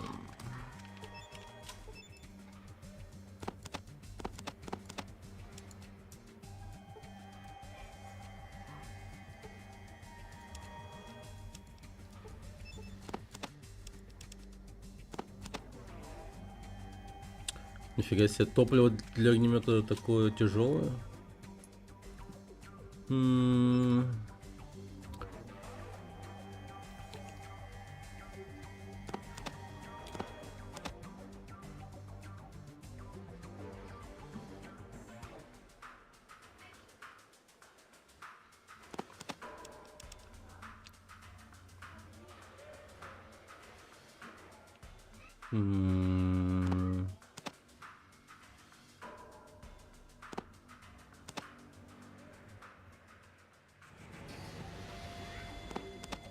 Возьми свои сраные фляги обратно.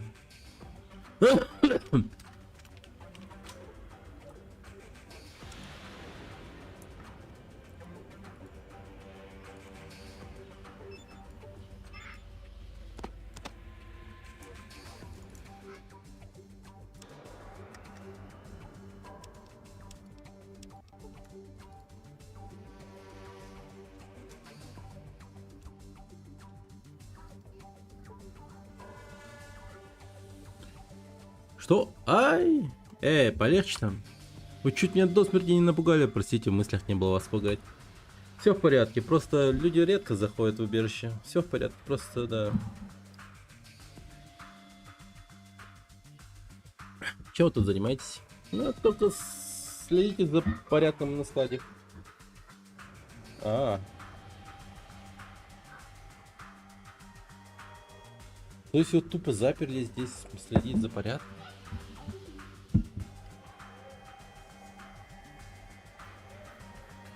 Так, сейчас, погодите-ка. Ой.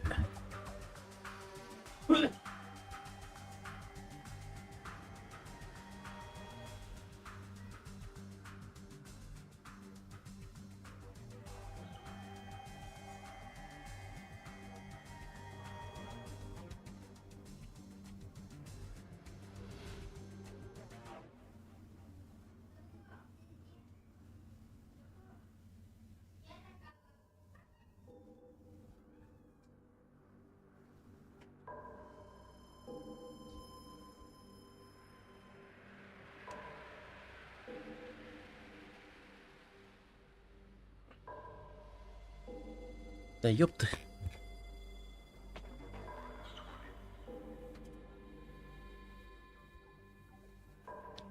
Ай.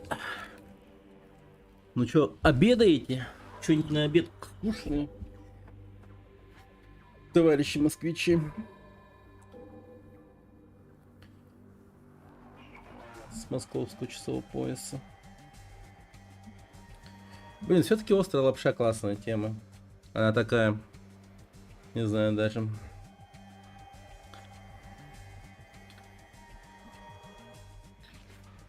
О да, кушает. Кушает. Пюрешку с картошкой. О, ничего себе. Вот это нормально, нормально. Пюрешка с картошечкой. А, ну, картофельное пюре получается. Ну, хорошо.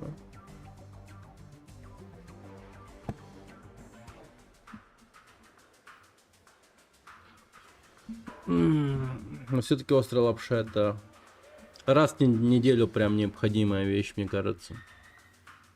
Ну или хотя бы раз в месяц точно. У вас есть ключ? Это не имеет значения, все равно большую часть дверей заклинило, это не имеет... А что хранится там внизу? Запасные детали, припасы, руда... Руда? Руда из рейдинга, но уже мало. Уже мало. А почему? Не знаю, Маклюра это очень тревожит. Вы можете сказать, где находится центральный компьютер? Там говорящий компьютер. Ладно. Бедолага. Вы вышли в центральный компьютер города и убежище. Интерфейс относительно простой. Похоже, что вся информация разбита на несколько архивов. Ставить компьютер-диск с электростанции в Гекко.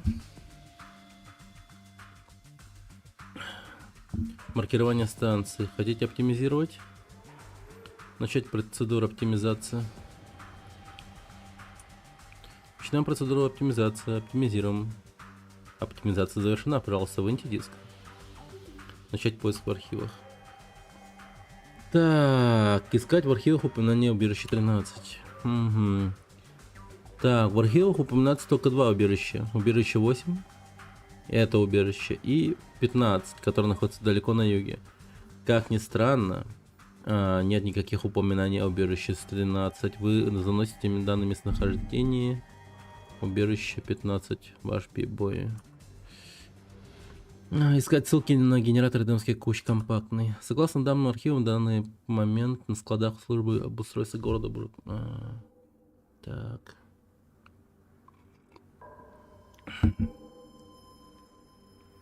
Понятно. Из того, что вы обнаружили в архивах, следует, что 2 гекка входили в стандартный набор оборудования каждого убежища. Однако убежище 8 был доставлен только 1 гек.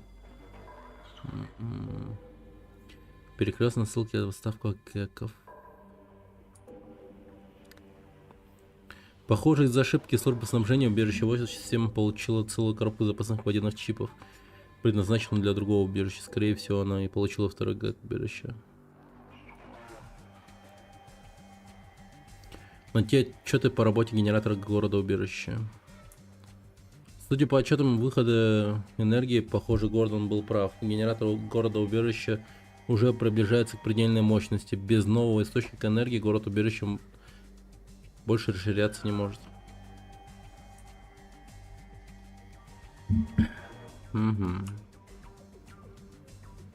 Когда вы уже поворачиваетесь, чтобы уйти, вы внезапно замечаете маленькое изображение Пип-Боя, расположенное под терминалом. Рядом с изображением находится слот, совпадающий размером с вашим Пип-Боем. Ставить ваш Пип-Бой в пустой слот. На экране терминала открывается маленькое окошко, рядом с которым улыбается Пип-Бой.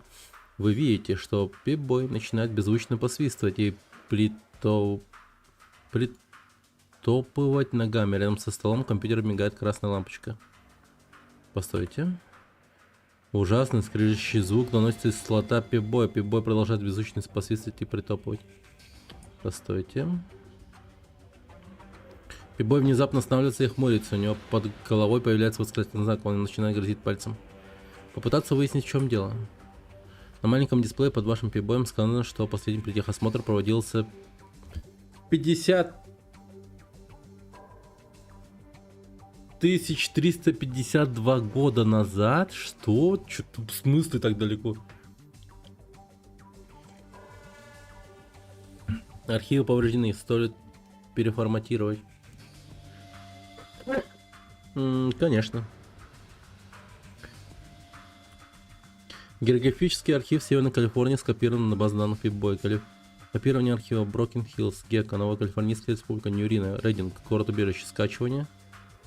Продолжить поиск информации в архивах.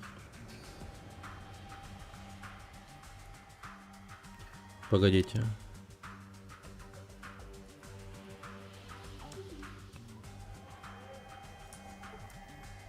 А что получается, что я сделал? На вид очень современный компьютер.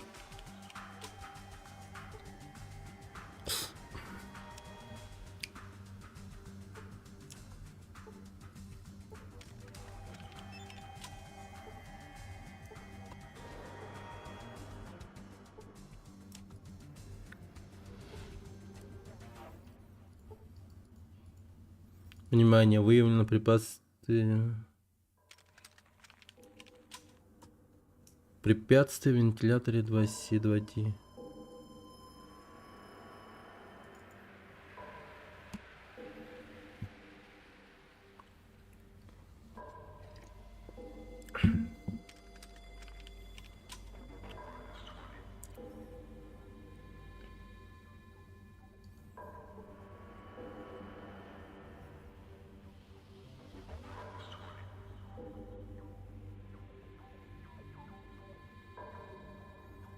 Диагностика системы.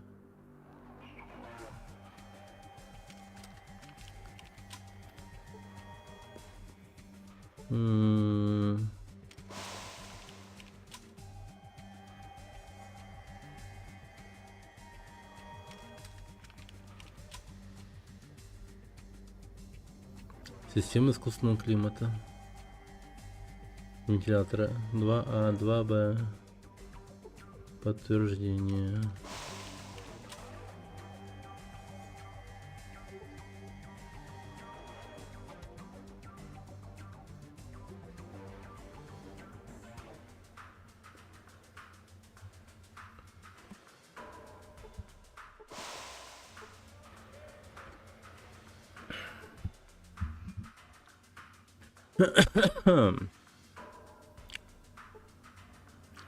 Вытяжка.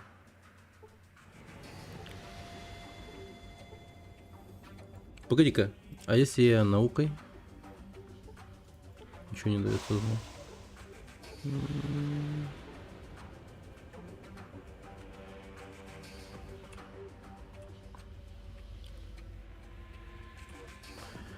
Через несколько минут в манипуляции вы получаете доступ к закрытому архиву. В нем только один файл, и он заглавлен засекречен. Похоже, ваши научные навыки начинают приносить плоды. Прочитать запись. Так, читаю файл. Так, что? Ебать, что? Вы приобрели 800 очков опыта, вы узнаете о настоящем предназначении убежища 8, и что не все убежища построены для использования по прямому назначению. Читая файл, вы понимаете, что единственным предназначением убежища 8 было функционирование как контрольное убежище.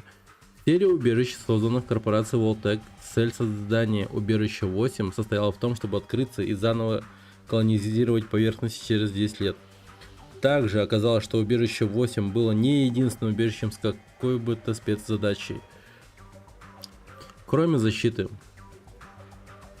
его жителей от Великой войны, возможно, дополнительная информация находится где-то в другом месте.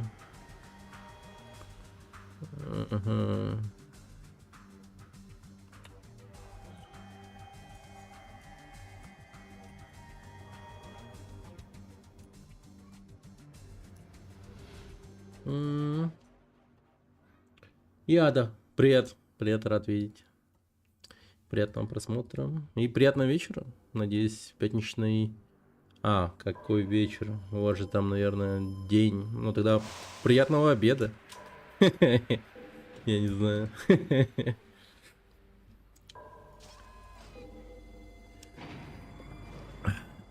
Так.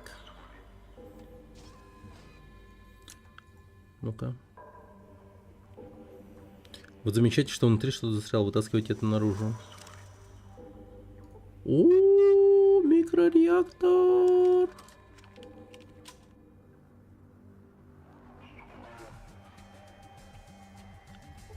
Кайф.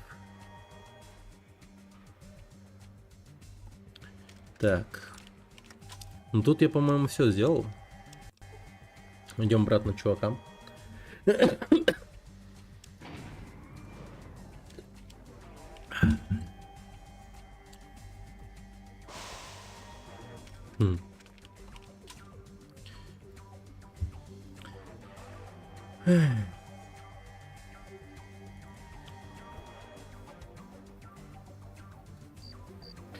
Ну как, чё?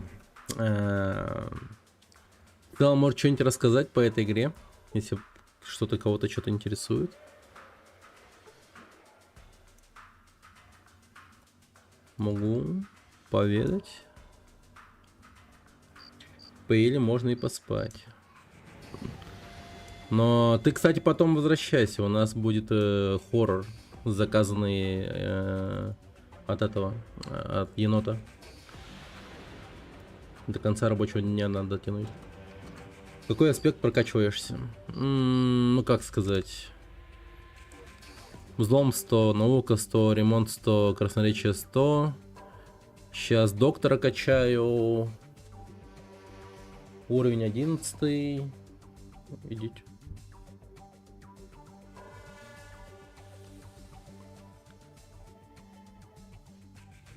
Это линер костер.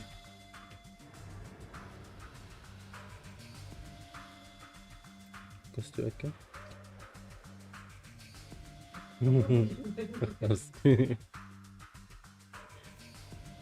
Так, интеллект 100, ловкость 100, восприятие 100, харизма на 7, сила на 6. Как-то так. Как-то так.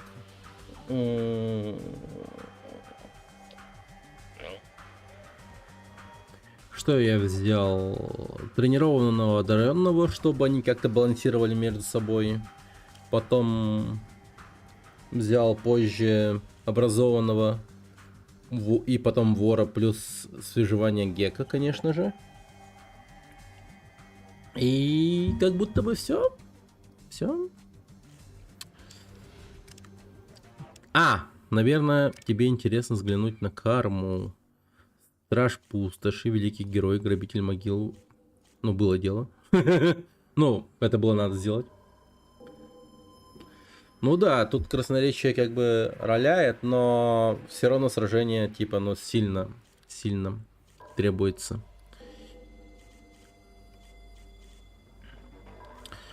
Ну, в общем, я такой довольно-таки кормистый человечек. Я в разводе в игре. А так я еще в жизни женатый человек. Ваша половинка покинула вас, надеюсь, вы счастливы. Ну, как сказать покинул? Причем, ну, как сказать, типа, покинула, скорее покинул. Я его случайно из пистолета-пулемета расстрелял. Да. Ну, короче, много чего. Вообще нормально. Воруем, много чего сделал. Ударяем, много чего сделал. Осталось лишь автомобильную часть для Смити достать. Сейчас я вот этим как раз таки практически занят. В Кламате, ясное дело, все. В Мадоке все. Надо бы к Карлу вернуться, но я туда обязательно вернусь. Да. Племя Умбра. Упокоил 2 призраков, построил детский приют, убил всех работорговцев в дыре и в лагере работорговцев. Гейство. Не-не-не-не-не-не, осуждаю. Ну, в плане того, что, типа, на территории России ЛГБТ запрещено вообще-то. Ни в коем случае не гейство.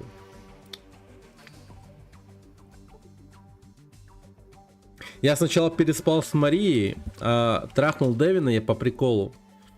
Но прикол зашел слишком далеко. Его отец был поборником ЛГБТ-сообщества, и он заставил нас жениться. Как бы. И...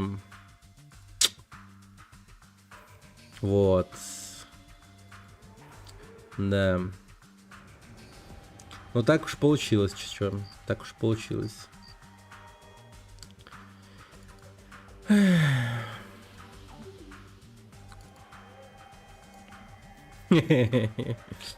Да. Бывает, бывает.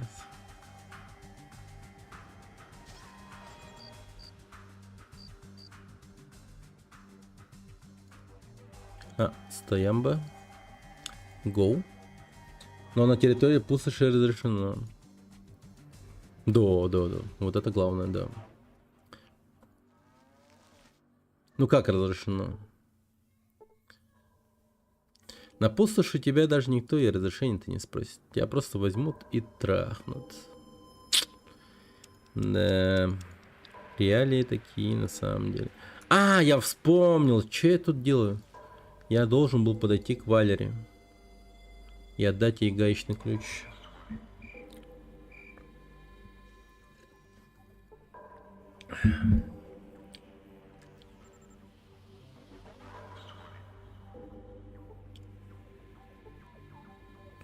Да ёбаный в рот. Блин, мне моего Гуля очень жалко. Ну не то чтобы жалко, блять, ну типа это пиздец злит нахуй. Мне приходится туда-сюда ходить из-за того, что суки не пускают меня. В смысле? Я же сказал ему остаться. Ты куда побрел? Подожди меня. Все. Пока.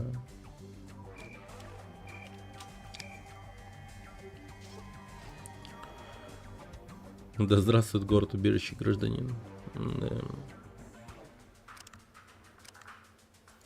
Вы не можете отдыхать. Да я ж, сука, гражданин, не?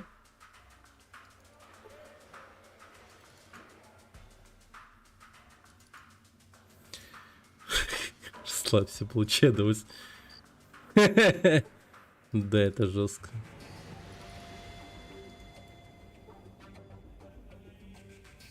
Ладненько, придется выйти наружу и там отдохнуть. Но я же, сука, гражданин, почему я не могу на территории города отдохнуть? Не понимаю. Меня, кстати, прикалывает тот момент, что вроде как духовной херней на меня должен выйти наркоман и сказать, что мы голодаем и нам пизда. Но этого еще не случилось ни разу.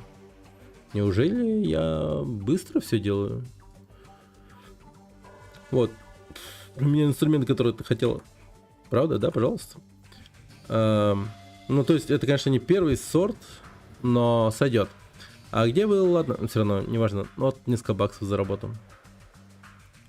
Может, этим инструментом вы мало подремонтируете свой тон? Да, слушайте, у меня много работы, приходите через денек-другой. Хорошо, тогда у меня будет время поболтать. Тогда до завтра.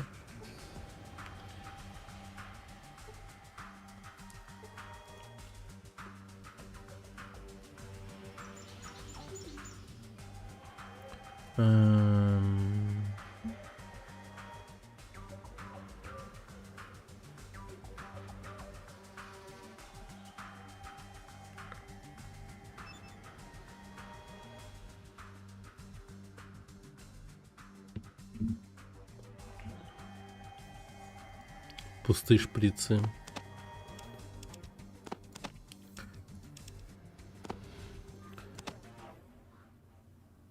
Да. Да ладно, ты типа не знаешь? Не показалось, ты прям в курсах, чё тут кого?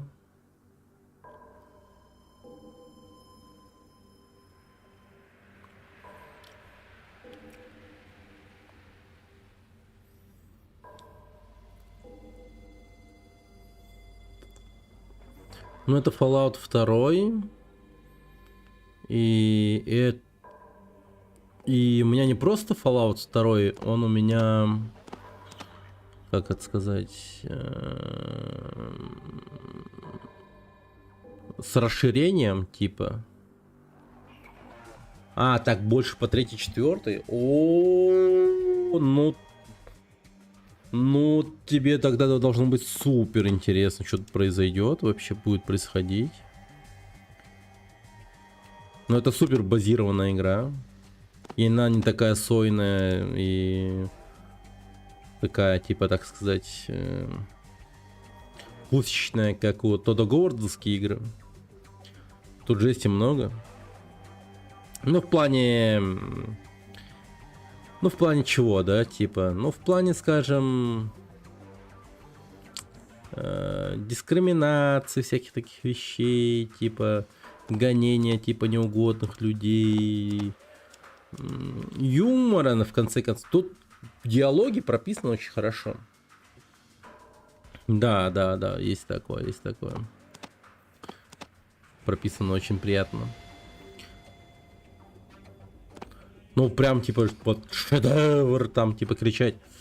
Ну, типа, вряд ли. Не то, чтобы я хочу показаться каким-то, типа, таким снобом, типа, но просто, к примеру, есть же тот же Planescape Torment. Там, блин, она мне супер крутой запомнилась. Я ее проходил когда, по-моему, в 19-м году или в 20-м примерно. На стриме тоже. И, блин, там такие приколдесы творятся. В плане диалогов, вау, там так складно и так приятно написаны диалоги, что просто, ну, закачаешься реально. Я просто растворялся в этих текстах. Бекин, здорово. Я искал, где можно ее посмотреть, но многие говорят, что слишком мало людей будут смотреть. Правда. Это правда. Но в то же время прелесть в том, что те люди, которые вот с тобой остались после прохождения этой игры, будь уверен, они с тобой останутся, ну, продолжительно долгое время. Потому что, ну, если ты прям хорошо, типа, будешь читать, все такое, ну, это считай, ты прям с ними будешь повязана, так сказать. Ну, не знаю даже, как это описать. Ну, со мной многие, типа, остались после того.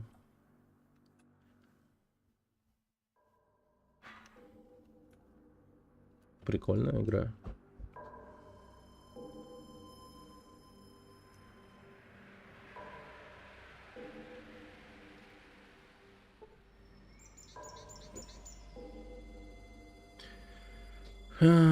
Так, ремкомплект мне нужен. Чё, как пятница, Бекин? Как оно? Чё?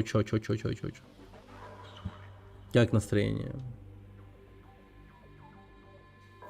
У нас тут легендарная классическая игра. Первую часть уже прошли, и вторая вот у нас.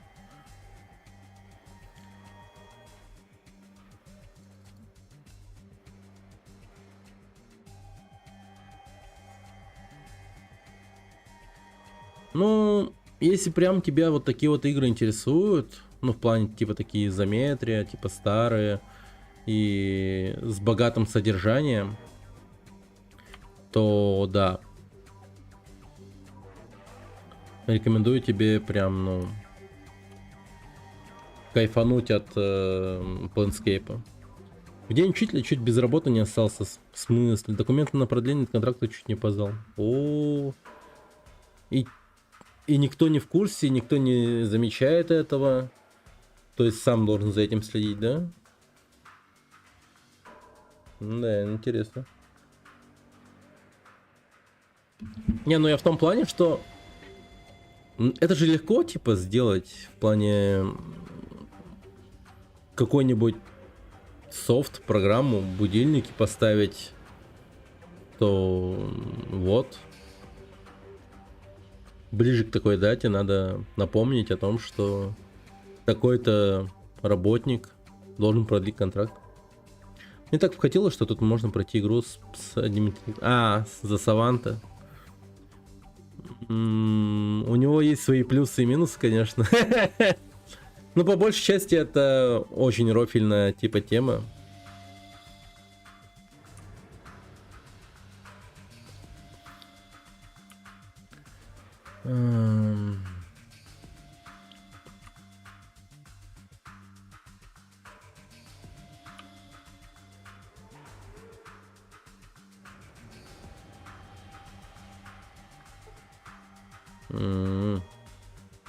Блин, слушай, у меня чувство дежавю. По-моему, у тебя такое уже не впервые, да? Когда-то тоже приходил с такой темой, по-моему, рассказывал. Могу я узнать, что вас сюда привело? Да, ты что-то такое рассказывал. У тебя, по-моему, уже не первый раз такая хуйня.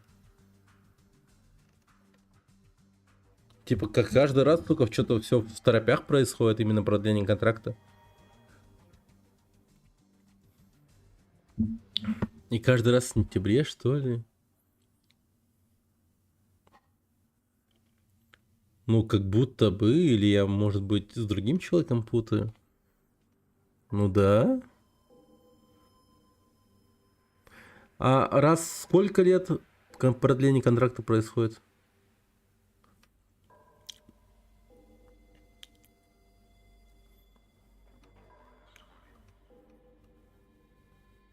Смотритель? Нет.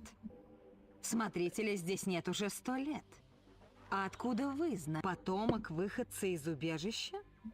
Что вы имеете в виду? Первого выходца из убежища? Что? Вы говорите о другом убежище? Мы никогда не вступали в Ну контакт с другим вот, убежищем. все. Где оно Все находится? сложилось. Точно было, значит.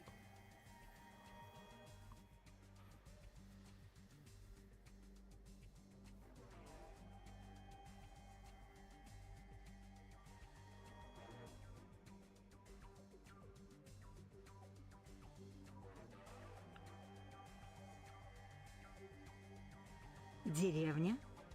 Сначала вы говорите, что родом из убежища. Теперь что из деревни? Так как же... О, теперь понимаю. Но где доказательства того, что ваш предок был родом из убежища?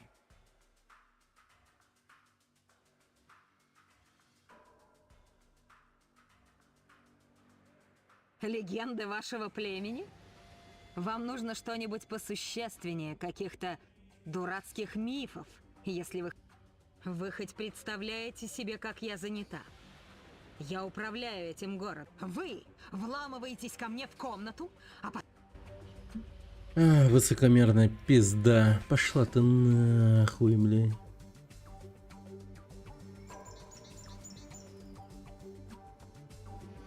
Так, ну...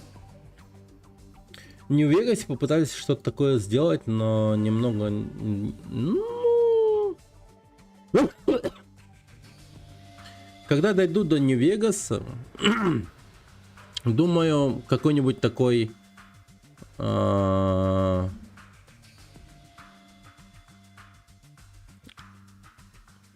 Какую-нибудь прикольную сборку, типа, заценю. Какая тетя злая. Да, она вообще. Короче, прикол в чем? Это город-убежище. Это убежище номер 8. Через сколько дней планируешь пройти игру? Эта игра довольно-таки объемная, хуй знает. Прикол в том, что у меня уходит 1 день на выполнение всех квестов практически одного города примерно. И с учетом этого, ну...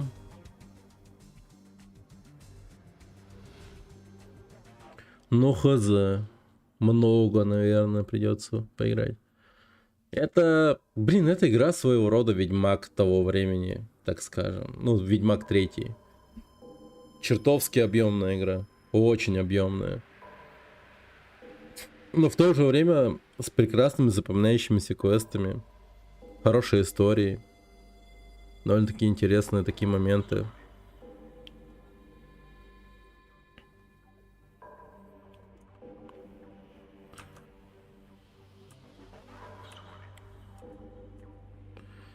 Так, надо разобраться с налетчиками. Где они, кто они, непонятно.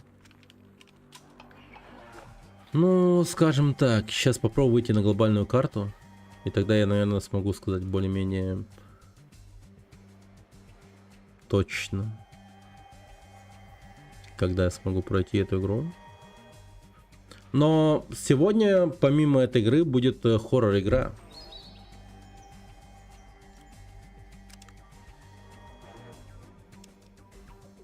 Да, проходил. Я первую часть за день прошел. Буквально за день. Сам удивился такой скоростью. Причем просто следовал всем сведениям, там прочее, ну, которые мне давала игра. И пришел к концовке примерно за 7 часов, по-моему.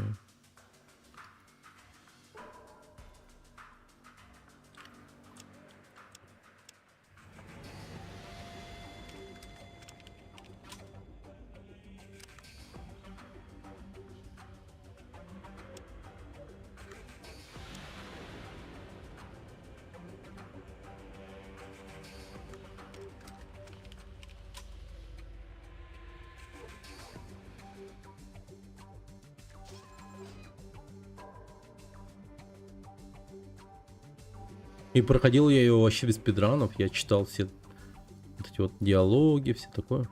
Вы не поверите, но не прошло и дня после того, как вы принесли мне эти инструменты, как прибыл этот супер ремнабор, который я заказывал. Но не один. Они прислали мне 5 штук. Что там происходит со службой заказов?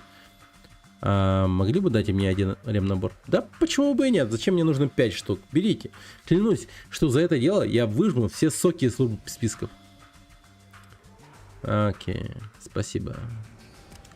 Спасибо. Все, пошли к скатеру или сквитеру. Сейчас мы ему дадим ремнабор. Он описывается отчасти и даст нам топливный контроллер. Потом я с этим, сука, топливным контроллером нахуй иду в дыру, говорю: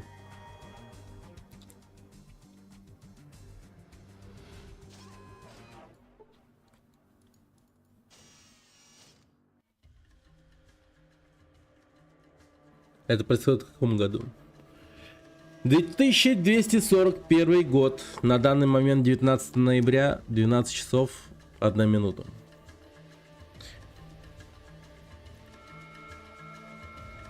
Уже 20 ноября. 21 ноября.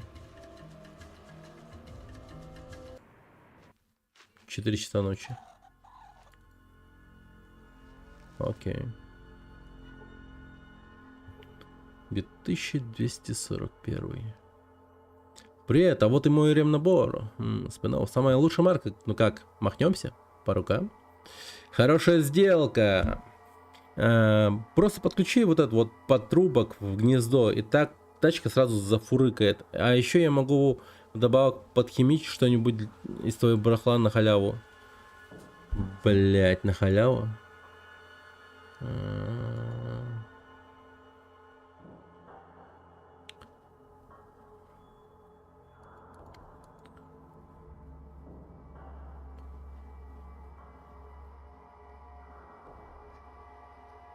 Заебал.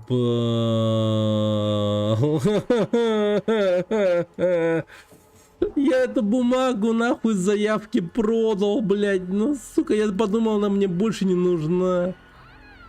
А она ему вдруг нужна оказалась, эта бумажка с заявки. Ебучий рот. Ну, сука. Да за шо?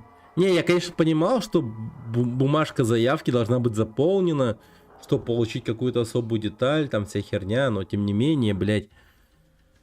Сука.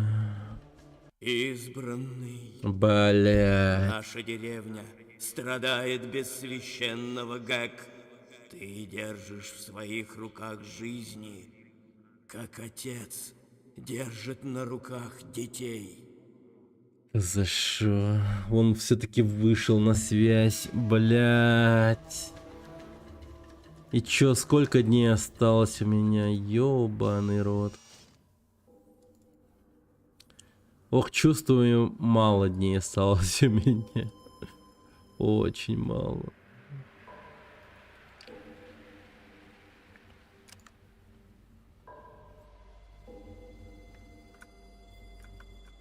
Без бумажки ты какашка. Блин, да. В общем, только что со мной вышел на связь по духовной связи.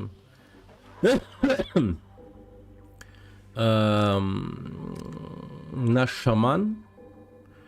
У меня главный персонаж из деревни Аройо. Деревня Аройо основана выходцем из убежища номер 13. Он в свое время, это из первой части героя, спас человечество от неминуемой гибели от армии супермутантов. Это бы случилось, если бы выходец из убежища не уничтожил, так сказать, фабрику супермутантов. То есть на одной военной базе в подземелье они соорудили огромные чаны с какой-то жидкостью, которая превращает людей в супермутантов. Мы, сука, взорвали нахуй эти чаны, блять. Все супермутанты разъебались и убежали. Привет, мемный кот, я тебе привет еще раз, говорил же тогда, ты не ответил. И вот, понимаю, бушующие звонки по телепатии, то, не знаю, как тебе ответить на эту тему. Эта часть довольно-таки такая специфичная в этом плане. Не то чтобы тут существует магия, его нет. Но потусторонняя всякая разная хуйня есть. То есть, да и в первой части вот эта вот тема с телепатией и там прочее вот этим дерьмом, она была. То есть, какая-то типа... Вот эта тема была, такая, как бы сказать, не сильно она была раскрыта, по крайней мере, в моем прохождении. Но тем не менее. В этой части, в общем-то, есть призраки. То есть я находил 2 призраков, я их двоих упокоил. Они оба погибли насильственной смертью. Первого я упокоил тем, что я нашел ее брелок, отдал призраку. После призрака створился в воздухе и появились ее останки, кости. После этих кости я похоронил в кладбище. Все, призрак упокоился, найс. После происходит еще другая тема, но там всякие разные события происходят. Я оказываюсь в деревне под названием Умбра. Там есть шаман, он в себе не уверен, он боится призраков, так как его хозяин, точнее не хозяин, его, так сказать, наставник, шаман, а он сам стажер шаман, умер слишком рано, преждевременно, резко. И во время своего вдруг назначения резко главным шаманом в племени, он, так сказать, немного охуел от того, что ему вдруг поручили упокоить душу девушки, так как эта душа, заебывала племя. И он такой, типа, блядь, я боюсь, пиздец, короче, помоги мне, вся херня. Я узнал, что девушка умерла насильственной смертью, ее убили, там, типа, закромсали ножом, вся херня. Позже выяснилось, там, когда мы, узнали всякие разные детали, оказывается, это и был тот шаман, наставник, и он убил ту девушку, так как они шпехались, и какая-то хуйня там была. Типа, видимо, ему нельзя было шпехаться. И стажер такой, бля, я подозревал, что он немного ебанутый, чтоб настолько. И он такой мне говорит, окей, хорошо, давай упокоим девушку, let's go, но ты будешь со мной.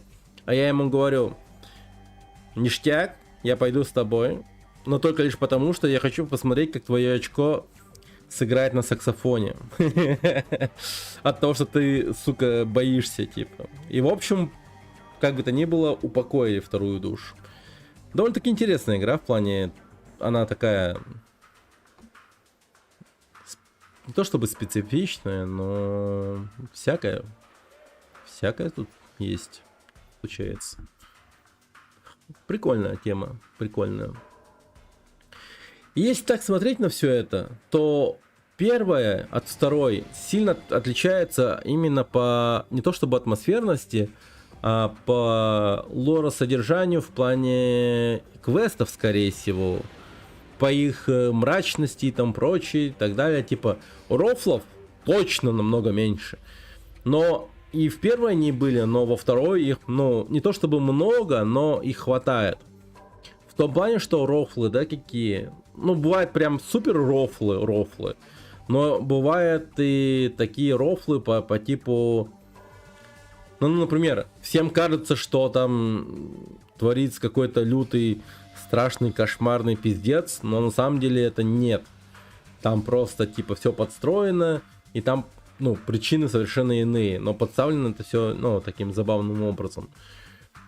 И за всем этим стоят другие приколы и так далее, и проработка типа квестов, например, одной локации, довольно-таки, ну, прям очень такие, прям, ну, существенные в плане внушительные. Типа, например, ты такой идешь по ветке одной квеста, думаешь, ага, все, я с этим дерьмом закончил, я думаю, что все вполне себе понятно. А потом, оказывается, в другой ветке квеста ты вдруг понимаешь, что там, оказывается, блин, вот же, ты чё? Оказывается, вот было так. Возвращаешься к тому чуваку, говоришь, типа, так было. Он такой, ебать, в смысле, ты мне сказал другое. А нет, оказывается, было так, нахуй. И, короче, все взаимосвязано практически получается. Более наполненная. Ну, типа, но по большей части она проработанная. Вот слово проработанная очень сильно подходит данной части игры. Проработка тут, ну, прям, да. Да. Да. Так, топливный контроллер. Ага. Угу. Так, а на кой хуй? Вспомнил. Я вернулся за ебучей заявкой. Так, подожди здесь, пожалуйста. Подожди здесь. Пока все. Я, бля, вспомнить не могу, кому ее продал. Блок схемы и таблицы обратной связи получается. Много цепочек и базовых данных, наверное. Да вообще. Тут, ну, возможно... Короче, прелесть в том, что... Я не знаю, хотя... Вот, короче, смотри. Я очень хорошо помню титры первой части. Там было всего 8 программистов. Сколько программистов было здесь? Ну, не знаю. Но, скорее всего, мне кажется, больше, чем 8, это точно. Потом, тут такая тема, что... Возможно, все построено чисто банальными, типа, if и else. Типа, если мы делаем что-то, получается, открывается вот это. Но если... Ну, короче, if else, if else, if else. Наверное, чисто все на проверках стоит. Мне кажется. Но это очень ненадежно, с одной стороны. Поэтому хз, правда. Хз.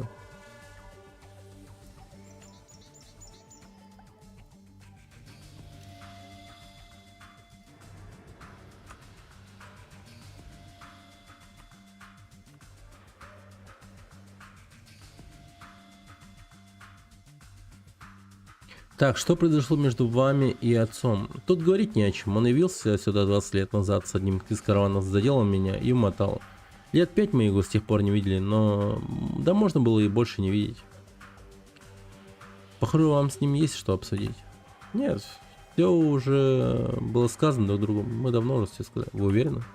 Да, я уверена. Ну разве что ему стоит немного сбросить вес. А что вид такой, будто он... на себя запаску от джипа навалил. И хватит ему уже разгуливать по пустошам и продавать всякий хлам дикарям. Вот и все. Послушайте, он попал в жуткую историю с работорговцами. Теперь пытается наверстать упущенное. Но вы правы, ему действительно не помешает сбросить лишний вес. Да, язык у тебя как бритва. Мне это нравится. А что до папочки? Ну, я попытаюсь слегка окультуриться, по крайней мере, на время. Но вы уж проследите, чтобы он не попал в беду. Ну, блин, теперь я на Вика злиться особо-то не могу, как будто бы.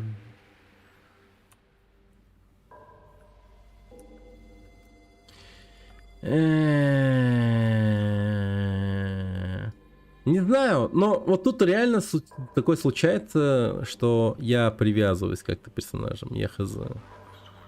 Это реально работает. Это реально работает.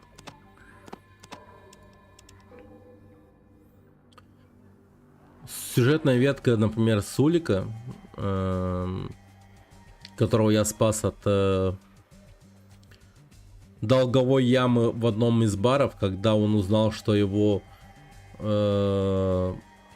сестру похитили работорговцы, плюс он, ну, пытался как-то узнать, типа, где эти работорговцы находятся и так далее. Короче, он пригорел однажды в баре, все там нахуй разнес, и он оказался должным, там, типа, владелице бара. Это находится, ну, это происходит все в первом городе, Каламат называется. И чё? Ну, там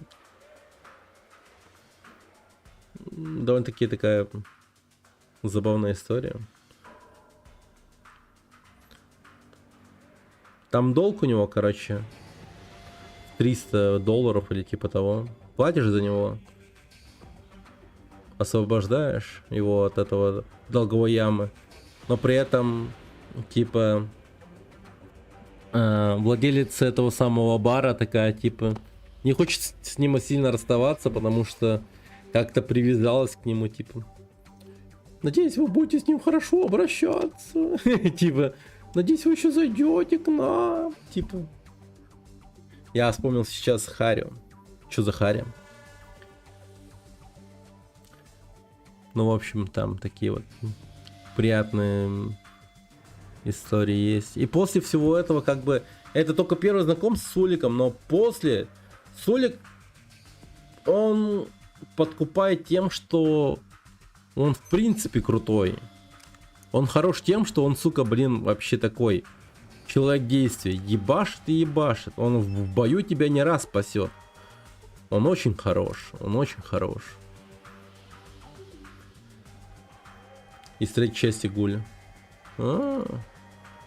Ну, я думаю, мы дойдем до третьей части, там позырим, чё к чему.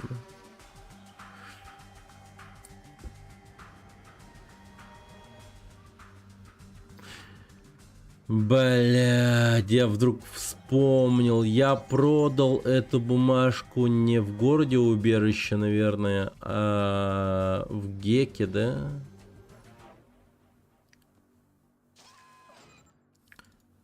Там просто был один хуйман. Или чё?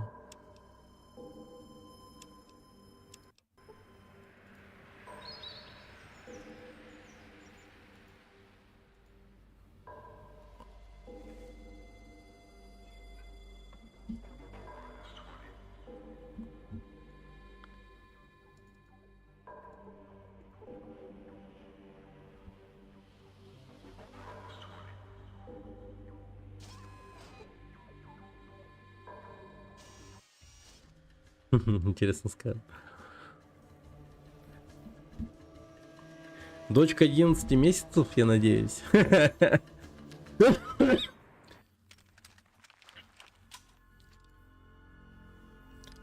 Тогда я буду помалкивать про третью часть. Окей. Я просто уже реально ничего не помню вообще, что там было.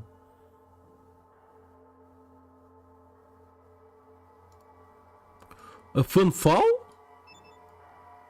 С момента ее создания эту винтовку всегда предпочитали. 1 год уже. Поздравляю. Предпочитали любым наверное.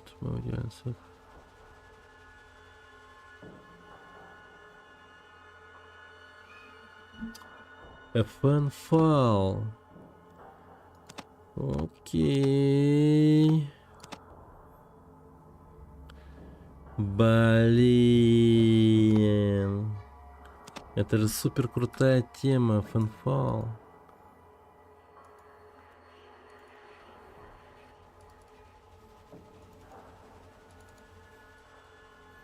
О, большое спасибо за подписку на ВК. Яда. Большое спасибо.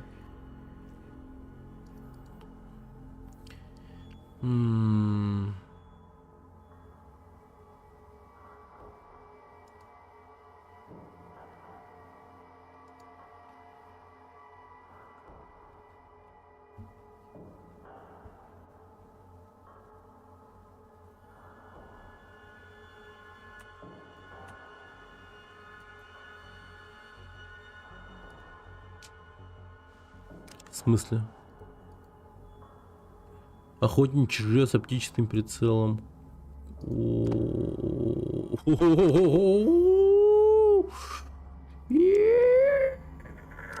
Так, сейчас, пока я не сошел с ума. И чё тебе надо? Ну, я не знаю, что мне надо. Дам тебе штурмовую винтовку.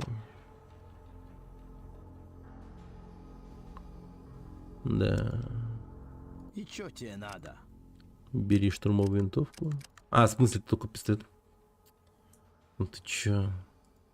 Серьезно?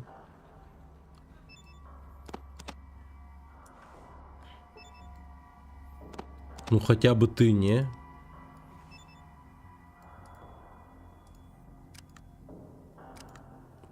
О, мой слон. Какой красивый. Да вообще. Не, он очень прикольный. В том плане, что... Ну-ка, ну-ка, ну-ка, ну-ка, ну-ка. 8.20. Как бы окей, но, блин, он... Нет ничего лучше, чем увидеть удивленное выражение лица мишени. 20х оптическим прицелом. 20, сука, X. 20х. Зачем? Ладно, было бы 4х. 8, ну куда бы ни шло. Но 20? Что там, прыщи рассматривать у него на лице? Я не понимаю, зачем?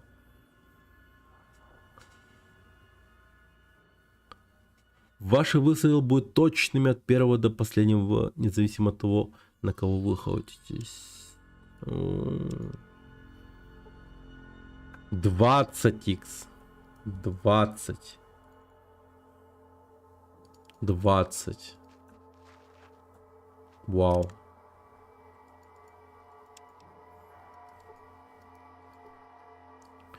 Я случайно никому список этот сраный не отдал. Типа тебе, может быть тебе. О, Господь всемогущий, кому я его отдал, а? Кому я продал его? Блин. Дай бог памяти.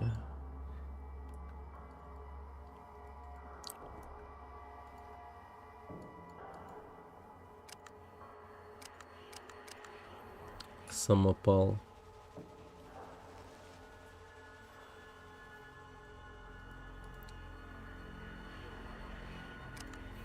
Может, я ему дам этот снайпу?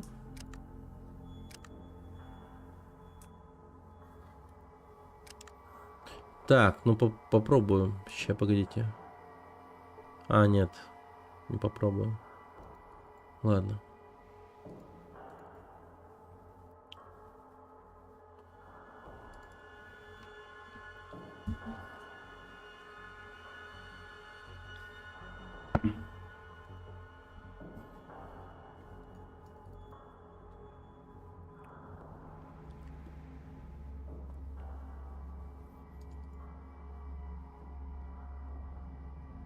Я вообще не могу вспомнить. Малявка.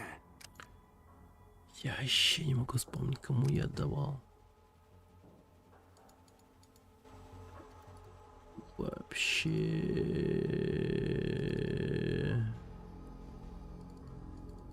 Кому я эту заявку продал? Ну, точно где-то в убежище, наверное. Но просто могу и ошибаться.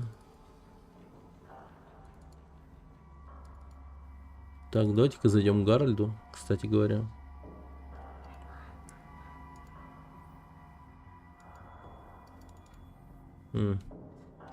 Гордон, точнее. Гарольд там внизу.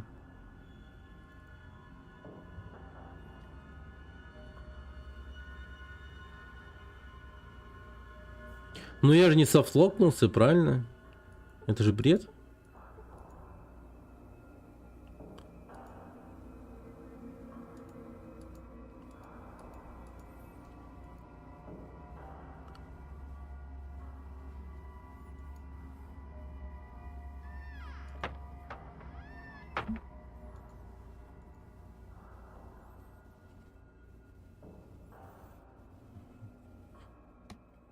Блин, вот у него так-то вещей много.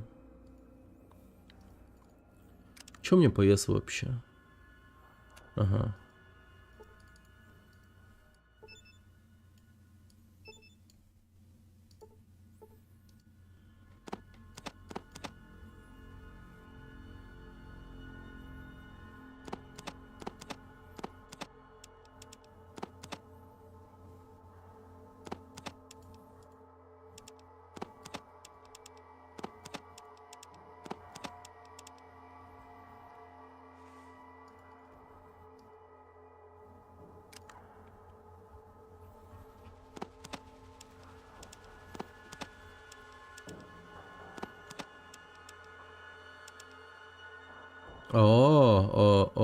Окей.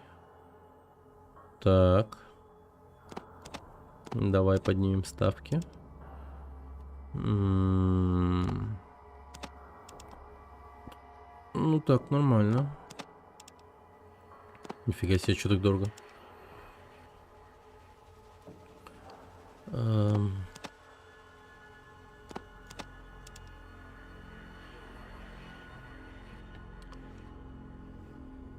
Так.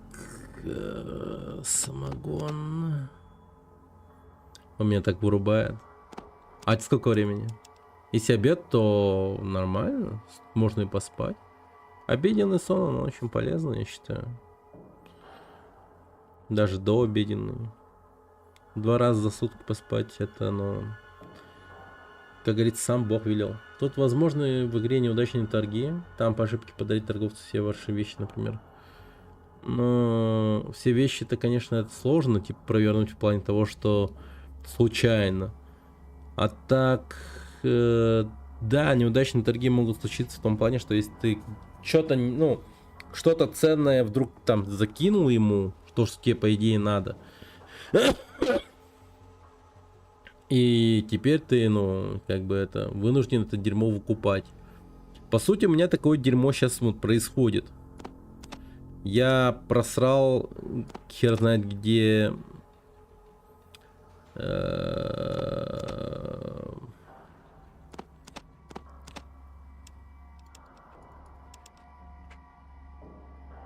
это самое.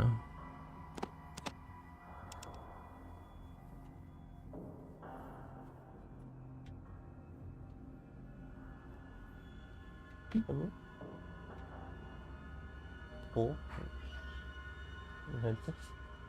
Да.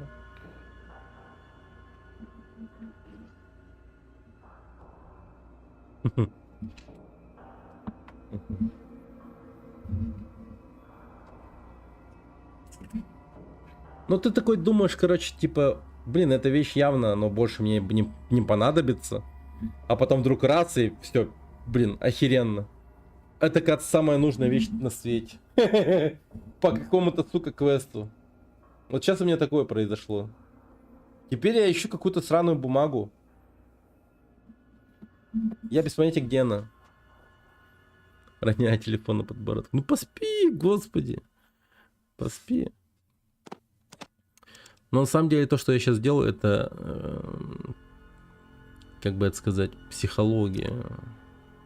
Знаешь, вот это вот психология.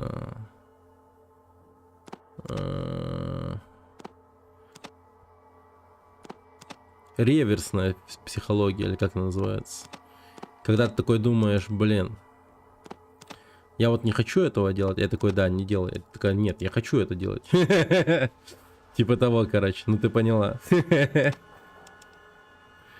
Так.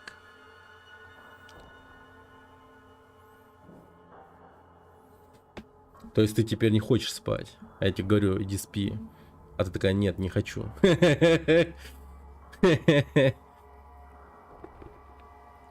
Ага.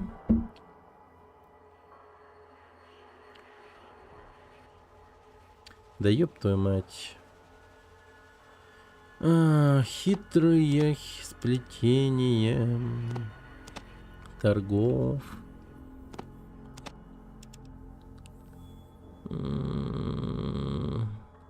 Чё б такого дешевого тебе подсунуть в прицы?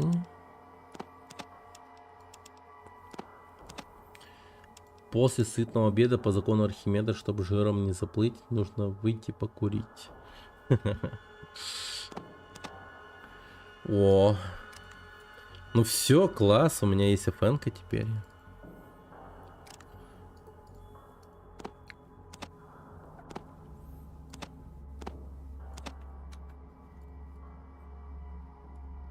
Блин, вообще не понимаю. Так, ну это ФН, окей, хорошо. Кстати, помогло. Да, есть такое. Если еще перед сном покурить, так это вообще типа вообще будет не по кайфу в плане.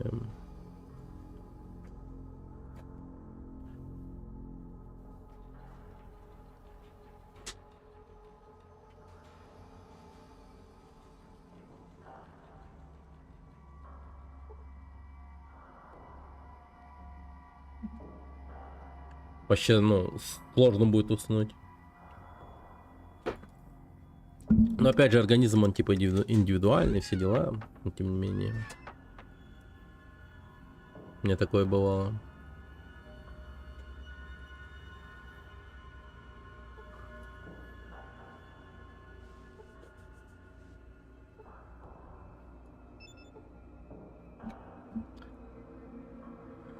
Мать твою.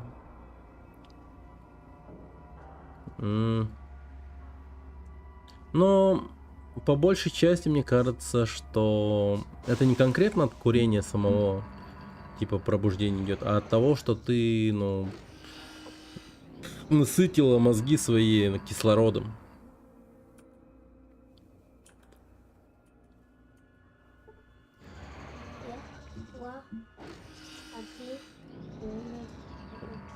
Вот тупощина.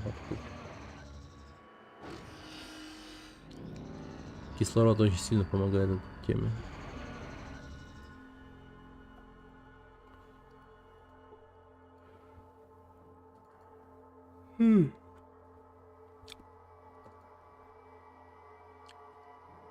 Выйти подышать воздухом. Чё тебе надо, малявка?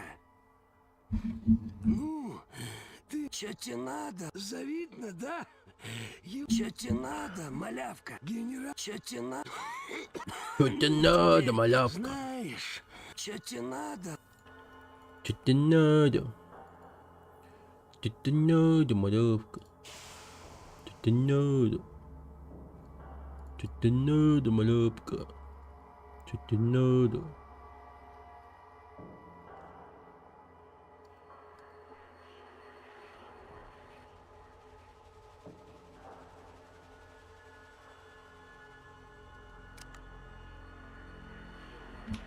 Ёлы-палы, ёлы-палы.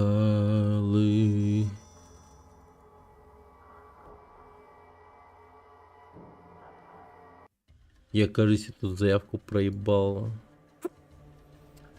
Где-то в городе убежище, прям 100%. Как будто бы случился какой-то вайб вещей. И теперь, ну, хуй знает, где он находится вообще. Ну, вряд ли у бармена, потому что я ему это не продавал. Ой, вот этот краш. Краш. Ну, Гаррет, он такой. Таинственный незнакомец. А как тебе это? Смогу помочь.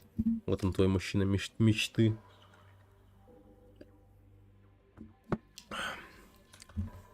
Слепой на один глаз, все дела.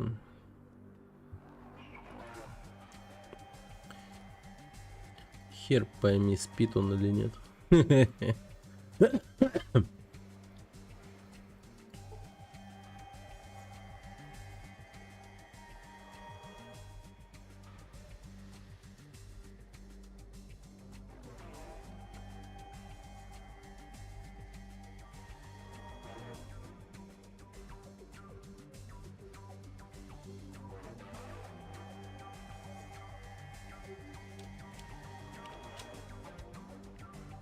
Привет, токарь. Здорово. Здорово, здорово.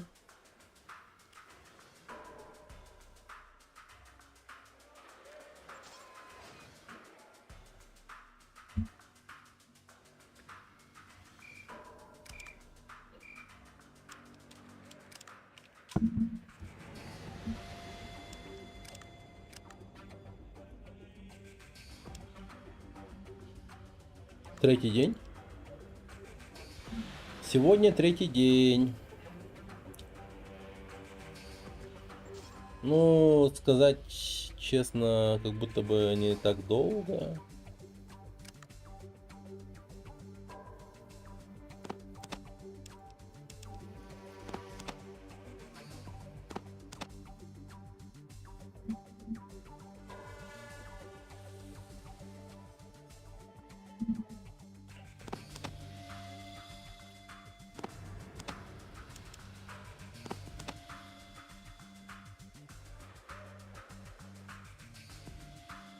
Не так долго, не так долго.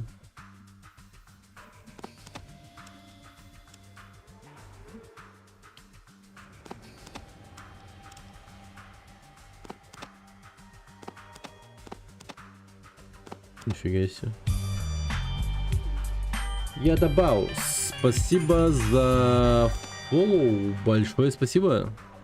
Добро пожаловать.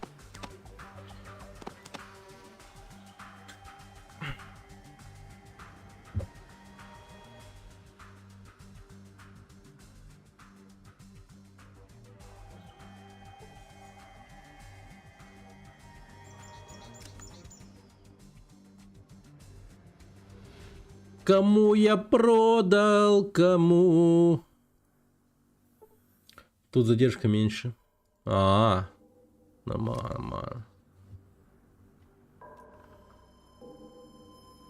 Ёбана, бобана, ну где же она?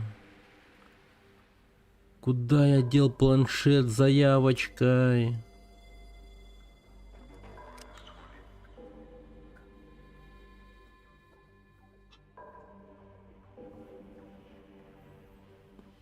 Ну, его можно взять эту, в принципе. Существенная тема.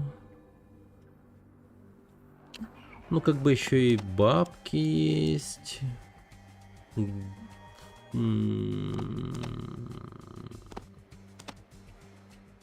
Чтоб такого продать еще.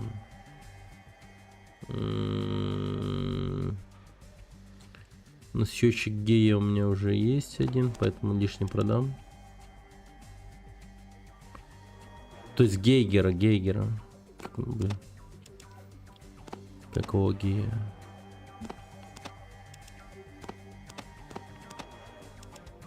О, гранат подешевле будет. Ага.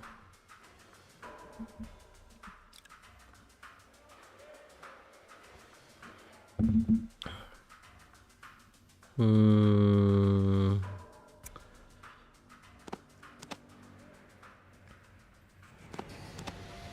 слишком дорогой продукт. Может быть,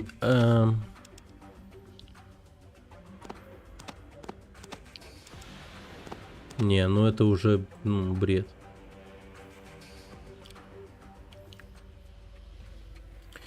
Так. Где вы, мои товарищи, спутники? Давай, Вик, беги сюда. Что там у тебя есть? Вот это говно отдавай мне. Наверняка можно.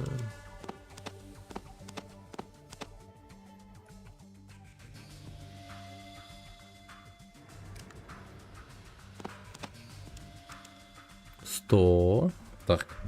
Один счетчик Гейгера. Вот. Книжку. Бабки. Уже, кстати, 3 раза хожу в магазин, куртку примеряю, которая нравится, и не могу выбрать. М или Л нужен. Да бери тот, что в комфортно ложится. И все, лоу. Что сложного-то? О, привет, енот. Отлично, все, енот пришел. Так.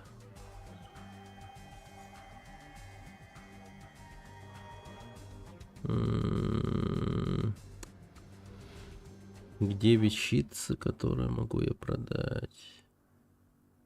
Продать. Да ладно.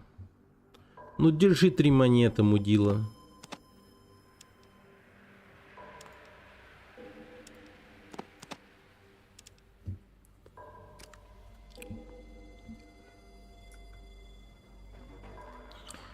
Так.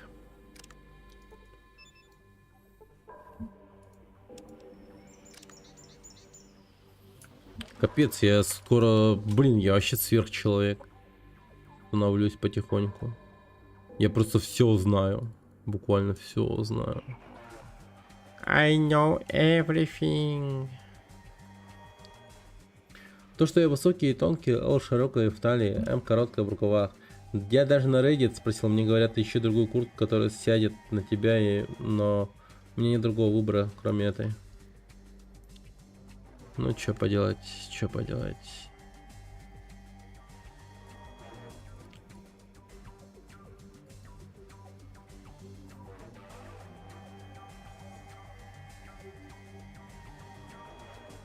Бери Элку, широкая в талии не такая уж проблема.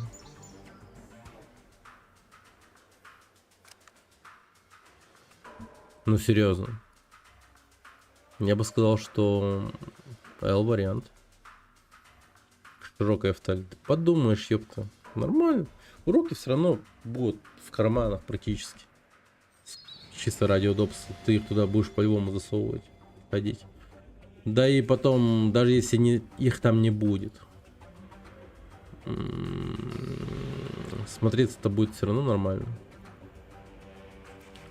Это уж лучше, чем, ну, короткие рукава, не? Так не кажется?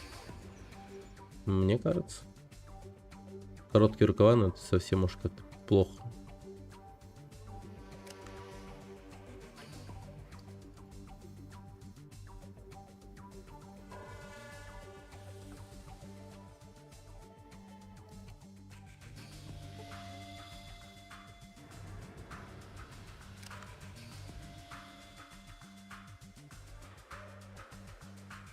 Я сейчас ёбнусь нахуй, потому что я не понимаю, где, блядь, эта заявка, кому я ее продал. Она, скорее всего, просто испарилась нахуй, блядь, просто вайпнулась к хуям. Непонятно как, почему. Вайпнулась, блядь. А где? По большей части я торговал с челиком снаружи. Но у него уже нет ничего.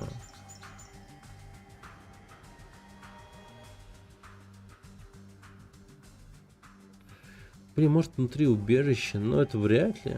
Я там... Блять, вроде ничего не оставлял. Или оставлял?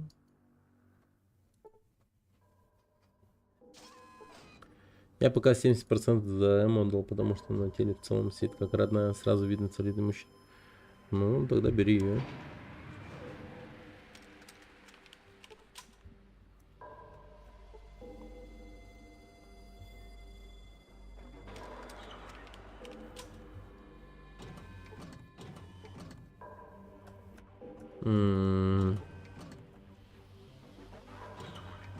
Вообще не понимаю.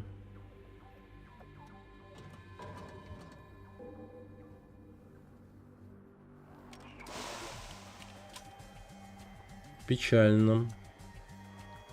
Ну да, печально. Согласен. Я в печали.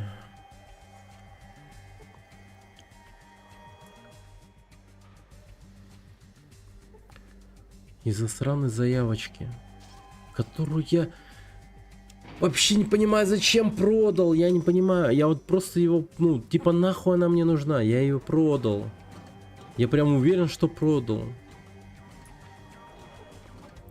То есть просто так ее где-то оставлять, это, ну, не про меня. Я ее точно, ну, как-то реализовал, блядь.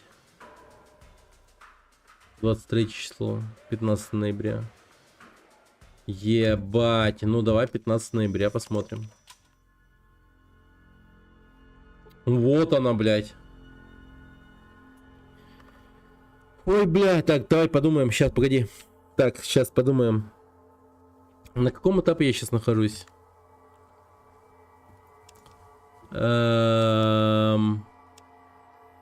Город-убежище. Доставить чемоданчик Мура. Гекка. Оптимизировать электростанцию, раздобыть супернабор. Так, хорошо, это херня как будто бы. Окей, ладно. Так, Дуров продал исходный код телеги к картинным маслом. В смысле? Как это?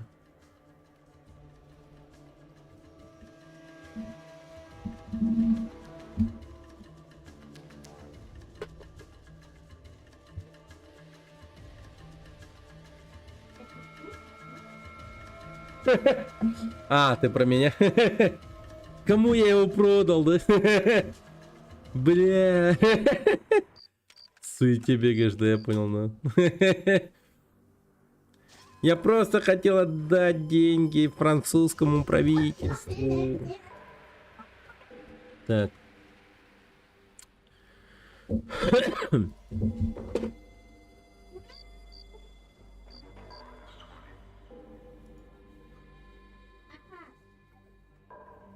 Суетология.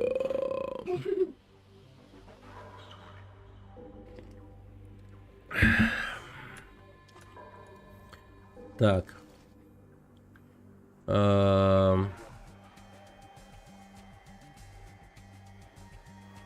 Раз. Два. Жди. И мы ждем. До 8.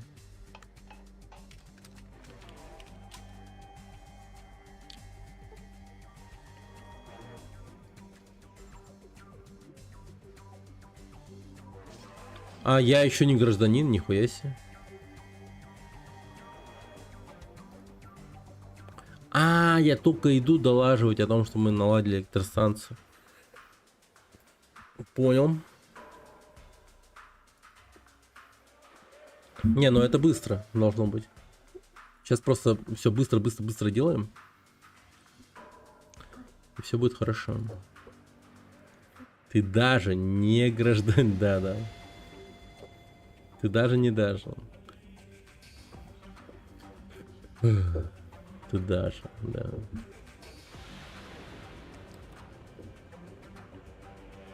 Все. Да здравствует город-убежище.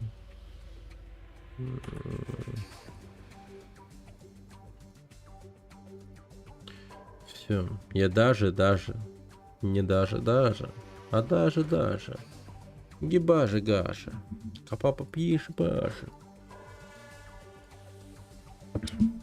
Погнали. Так, идем в убежище.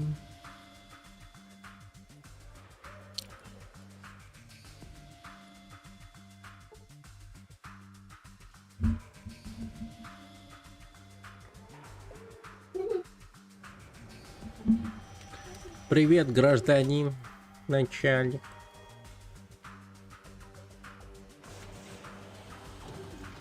Так. Только что дали гражданство. Я Нолан. Так. Чем занимаюсь? Так.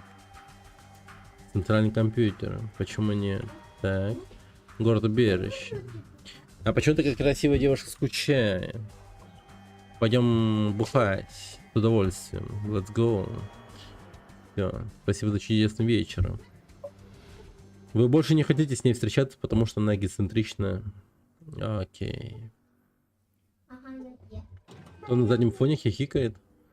У меня 3 пацанов, детей. Это средний, сейчас хихикает. Посмат ходит где-то тут. Так. Так. Так, так, так. Так. Так. Так. Так. Так. Так.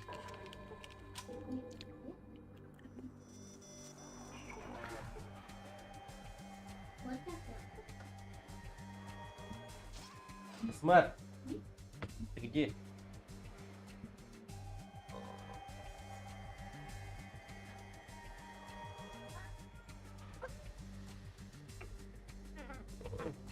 Вот он.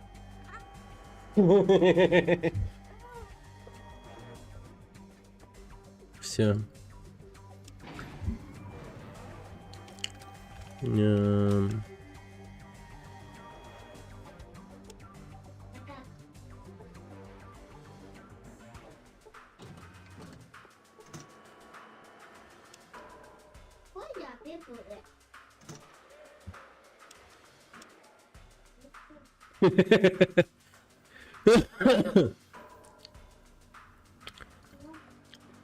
И чё? И чё? И чё? Ты хочешь, чтобы у нас появилась культура отмены в России? Серьезно? Вот через меня, да? Да, не думал, что ты так... Ты хочешь... Да. А ведь так и было бы, так и было бы. Я уверен в этом. Замок заело. В смысле, бля, заело? Да ну нахуй, нет. Ай, нет. Нет, нет, нет, нет. В смысле заело? Каким нахуй образом? Почему заело, блядь? Дети квадроберы, да. Не, ну таких за шкирку можно таскать, конечно. Ими приятно будет, они же, ну, как бы в роли животного, ты, считай, ну, поддерживаешь своего ребенка, как бы хватаешь его за шкирку. Это же, ну, это же правильно. Надо поддерживать. Поддержка — это все.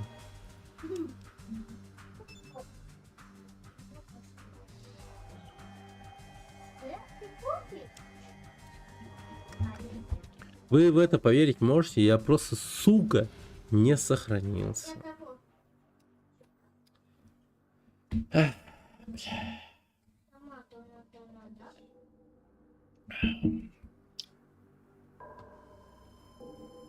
Такая должна быть. И потом он полюбит БДСМ, мазохизм, БДСМ и БТС. И всех. Но это не касается моих детей. Да.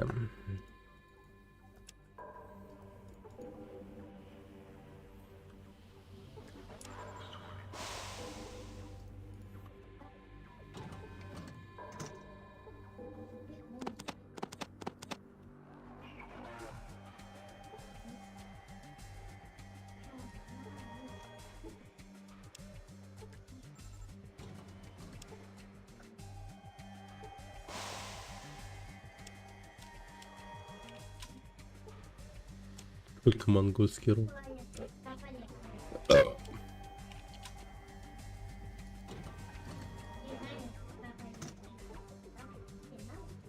Так, гаечный ключ, все.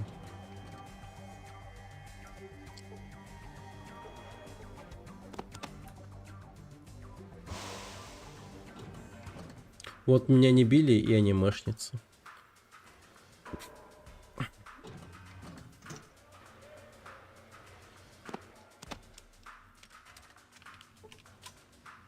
Это нормально. Но я так честно скажу, не доглядели.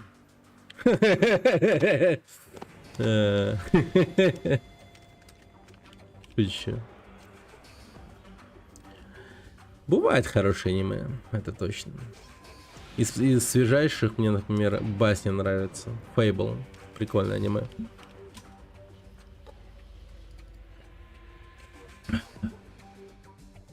Не касается. У моего друга гея, религиозная семья, которая презирает геев, это никак не повлияло.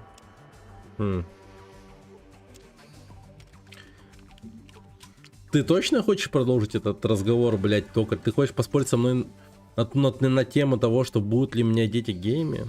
Ты вот хорошенько подумай над тем, что ты собираешься дальше сказать. Очень хорошенько подумай, токарь. Очень сильно хорошенько подумай над токарь. Прям тщательно, сука, подбери слова. Так, меня били, и вот я в Ohio. Ну, в Ohio без... нормальная тема. Не поспорю, но ты можешь говорить свои мысли, я же слушаю.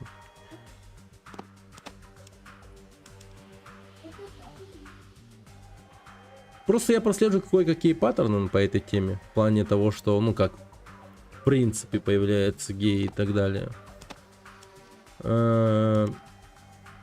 Мне сильно кажется, что те или иные семьи, у которых вот именно появляются вот такие вот, типа, так сказать, глюки, в плане, ну, такие вот дети появляются, они явно что-то дохуя скрывают, я вам скажу, в плане того, ну, как воспитывать своих детей. Не то, чтобы я имел в виду именно, типа, там, какой-нибудь, ну, насилие или что-то вроде. Не, ну, скорее что-то такое, что прям сильно ударило по психике ребенка. Я не знаю. Что может так изменить ребенка, что он такой становится? Я не думаю, что...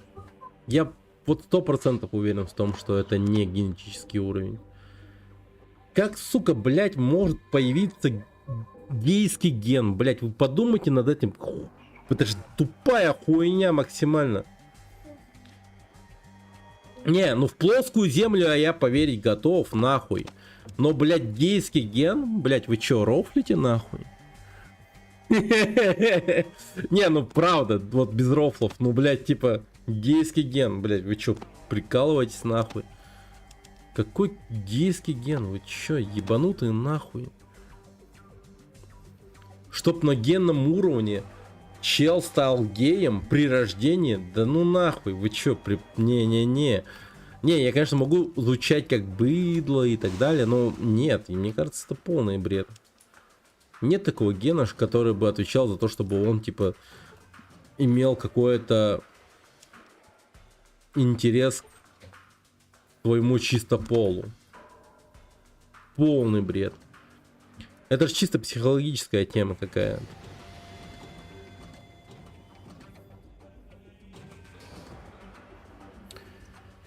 Вообще есть исследование, где у большинства геев было нужно другое развитие гипоталамуса. Так что вот так вот. Но не думаю, не думаю. Стоит эту тему как-то, ну, побольше раскрыть. Акт на век 13. Спасибо за фоллоу, большое спасибо. Эту тему стоит как-то, ну, по большей части раскрыть.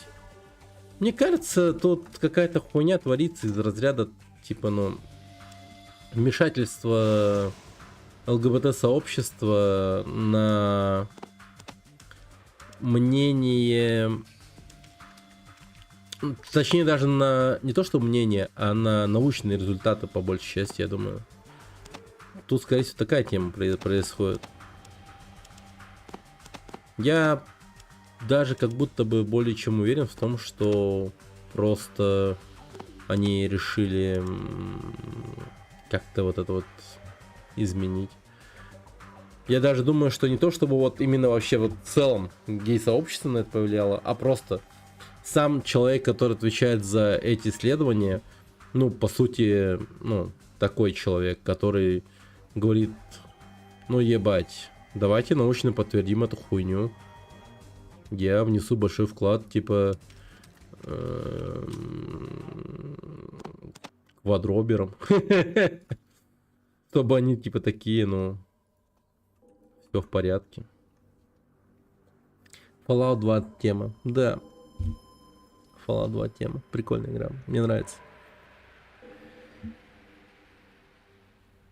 Если твои дети будут стримерами, я сделаю из них плохоебов. Договорились. У меня мама давала мне абсолютно свободу выбора. Но я не стал геем. Ну вот, видишь? Я своих детей тоже никак не ограничиваю. Но просто слежу за тем, что они смотрят, что они играют и так далее. Я не сразу, типа, ну, кидаюсь там, типа, запрещать им что-либо. Я им объясняю, что это. Я им объясняю, что происходит. Я им объясняю, про что играю. И так далее. Главное объяснять и так далее. А не чтоб они там какую-то хуйню надумали, которая, ну, им подкидывает, возможно, сам продукт этой игры. Или еще что-нибудь такое. Главное во всем объяснять им, пролаживать путь. Тут не думаю, что дело в гипоталамусе или что-то в этом роде. Это полный бред. А я больше придерживаюсь исследований, которые проводятся. Философия австрийского художника. Да, вот что началось-то, философия австрийского художника? Это, ну вы чё? Карманный мусор. Мусор из вашего кармана.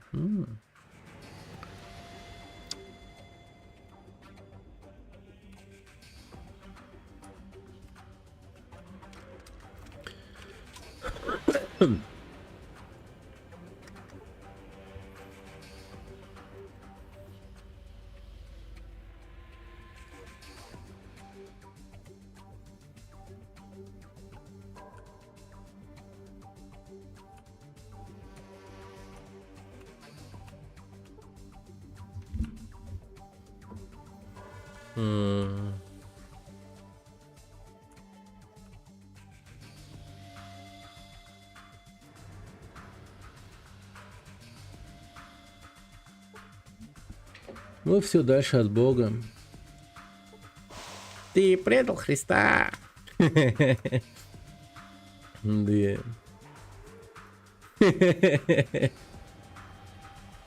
Все представили у себя в голове ежика, который говорит: ты предал Христа. Сидит импи на толчке и думает, в какое очко уже сенебинаров кидать.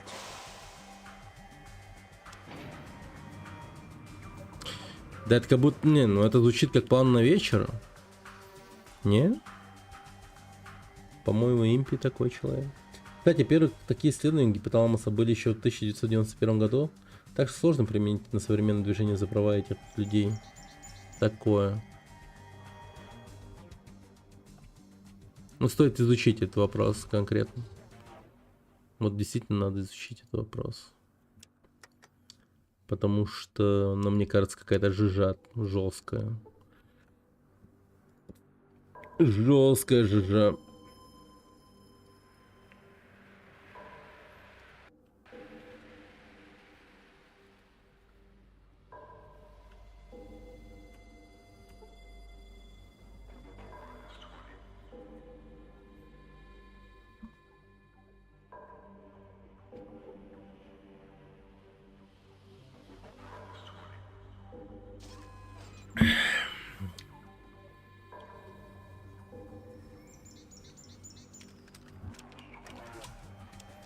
Ну, прикиньте, короче, типа такую тему. Как бы это сказать. Короче, все такие ученые, нахуй. Они такие: окей, надо доказать научно, почему геи существуют. И они такие: окей, хорошо, давай прикинем. Начинают какие-то исследования, там ДНК, хуё-моё и там прочее и так далее. Но представим, что они не пришли ни к чему. И они такие: слушай, может быть, просто что-нибудь там припишем и скажем: ну ебать. Вот ты сам не думал о том, чтобы выебать мужика в жопу, типа. Он такой: ну, сказать честно, я думал об этом, типа, но не серьезно, а так чисто по угару. А теперь представь дальше, что от любопытства случилось действие. Екатерина Михеева. Здравствуйте. И они такие, типа, ладно, хорошо, я понял, к чему ты клонишь. И они такие, типа, окей. Так получается, давай сделаем так, что мы, типа, раскрыли вся хуйня. Притянем какие-нибудь там, типа, ну, химические действия, там, ДНК нарушения и там прочее. Спасибо, Грайбар, за фоллоу. Большое спасибо. Вот, типа, что еще не раскрыто и что вызывает вопросы там, типа, в клетке ДНК человека? Они такие, ну, по большей части гипоталамус особо не, ну, типа, не раскрыт. Я думаю, можно к нему туда всунуть эту хуйню. Давай, go, короче. Какой-то процентаж тех или иных изменений поставим на эту хуйню. И все. И потом челики такие, ну, погоди. А если вдруг те или иные, типа, ну, так скажем... Ну, короче, прикинь, они начнут задаваться вопросом, ну, представь будущее, наши работы обнародованы, проходит какое-то время, но люди задаются вопросом, а вдруг я гей, типа, а нужно пройти тест ДНК, и вдруг они такие, окей, тест пройден,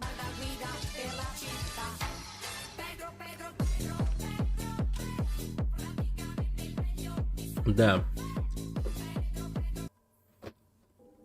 Грайбар был забанен у многих.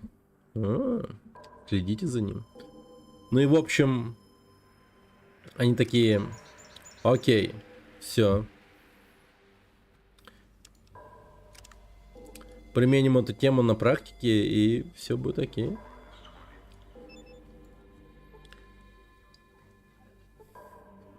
Да, типа того.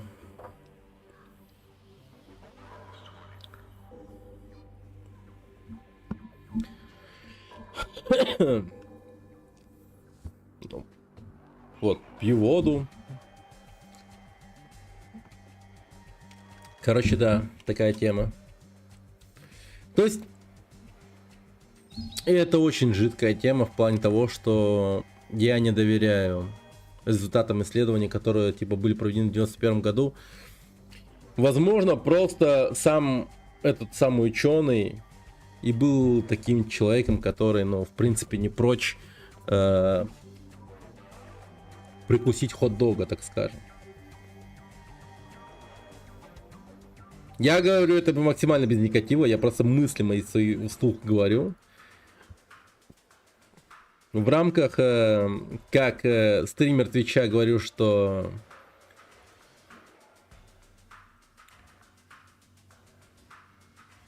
геи веселые ребята, прекрасные люди.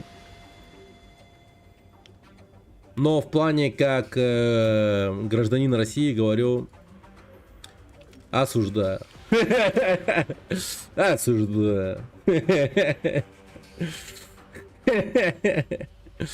Да, такая тема, ребята.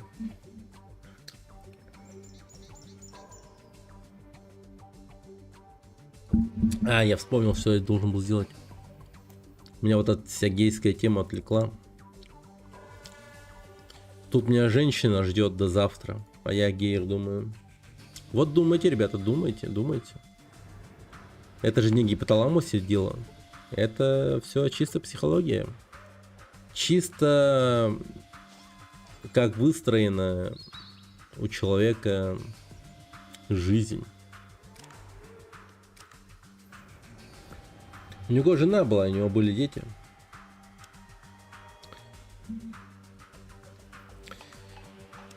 Are you sure about that, блядь?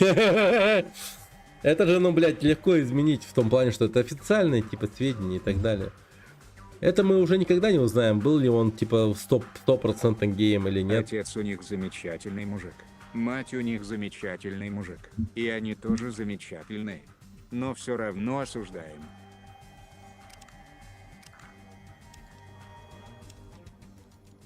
Ну, типа. Ну, типа.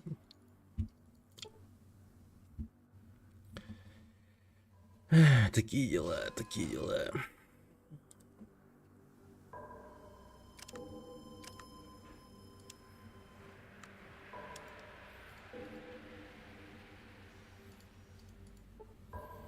Это 100% просто типа хуйня из разряда, блять, ну...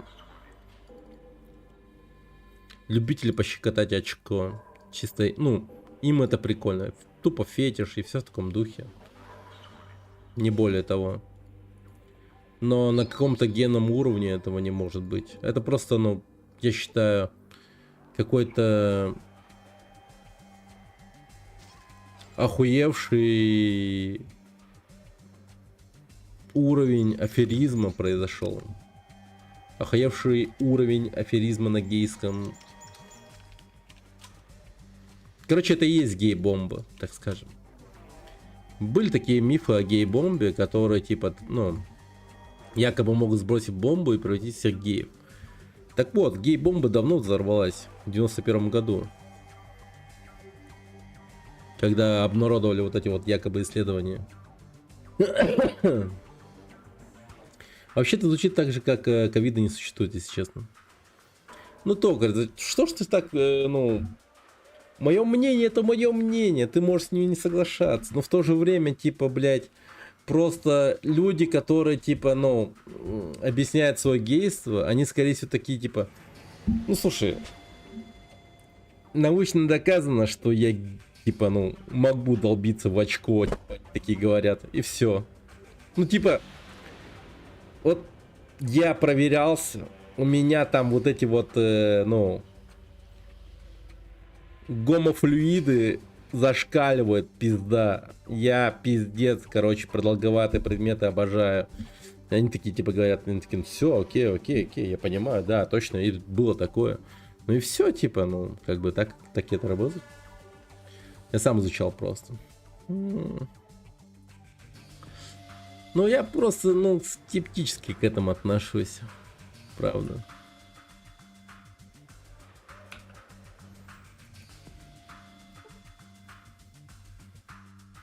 Не то чтобы я скептически относился именно к тому, как ты изучал этот материал.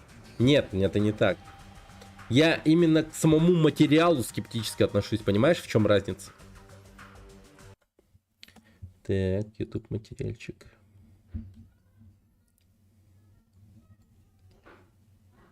Именно сам этот. Там осуждаем все. Все осуждаем. Прям все? Или может быть что-то можно одобрить?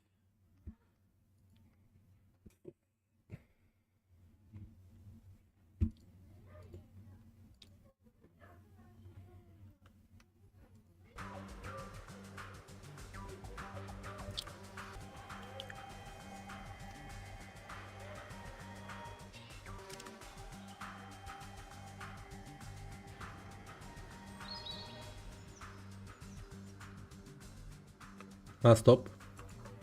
Я пытаюсь это видео увидеть просто.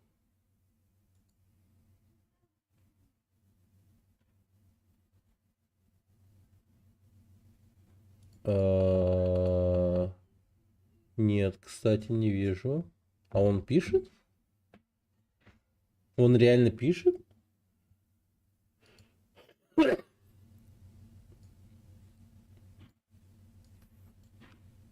А чё, типа, он реально пишет?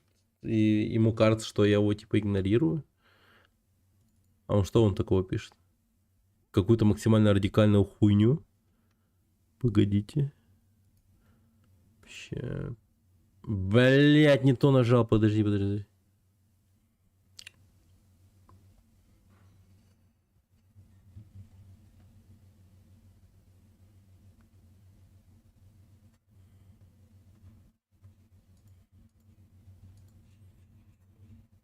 У меня после каждого сообщения ваше сообщение опубликовано, так как не соответствует условиям модерации канала. Ну хули. Понимаю. Так. Защитный режим. Только я его случайно включил. Как выключить защитный режим? Так, ладно, попробуем автомод.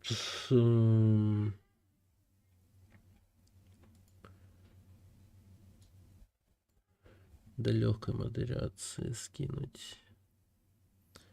Термины, фразы. Так, настройка. Что случилось? Да ничего. Обсуждаем всякие крутые вещи. Довольно-таки.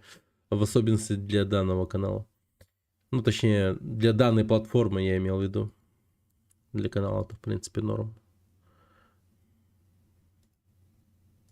Попробуй сейчас, Грайбар, что-нибудь написать. Я хз.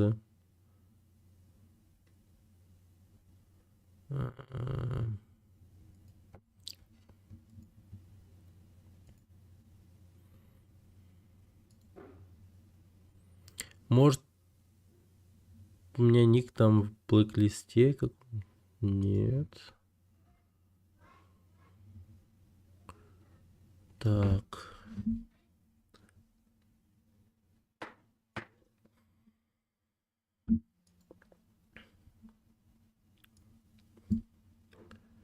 Ну, допустим...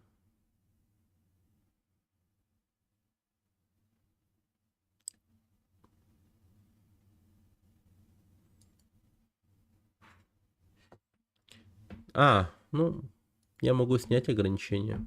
Все снял. Так, хорошо, ладно.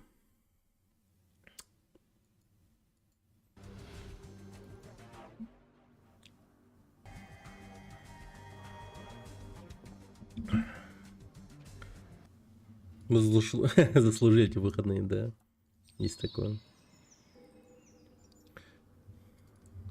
Раз. О, Грайбар появился, да. Всем... Вот, говорите привет Грайбару. Вот. Так, о чем это я? Ну, в принципе, я все сказал. О том, что я хотел сказать. Я думаю, ну... Возможно, все останутся при своем мнении, но тем не менее, я поделился своим мнением. Вот и все. Вот и все. Он уже заходил к тебе на стрим, но когда я вернулся, он уже не был на стриме. Я думал, ты видел его сообщение. Не, вообще не видел. Нулина. 0. Я бы даже сказал урина. Это был вчера. Да?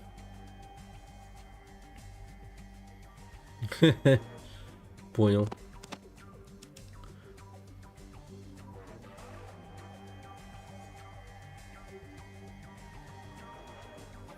А за что тебе так вообще? Я не понял. Ну-ка, поделись. Что было в твоей жизни такого, что тебя решили какие-то эти либерахи отменить-то, а?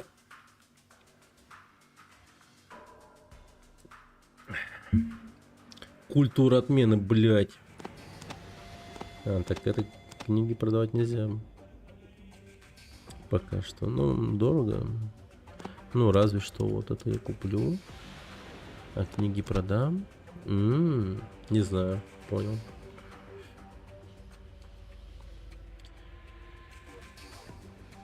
Короче, поделюсь одним cool story. Я на одном канале, помнится, очень много шуток классных закидывал на тему однополых отношений. Меня там забанили. Конец истории. И все. Ну я хуй знает. Ну типа, ну было. Но мне подозрительного типа этого не давали. Юзера.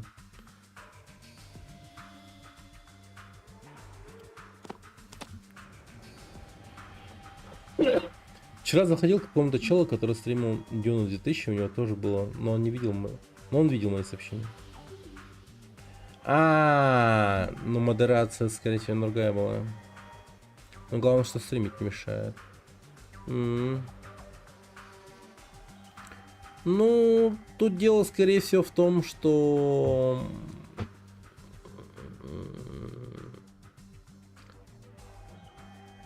Хочу ли я видеть уголовников на своем канале? Типа. Да, вот в этом дело. Скорее всего.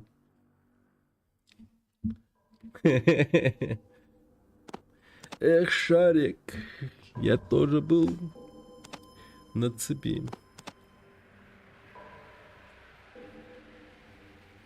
Эх, Шарик.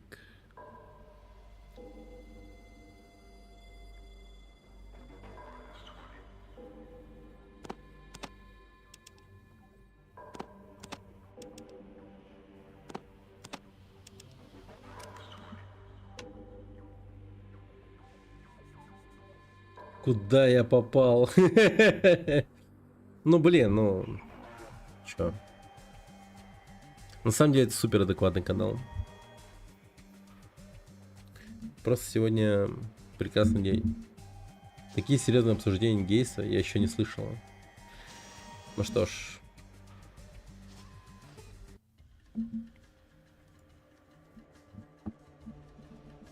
Мы каждую пятницу проводим собрание на тему волнующих многих и немногих, немногих, многих. И мы обсуждаем многих по немногим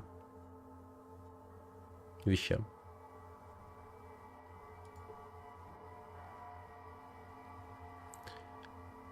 Вот.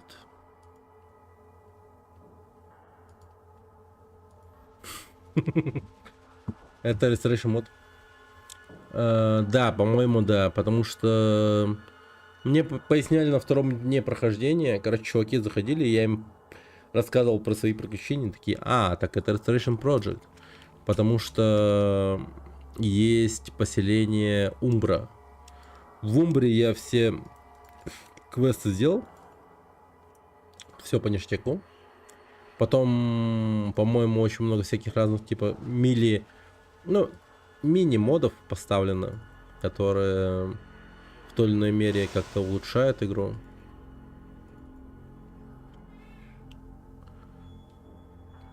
Вчера деревню Сулика видел, сейчас вон Аббатство. Да, на Аббатство надо, походу, пиздохать. Аббатство это тоже типа, да? Restoration Project, понял.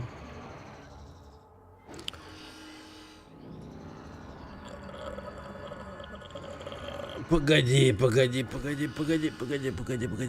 Надо Скитеру отдать, видимо, ремнабор.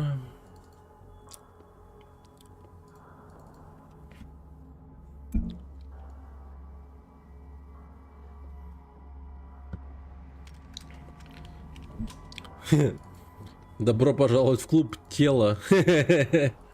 Нормально, приветствую.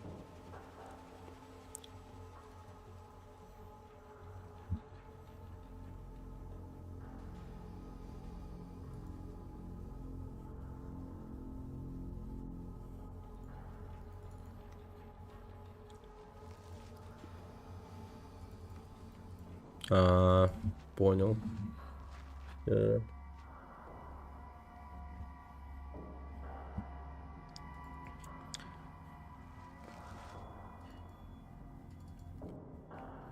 Не, ну со мной такого давненько не было, в том плане, чтобы я как-то отмечал пятницу как особый день, потому как, ну типа лол.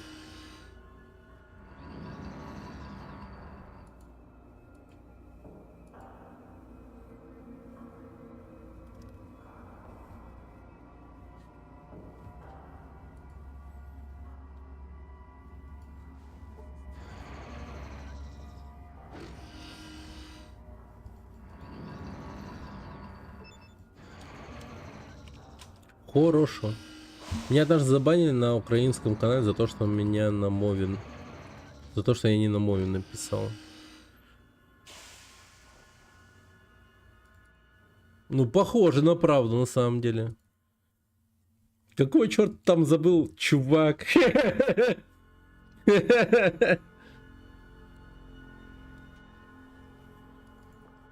Просто... Короче, я знаю одну новость. Его, скорее всего, по большей части распространил этот самый Асмонголд, а у нас в России Мэдисон.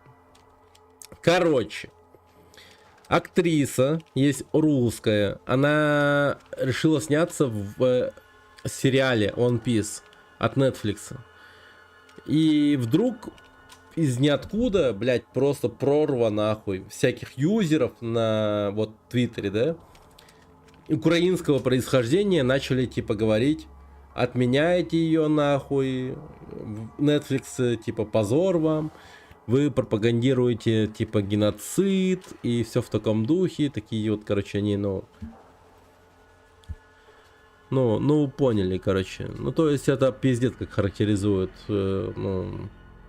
данный народ в этом плане, именно, в ебанутости. Ну, не буду продолжать, в общем. Вкину еще такую хуйню. Меня однажды украинцы, короче, максимально жестко пытались заскамить на бабки. Им это даже удалось. Это были украинцы, и не гордились тем, что они, заскамили русского.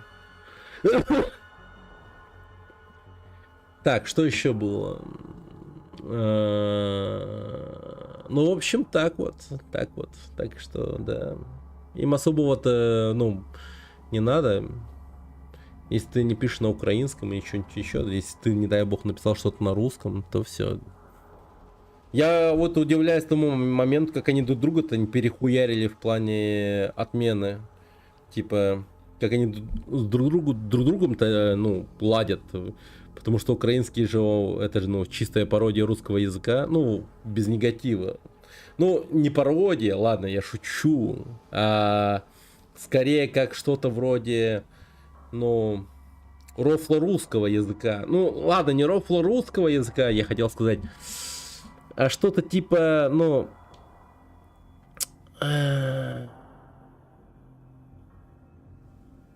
типа американцы, точнее, короче, есть Англия, она, короче, типа там какую-то экспедицию затеяла, и те, короче, съебались на материк Америки, открыли ее там, типа, с Коламбусом, и он такой, типа, окей, чуваки, давайте мы станем американцами, и у нас будет, типа, свой диалект по типу.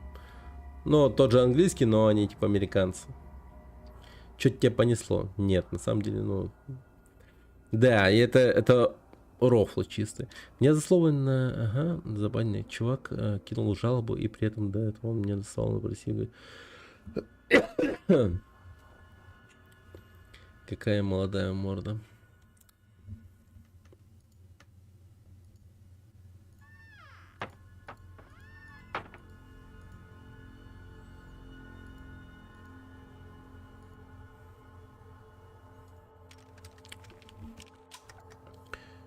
Так, окей.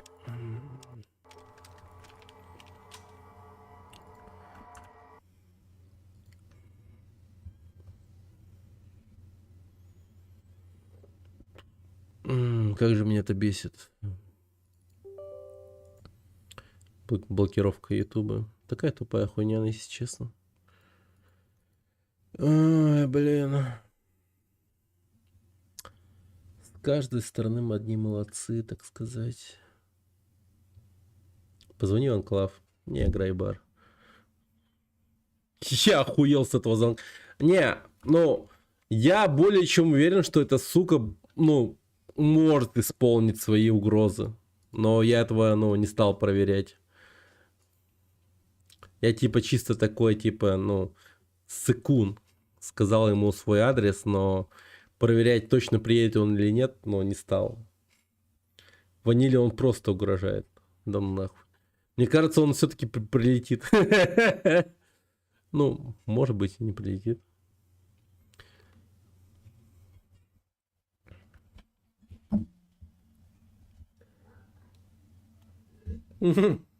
Гудзон, это слово, кстати, как будто, да, обижает людей. Сейчас подойду.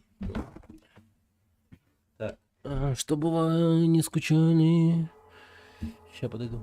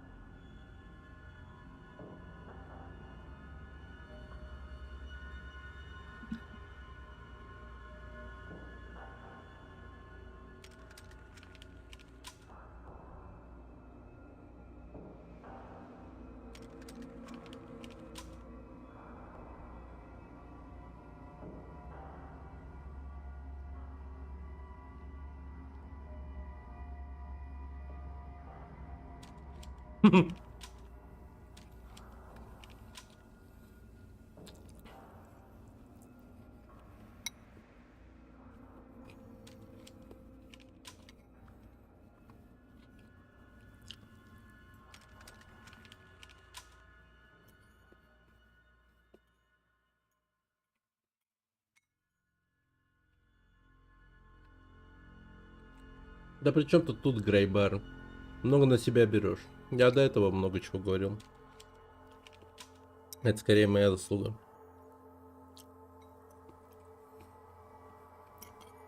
То ХМЖ. Включи воображение. Если не получается, то не надо.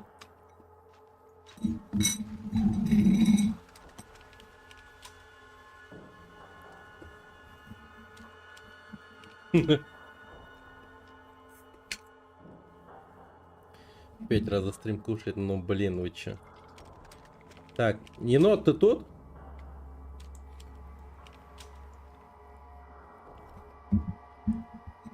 Спасибо, спасибо. Спасибо, я, да.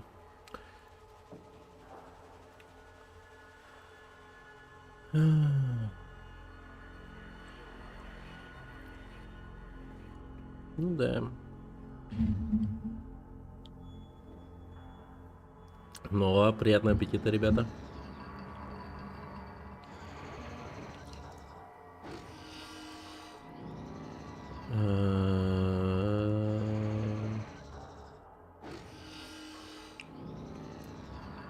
Вот, я поэтому и вспомнил про енота.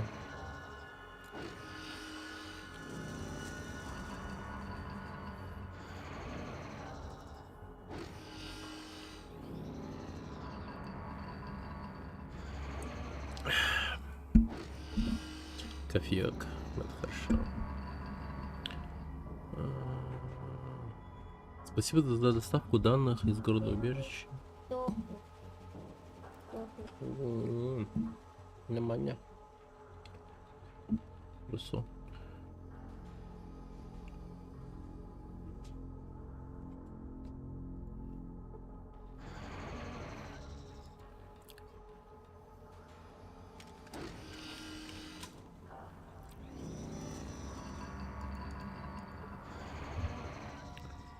Горбатая игра. Когда последний раз в кино ходил и на какой фильм?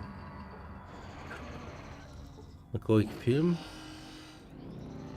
Последний раз ходил на Мария в кино в Таиланде.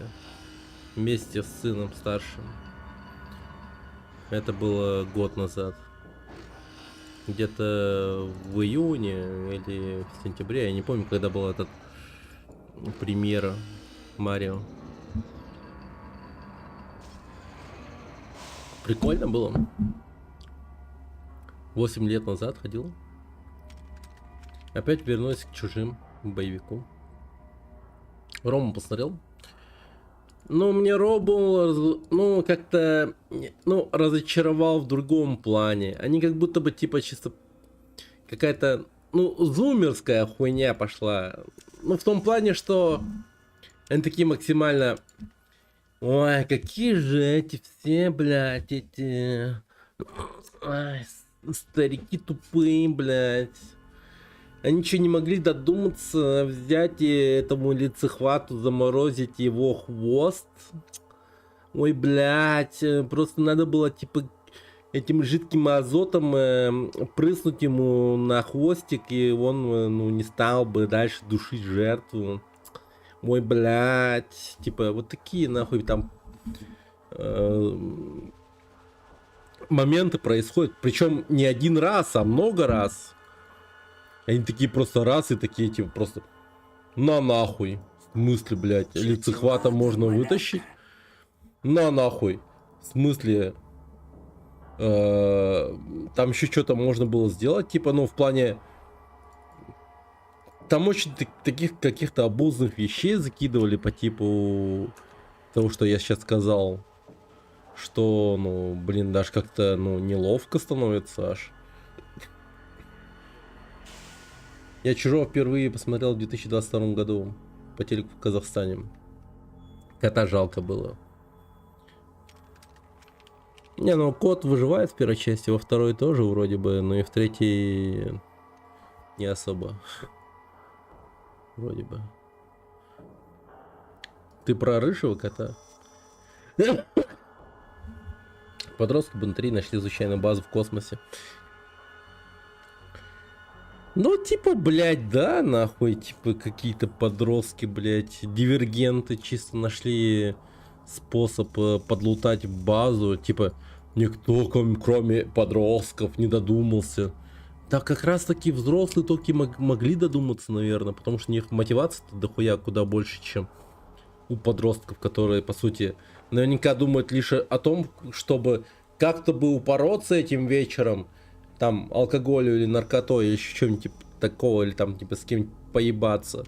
А более взрослые люди, они будут думать о том, чтобы как-то обеспечить семью, как там, типа, ну, бабки найти, вся хуйня, у них там более глобальные такие более цели будут, чем у подростка, блядь. Очевидно. Ну, то есть, они такие могли бы просто, ну, я хз, туда сунуть кого угодно, типа 30-40 лет, но нет. Они въебали туда, типа, 20-летних каких-то полупокеров и пиздец. Хуй пойми, что там происходит вообще. И они все такие дохуя прогрессивные и, ну, умные, блядь.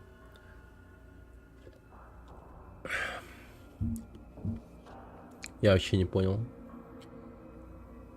Так, я чужой. Так, ага, весь фильм провалился. Меня интересует сейчас только ветка Дэвида и как они его вообще впишут в создание чужих, если чужие так. Ага. Ну, кстати, да, если по Прометею пройтись и по то, что происходило после Прометея, у Дэвида дохуя большая роль во всем этом. Он там вообще творит какую-то жесткую хуйню. Хуй пойми вообще. Но мне кажется, тут опять же, типа, произошла, типа, ну, хуета из разряда просто мы хотим бабок и какого-то нормального объяснения всему этому, ну, по факту просто не будет. Ну, мне так кажется, по крайней мере. Какого-то, ну, адекватного объяснения всему этому просто не будет. Избранный, наша деревня страдает без священного ГЭК. Ты держишь в своих руках жизни, как отец держит на руках детей.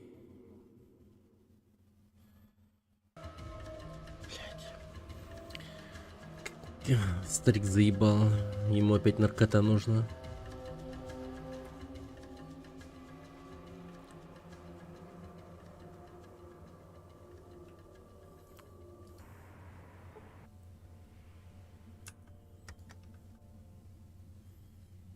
Ну...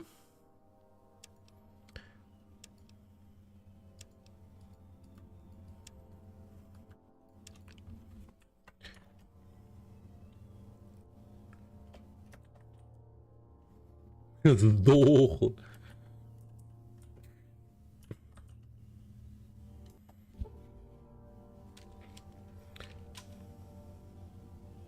По-моему, если его убить, в самом начале будет гейм-овер. Старика? Я не пробовал. Обалдеть, это последователи апокалипсиса? Эти рофлеры все еще живы, блядь? Как? Как они живы? Ну, в том плане, что... Короче, внесу контекст, моему удивлению. В первой части последователи апокалипсиса, они вели такой образ жизни, который... Ну, как бы... Блять, так пояснить. Они не любят насилие. Они не любят нападать на других людей. Они чисто максимально религиозные люди, которые типа: о боже, ты меня ударил? Ладно, я тебя прощаю. Возьми мои вещи, если они тебе так необходимы. Возможно, Бог хочет, чтобы ты их забрал, а я пойду и сосну хуйца. Или типа того. Ну, короче, такие типа ребята. Они максимально, ну, что бы ты им ни сделал, они не будут нападать. Типа такого рода пацаны, короче. Ну, вообще, типа, ну...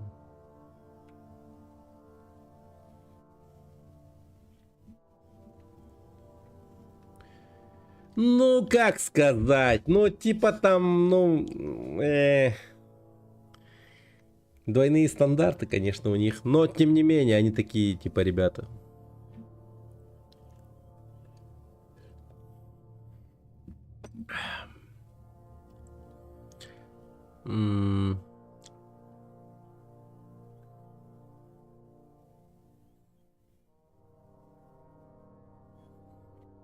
Дело даже не в связке Дэвида и боевичков. Сюжета уже не существует в этой серии фильмов. По поводу фильма... Дэвиду открыли ксеноморфов, а в предыдущих фильмах они жили еще до людей. На Земле их использовали хищники. Не то чтобы Дэвид, блядь, открыл ксеноморфов или, скажем, прямо создал их. Не, это так не работает. По фильму Прометея просто этот сраный вирус этого, ну, типа совершенного организма, он берет любой ДНК, любой организм и делает его совершенным, то есть хищным, типа чужим таким. То есть любой организм, куда он попадет, он превратится вот такого вот ксеноморфа, типа, ну, с какой-то такой с приколдесом. А Дэвид лишь первый из людей, который такой типа: подъебу-ка я свой экипаж и закину им приколдес в виде ксеноморфа. И все. Он хотел лишь узнать, что будет, типа, и узнал. И он такой, о, это охуенно. И все, не более того. То есть он не создал ксеноморфов. Он просто такой, типа, на приколе долбоеб. Не более того. И все. Жена и я приехали сюда несколько лет назад с караваном. Нам так сильно понравилось здесь, что мы решили остаться и основать нашу собственную маленькую ферму. Я вам так скажу.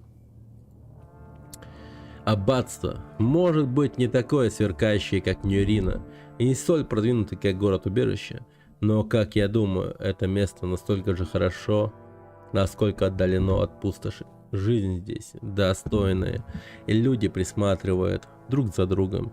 Конечно, в некоторых местах может быть безопаснее, но ценой личной свободы нет уж, спасибо, мы обойдемся без этого. Привет, комбо. Да. Присаживайся, балдей вместе с нами. Если тебе проблематично смотреть на ютубе, то проходи на Twitch, либо VK Play. Жду, когда покажут планету ксеноморфов. Такая тема существует реально? Планета ксеноморфов?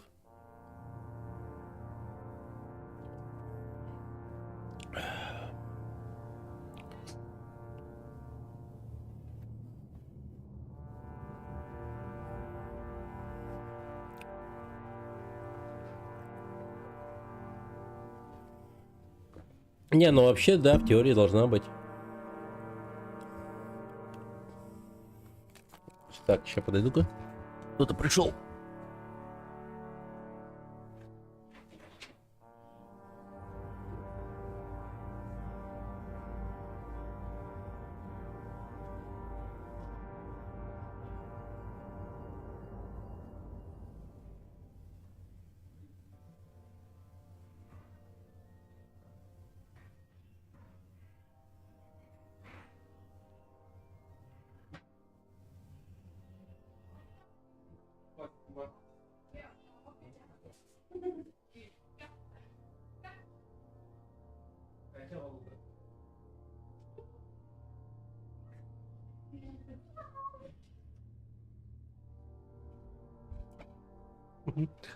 Мясо принесли.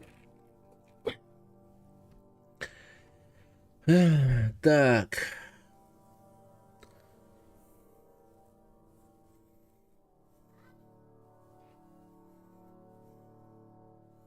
Блин, если так посмотреть, это же, ну, несуществующее, точнее, в ванильной версии не было вот этого контента. Но кто бы ни делал вот этот вот Resurrection Pack, или как он там называется, по музыке он нормально сделал. Вообще хорошо. Не, ну заказывать мясо намного выгоднее, чем покупать его в рынке или еще где. Тут главная связь, знать, да.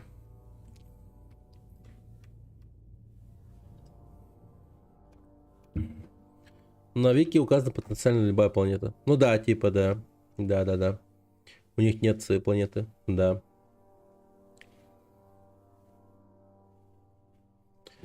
Его не то чтобы совсем не было. Они же по диздокам вроде восстанавливали. Музыка, да. Да, хорошо сделали.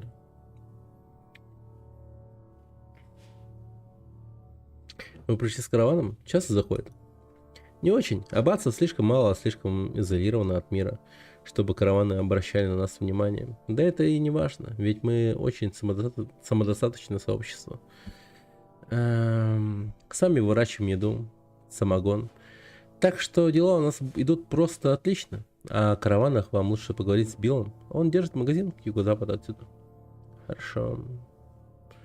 Знаете что-нибудь о ГЭКе? Сожалею, приятель, никогда не слышал такой штуки, но если это связано с довоенными временами, то я уверен, что кое-что о нем ты найдешь в компьютерах монастыря. К сожалению, для вас эти монахи надежно защищают свою информацию, боясь, что она приведет к новой войне или типа того. Если люди узнают слишком много, тем не менее, вам стоит поспрашивать об этом у них самих. Так и сделаю.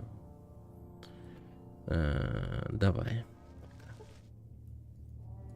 Но я перед этим слегка тебя грабану под эту великолепную музыку. Пора голодать, друг мой. Пора голодать. Слегка поголодаем. Чек.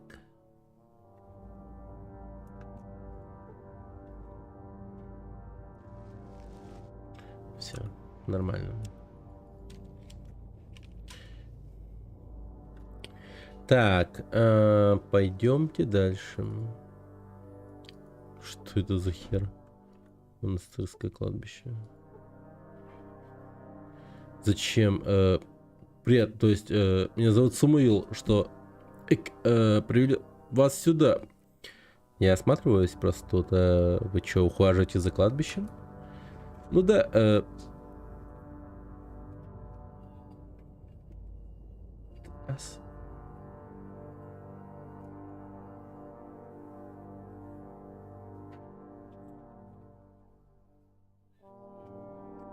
Миха.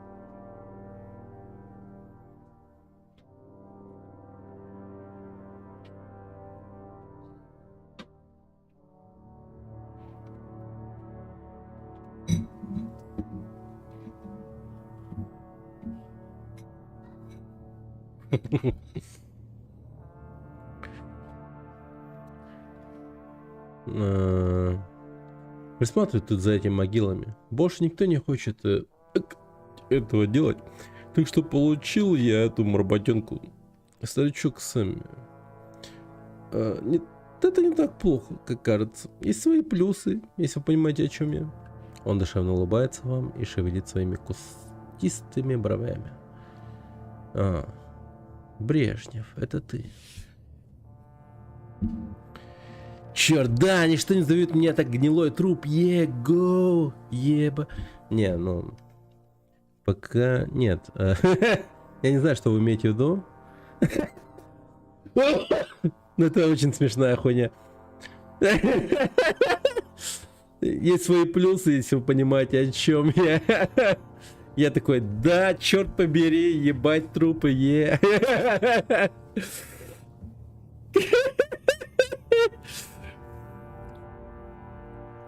Да это все-таки тупенький, глупенький. Ну, он по большей части дохуя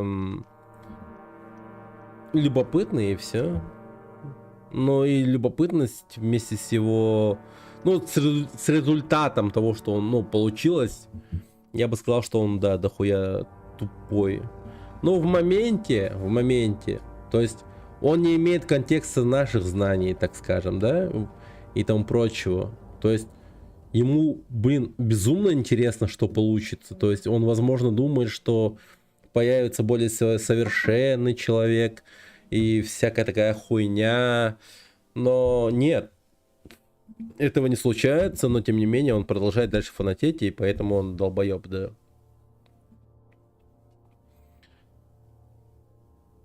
Да, он придурок.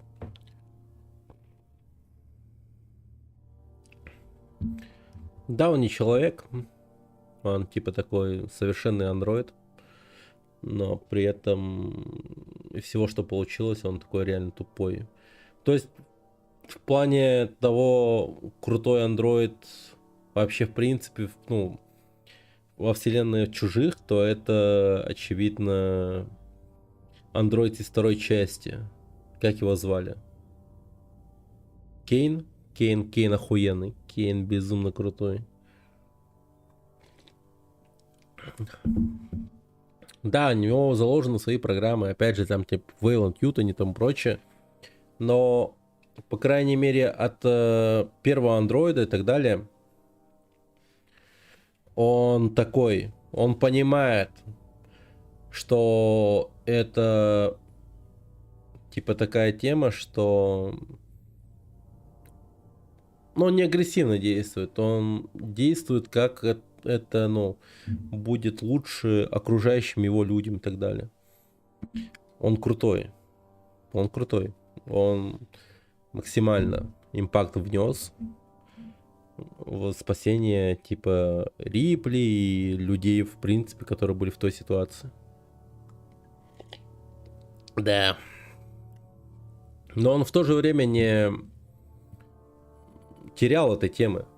То есть, как вот, типа, совершенный организм, вся хуйня. Он тоже был в теме этой, но понимал, что важнее. И что будет лучше. Как будто бы. Потому что... А в Ромуле самый бесполезный. Да в Ромуле он просто, блядь, типа, ну, хуй пойми. Опять же, типа, вот... Ой, Ромул это... Это... Знаете, с чем сравнимо? Это диснеевский 7-й эпизод Звездных войн. Не, даже хуже. Это диснеевский 8-й эпизод, блядь. Или 9-й, где они вдруг с нихуя Палпатина возродили, типа. Тут подобная хуйня, но на другом уровне, в том плане, что они просто такие: окей, был супер крутой андроид, он был чернокожий, и он был единственным экземпляре, и он был именно у девушки-подростка, которая живет в колонии, хуй пойми где.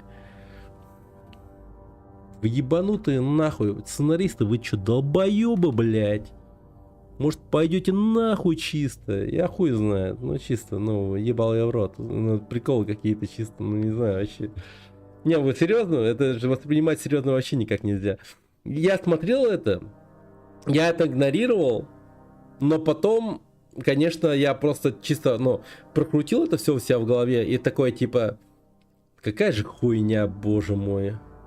Какая же хуйня, боже мой.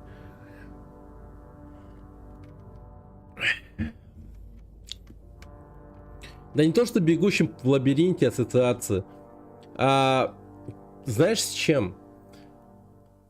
Типа с Дивергентом. Фильм Дивергент, помните? Максимально подростковая хуйня, где одна подростковая пизда дохуя особенная, и она дивергент, и она уничтожает всю систему, которую построили взрослые там, и она собирает вокруг себя таких же типа подростков, дивергентов, и они разрушают систему, блять, там типа взрослых. Блять, ебал я в рот эту хуйню. Типа подобного рода хуйня тут тоже самое происходит, но это все делается между строк. Не напрямую, но между строк. Они сразу же такие типа раз и просто говорят: да пошли вы нахуй, изи спасти человека, которого задушил типа лицехват, просто, блять, лол, отморозьте ему ножки и хвостик, и все. И все, погнали. А дальше что еще было? Блин, какая-то хуйня. Блять, я вспомнил тот эпизод, когда они шли сквозь коридор, где было дохуя лицехватов, и они такие: блять, лол, просто давайте снизим нахуй температуру комнаты из себя, свою температуру до комнатной температуры. И типа комнатная температура и мы будем одной температуры, и лицехваты нас не будут видеть. И пиздец, они такие проходят, блядь, проходят. И вдруг одна пизда начинает типа там возбуждаться или что там происходит. И вдруг они такие типа: блядь, лицехваты нас увидели и побежали. Вы ебанутые нахуй, вы на приколе, блядь. Как это работает нахуй? Опять же, это же не то совершенно, я не понимаю, вообще бред какой-то.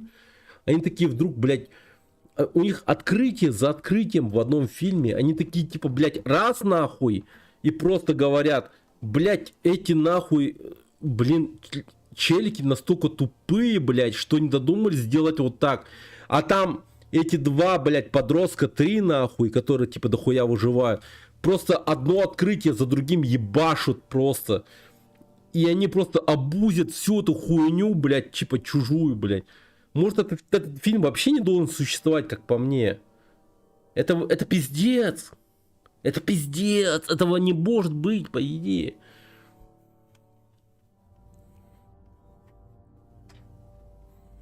Да, ну это фул бред, я не понимаю. Я хуй знает, что они там сделали. Они вроде как подняли температуру в комнате, то ли еще что. Ну, короче, типа, чтобы температурный фон оставался, типа, одинаковым с телом человека. Или типа такая хуйня, короче, была. Вот это ой. Тох. Тох. Котенка, брат, Тох.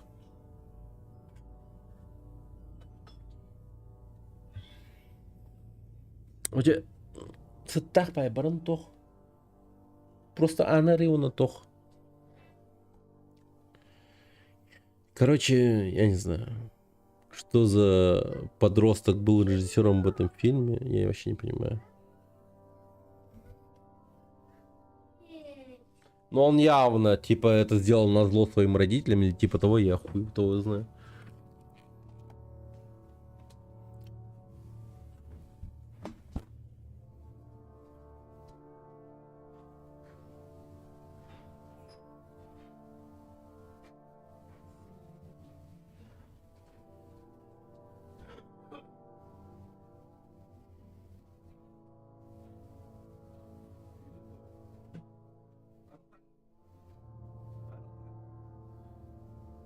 Tuvalet bırak. Cumhurbaşkanı. Tuvalette.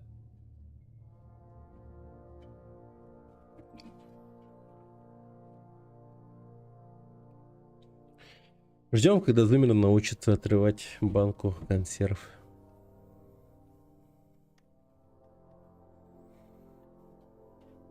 Ну, я хер его знаю, что они сделают. Они, наверное, такие, типа... Да лол, просто, блядь, создавайте нахуй банки, блядь, которые нормально открываются, вот без этих вот, типа, ножиков, типа. Я не знаю.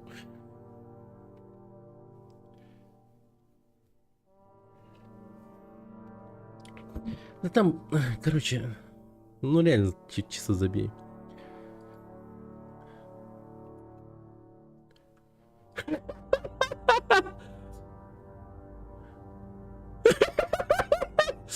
Я ему сказал, ебать, да? Ты изверг, отвали. А как знаешь, старый пьяный придурок, ты ведь даже не представляешь, как это клево. Демон, изыди. Ладно, ладно, ладно. Ладно, ладно.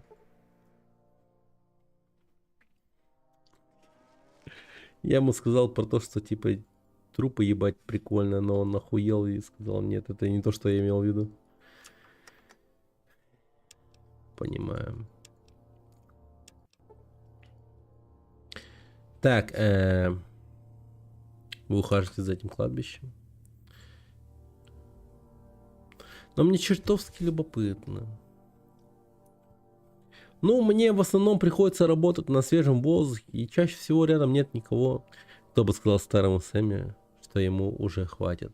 Я и сам знаю, когда мне уже достаточно, но обычно к тому времени в бутылке уже ничего не остается. Он гогочет, и его хохот быстро превращается в ужасный кашель. Прокашляв минуту или две, он снова улыбается. И, о, конечно, вы имеете в виду, что... Вы это имели в виду?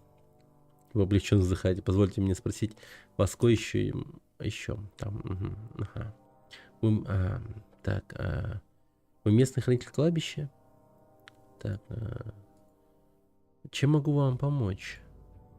Дай мне подумать минутку. Может быть, есть кое-что, что тебе интересно? Что надо? Ну, я тут как бы последние дни стал замечать, что некоторые из этих могил кто-то раскапывает. Кто бы это ни был, он не очень хорошо копает. И у меня это уже достало их обратно закапывать. А ты бы пытался выяснить, кто за этим стоит?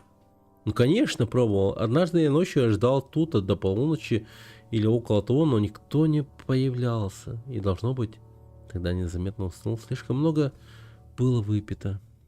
Я думаю, он улыбается, достает флягу и сделает здоровенный глоток. Что это... Итак, что ты скажешь? Хочешь помочь? Ну, посмотрим. Ну так теперь, когда ты упомянул об этом, я вспомнил, что мистер Питерсон говорил, что, как слышал, что на своем поле он может знать что-нибудь об этом. Ну, он хорошенько... Он и его хорошенькая жена живут прямо вон там. Ага. Так это вот эти ребята? Понял. Как Обливион. Сколько тут штраф за них? В смысле, блядь? Ты о чем? В Обливионе можно ебать трупы?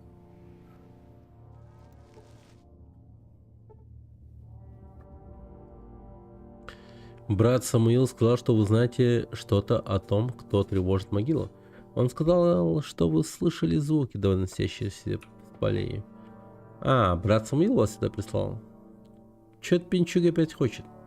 Разобраться с могилами, я полагаю. Так, расскажите, что вы слышали? Джон садится на свое кресло и наливает себе рюмку виски. Ваше здоровье.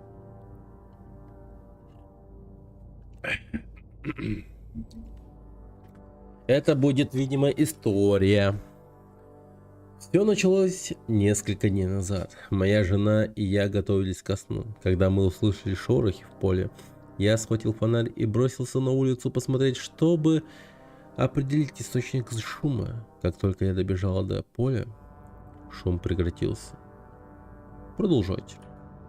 На следующую ночь мы ничего не слышали. Но в ночь после этого мы снова услышали шорох, исходящий из поля. На этот раз я подошел к окну и посмотрел в него. Вместо того, чтобы броситься на улицу, вглядываясь в темноту, я увидел тусклый свет, как от старого фонаря или чего-то подобного, движущегося среди посевов. Через пару минут свет переместился к кладбищу. Продолжайте. Я хотел выйти посмотреть и разобраться с ним, но... кто бы или что бы это ни было, моя жена убедила меня остаться внутри, дождаться утра. На следующее утро я увидел, что плоды некоторых из моих растений были съедены, а вокруг есть свежие следы. Я, конечно, не против накормить бедных, но я не очень хорошо отношусь к ворам. Окей. После этого я спросил у брата Самуила, не случилось ли чего-либо необычного на кладбище. Вот тогда он мне и сказал, что это кто-то начал копать могилу по ночам. Видимо, тот, кто это делает, недостаточно силен, чтобы выкопать все за одну ночь. Я полагаю, что это какой-то старый нищий бродяга, который надеется выкопать клад. Если вы когда-нибудь узнаете, кто делает это, пожалуйста, скажите ему, чтобы прекратил это безобразие. В воровстве у нас здесь, в аббатстве, нет нужды. Я буду рад помочь этому человеку, как смогу. Жестко. Жестко.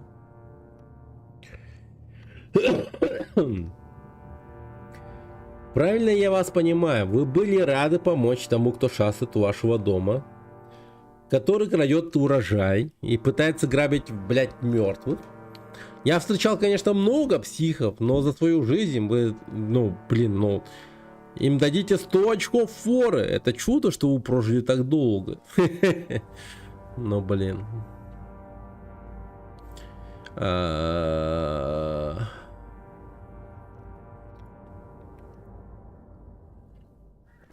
Ладно, я постараюсь поймать этого человека. Может быть, я подожду до полуночи и посмотрю, смогу ли я узнать о нем что-нибудь. Что ж, спасибо.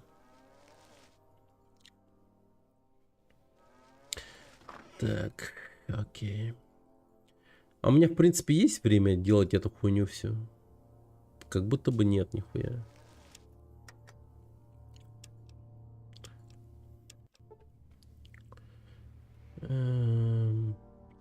Ладно, пошли по основному квесту. Меня волнует мое ебаное поселение. Поехали в дыру. Ну, поехали, блядь. Потопали, блядь.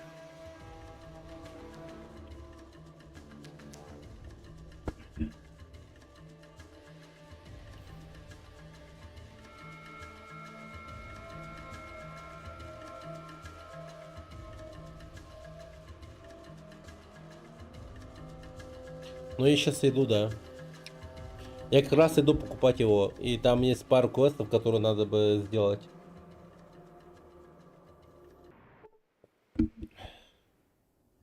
Торговец с охранниками. Меня зовут Вилли, и я хочу предложить тебе сделку. Он читает свою речь на бумажке, и вас начинает клонить сон.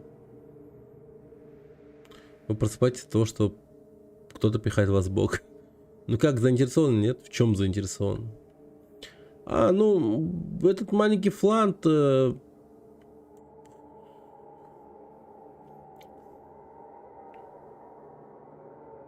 Обойдусь.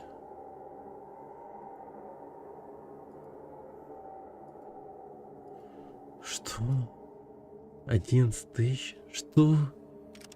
У меня нет таких денег, как бы то ни было, блядь.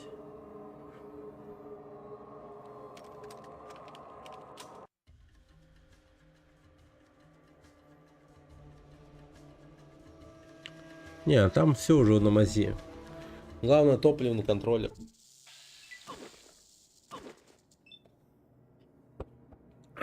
Ебал я в рот эту хуйню.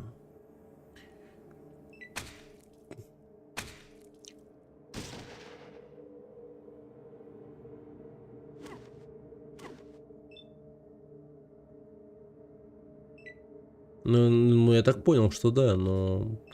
Ты видел ценник, нахуй? 11 тысяч. У меня нет таких денег. Забей. Просто забей.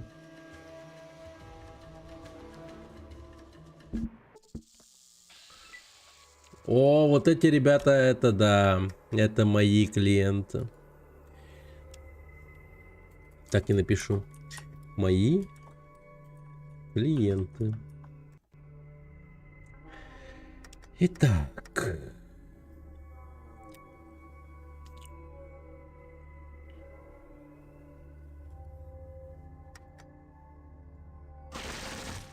Не, ну я все-таки герой пустоши, а не мразь пустоши.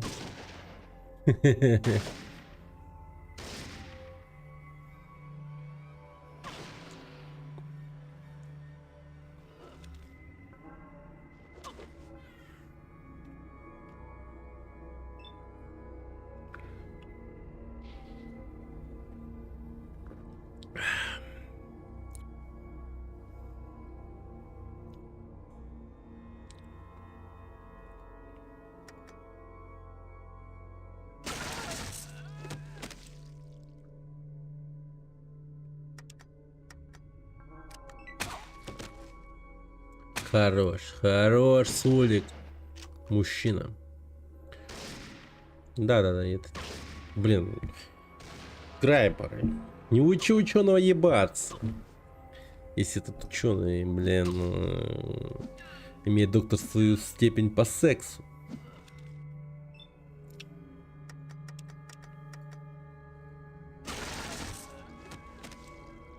Видишь, как все просто? А вот так не хочешь? -2. Вот, пожалуйста. Пожалуйста. Ебатель. Да, я. Да, я. Вы не знали? А это я. Бля, Вика ебут. Нихуя себе. Вик.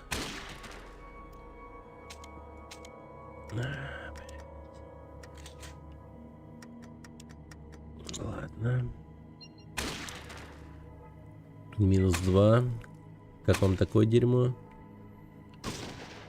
О, Вик, красава, поднялась.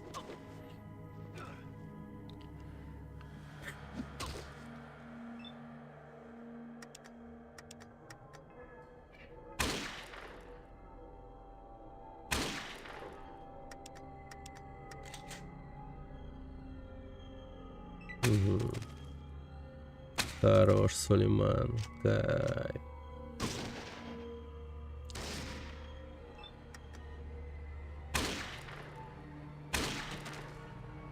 Ну все, минус все.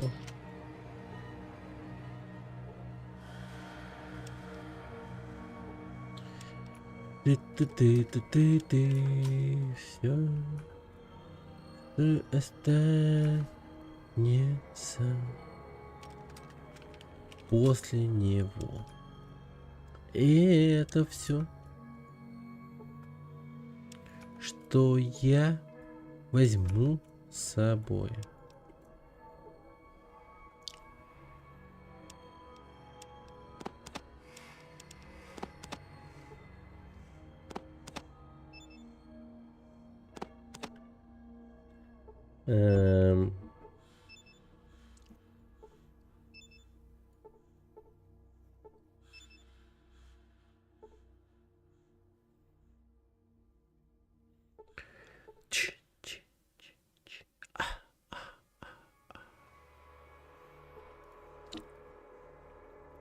Так,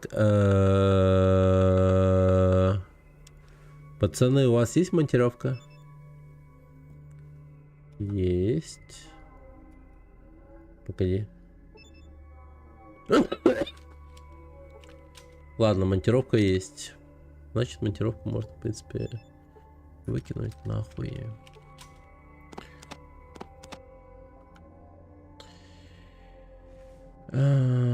Чё, мы, может быть, еще зайдем в пещеру, чтобы продолжить в канале пиздеца.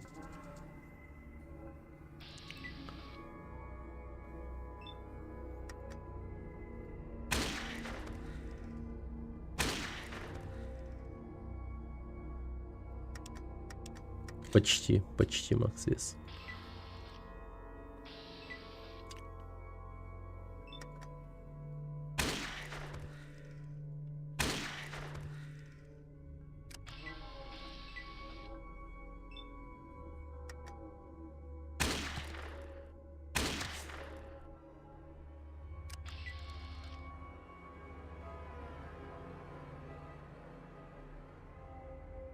А как он вот тут?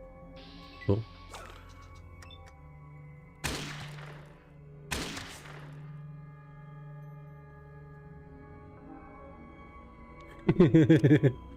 Начал петь русский рок.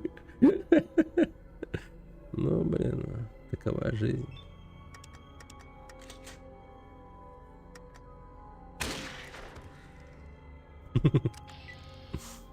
Да, это жестко, конечно. Последнее, что ты слышишь, это как вдруг внезапно начинают петь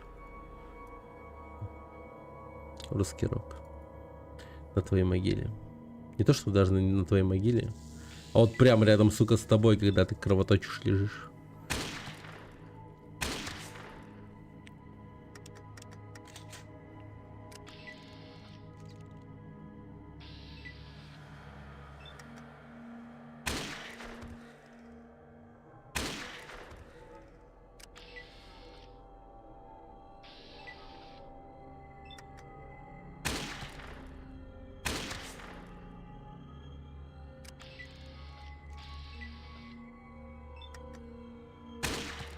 Ну я прям аниме-герой, если честно. Вам так не кажется?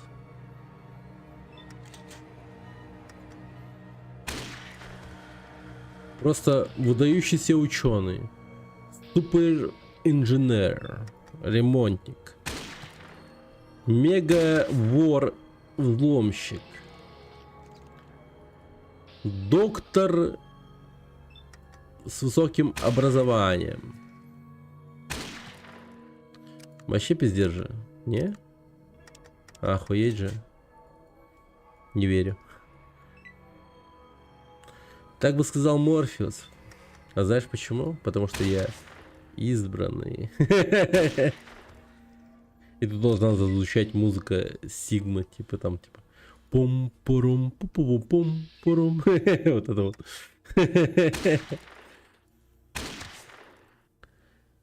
Тебя тоже посетил Грузовик-сан? Ну, типа того, да. Исекай происходит жесткий. Ты видел эту новость, кстати, насчет грузовиков? Владельцы этих самых грузовиков, типа, ну, которые занимаются их производством, начали, короче, судиться с аниме-студиями на тот счет, что Эти суки нахуй порочат их нахуй, бля, репутацию, бля, нахуй, типа, ебать, блядь, каждая фура, ну, типа, ну, убивает людей, что-то в этом роде. И они, типа, ну, это мега рофл, да.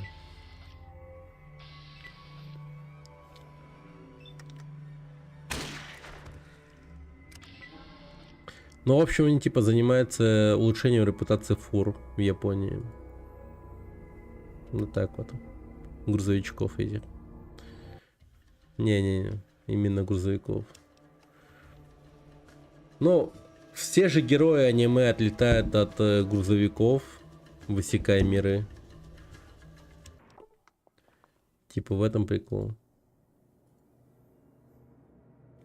Понимаешь? You understand?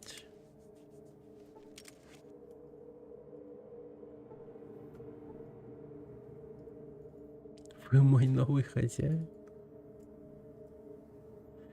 Не искушай меня.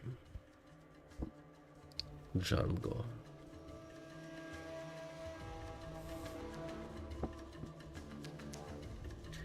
Я понимаю.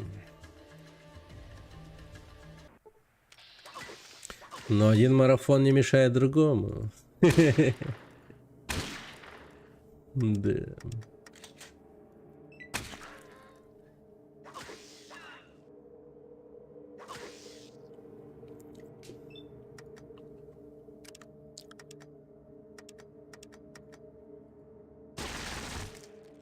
Ебать.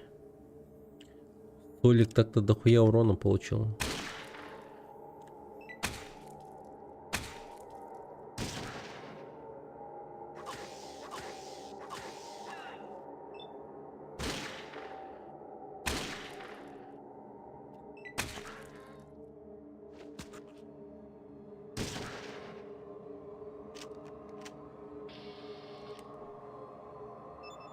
Солик, простый, братан, простый. На тебе стимулятор в жопу. Я просто не помню, как твой GTA марафон остался. Так, значит, нужно не сбивать, а довозить до... Ну, типа... Банда грабителей, нападающих на засаду, на группу разбойников. А каким, сука, образом мы оказались на середине этого пиздеца? Как? Как нахуй? Как? То есть описание не соответствует, ну, типа, блять, что нахуй?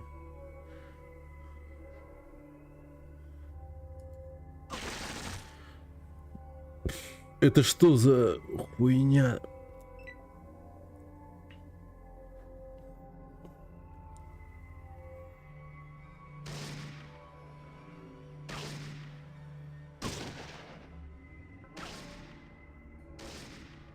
Не, ну это халявные бабки, 100%, но просто, блядь.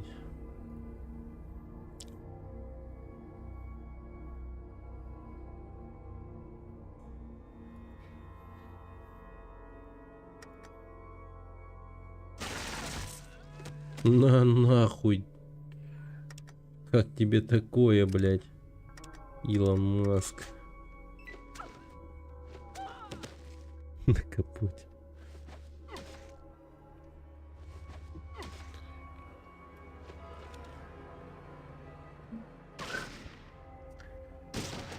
Давай, Джон Уик. Старайся ради своей дочери.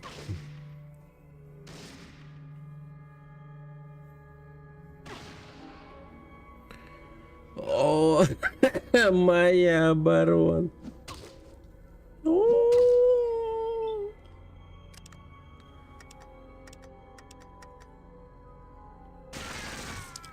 Лежать плюс. Покойся с миром, брат.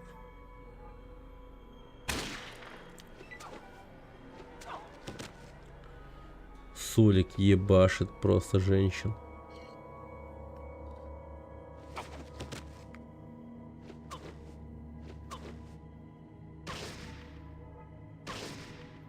Мужики, живите, бля, заебал.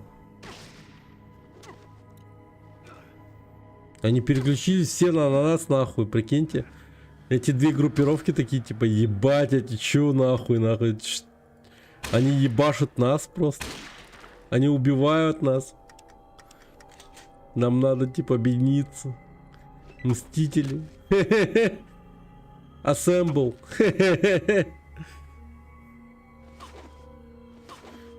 Блять, Вик, сука, толстая. Как ты посмела умереть, блядь, Вик умер.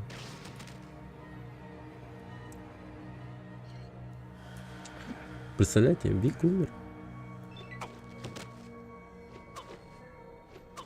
Не, ну Вик умер, это печально, поэтому я гружусь. Я не хочу, чтобы Вик умер. Я хочу, чтобы Вик процветал. В мир, да. Ну чё, енот, готов к выполнению своего заказа? Если готов, то скажи, я сразу включу.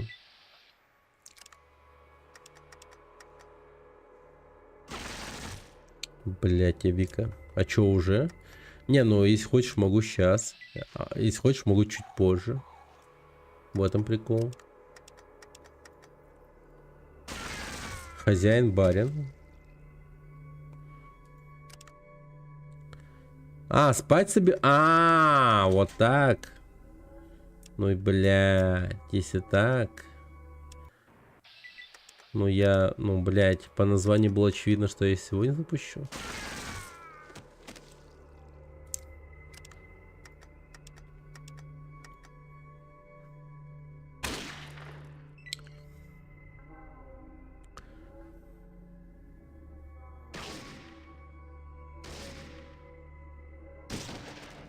Потерпит. Все, все.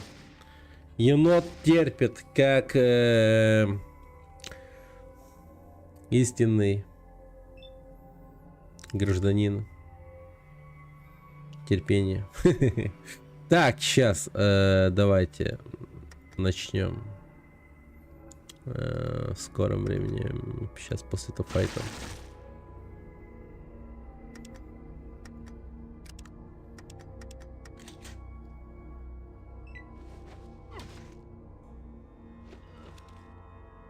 Терпила, терпила.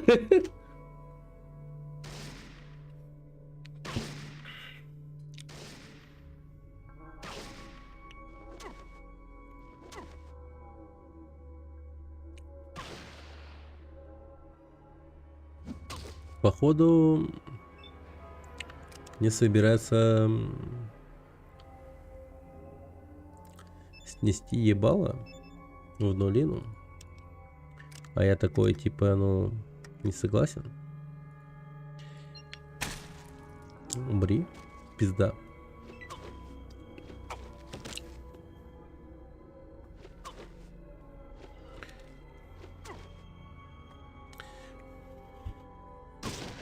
О, они не уважают своих женщин, они стреляют по своим же.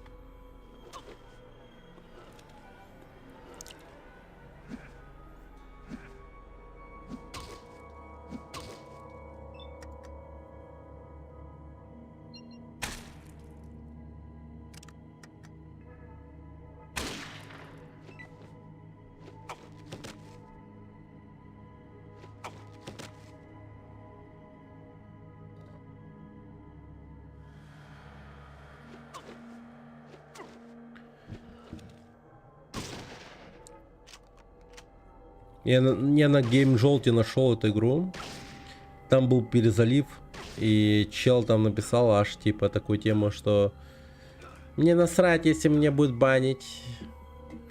Я буду перезаливать эту игру, пока меня не забанят. Типа, пошли все на такой, типа, бунтарь. Бунтарь.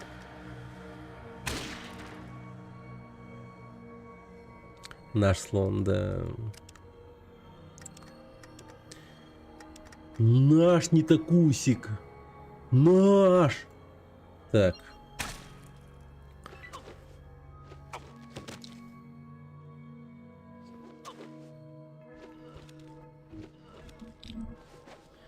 Tata, hello. Nice to see you.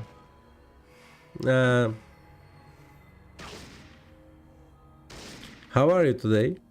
I'm drinking beer with you today. You're not alone. How's your work day? I'm drunk again, as always. It's okay, it's okay, it's okay, it's okay.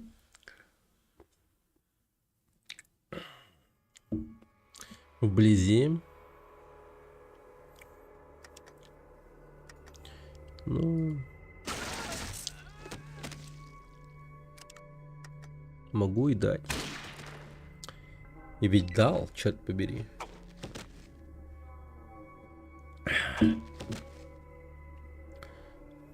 Хавай. Two cans. Perfect vodka soda. You really like this shit? Бля, чуваки, типа 9% пиво это типа норм, как вы думаете? Я хуй знает.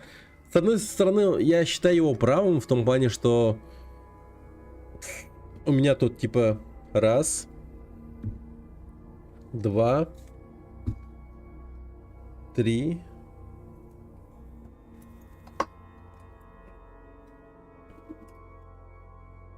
4,5, но ну там еще есть половина. И 0,5 Blue Ribbon. Короче, у меня 3 литра гуся.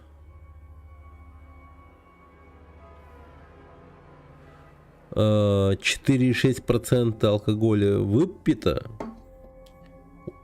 То есть 3 литра уберкваса, 3,5 литра, нет, 4 литра уберкваса выпито. И это, ну, как бы такое. И он, типа, выпил всего лишь 500 миллилитров. И ему норм. Я начинаю ощущать тот момент, что как будто бы ему прикольно. Типа, может быть, у него есть какой-то, ну, лоджик, так сказать.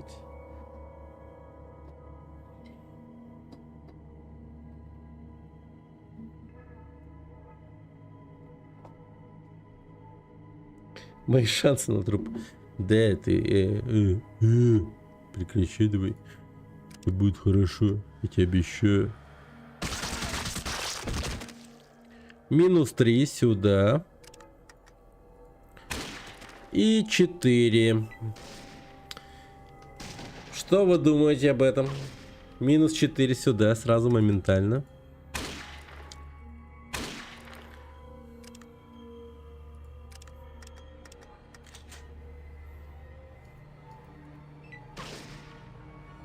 Да.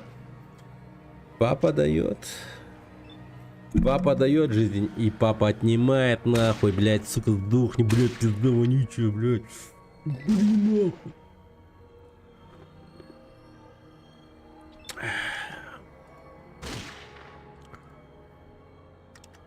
Ты чё? Ты чё? Вик, помоги мне!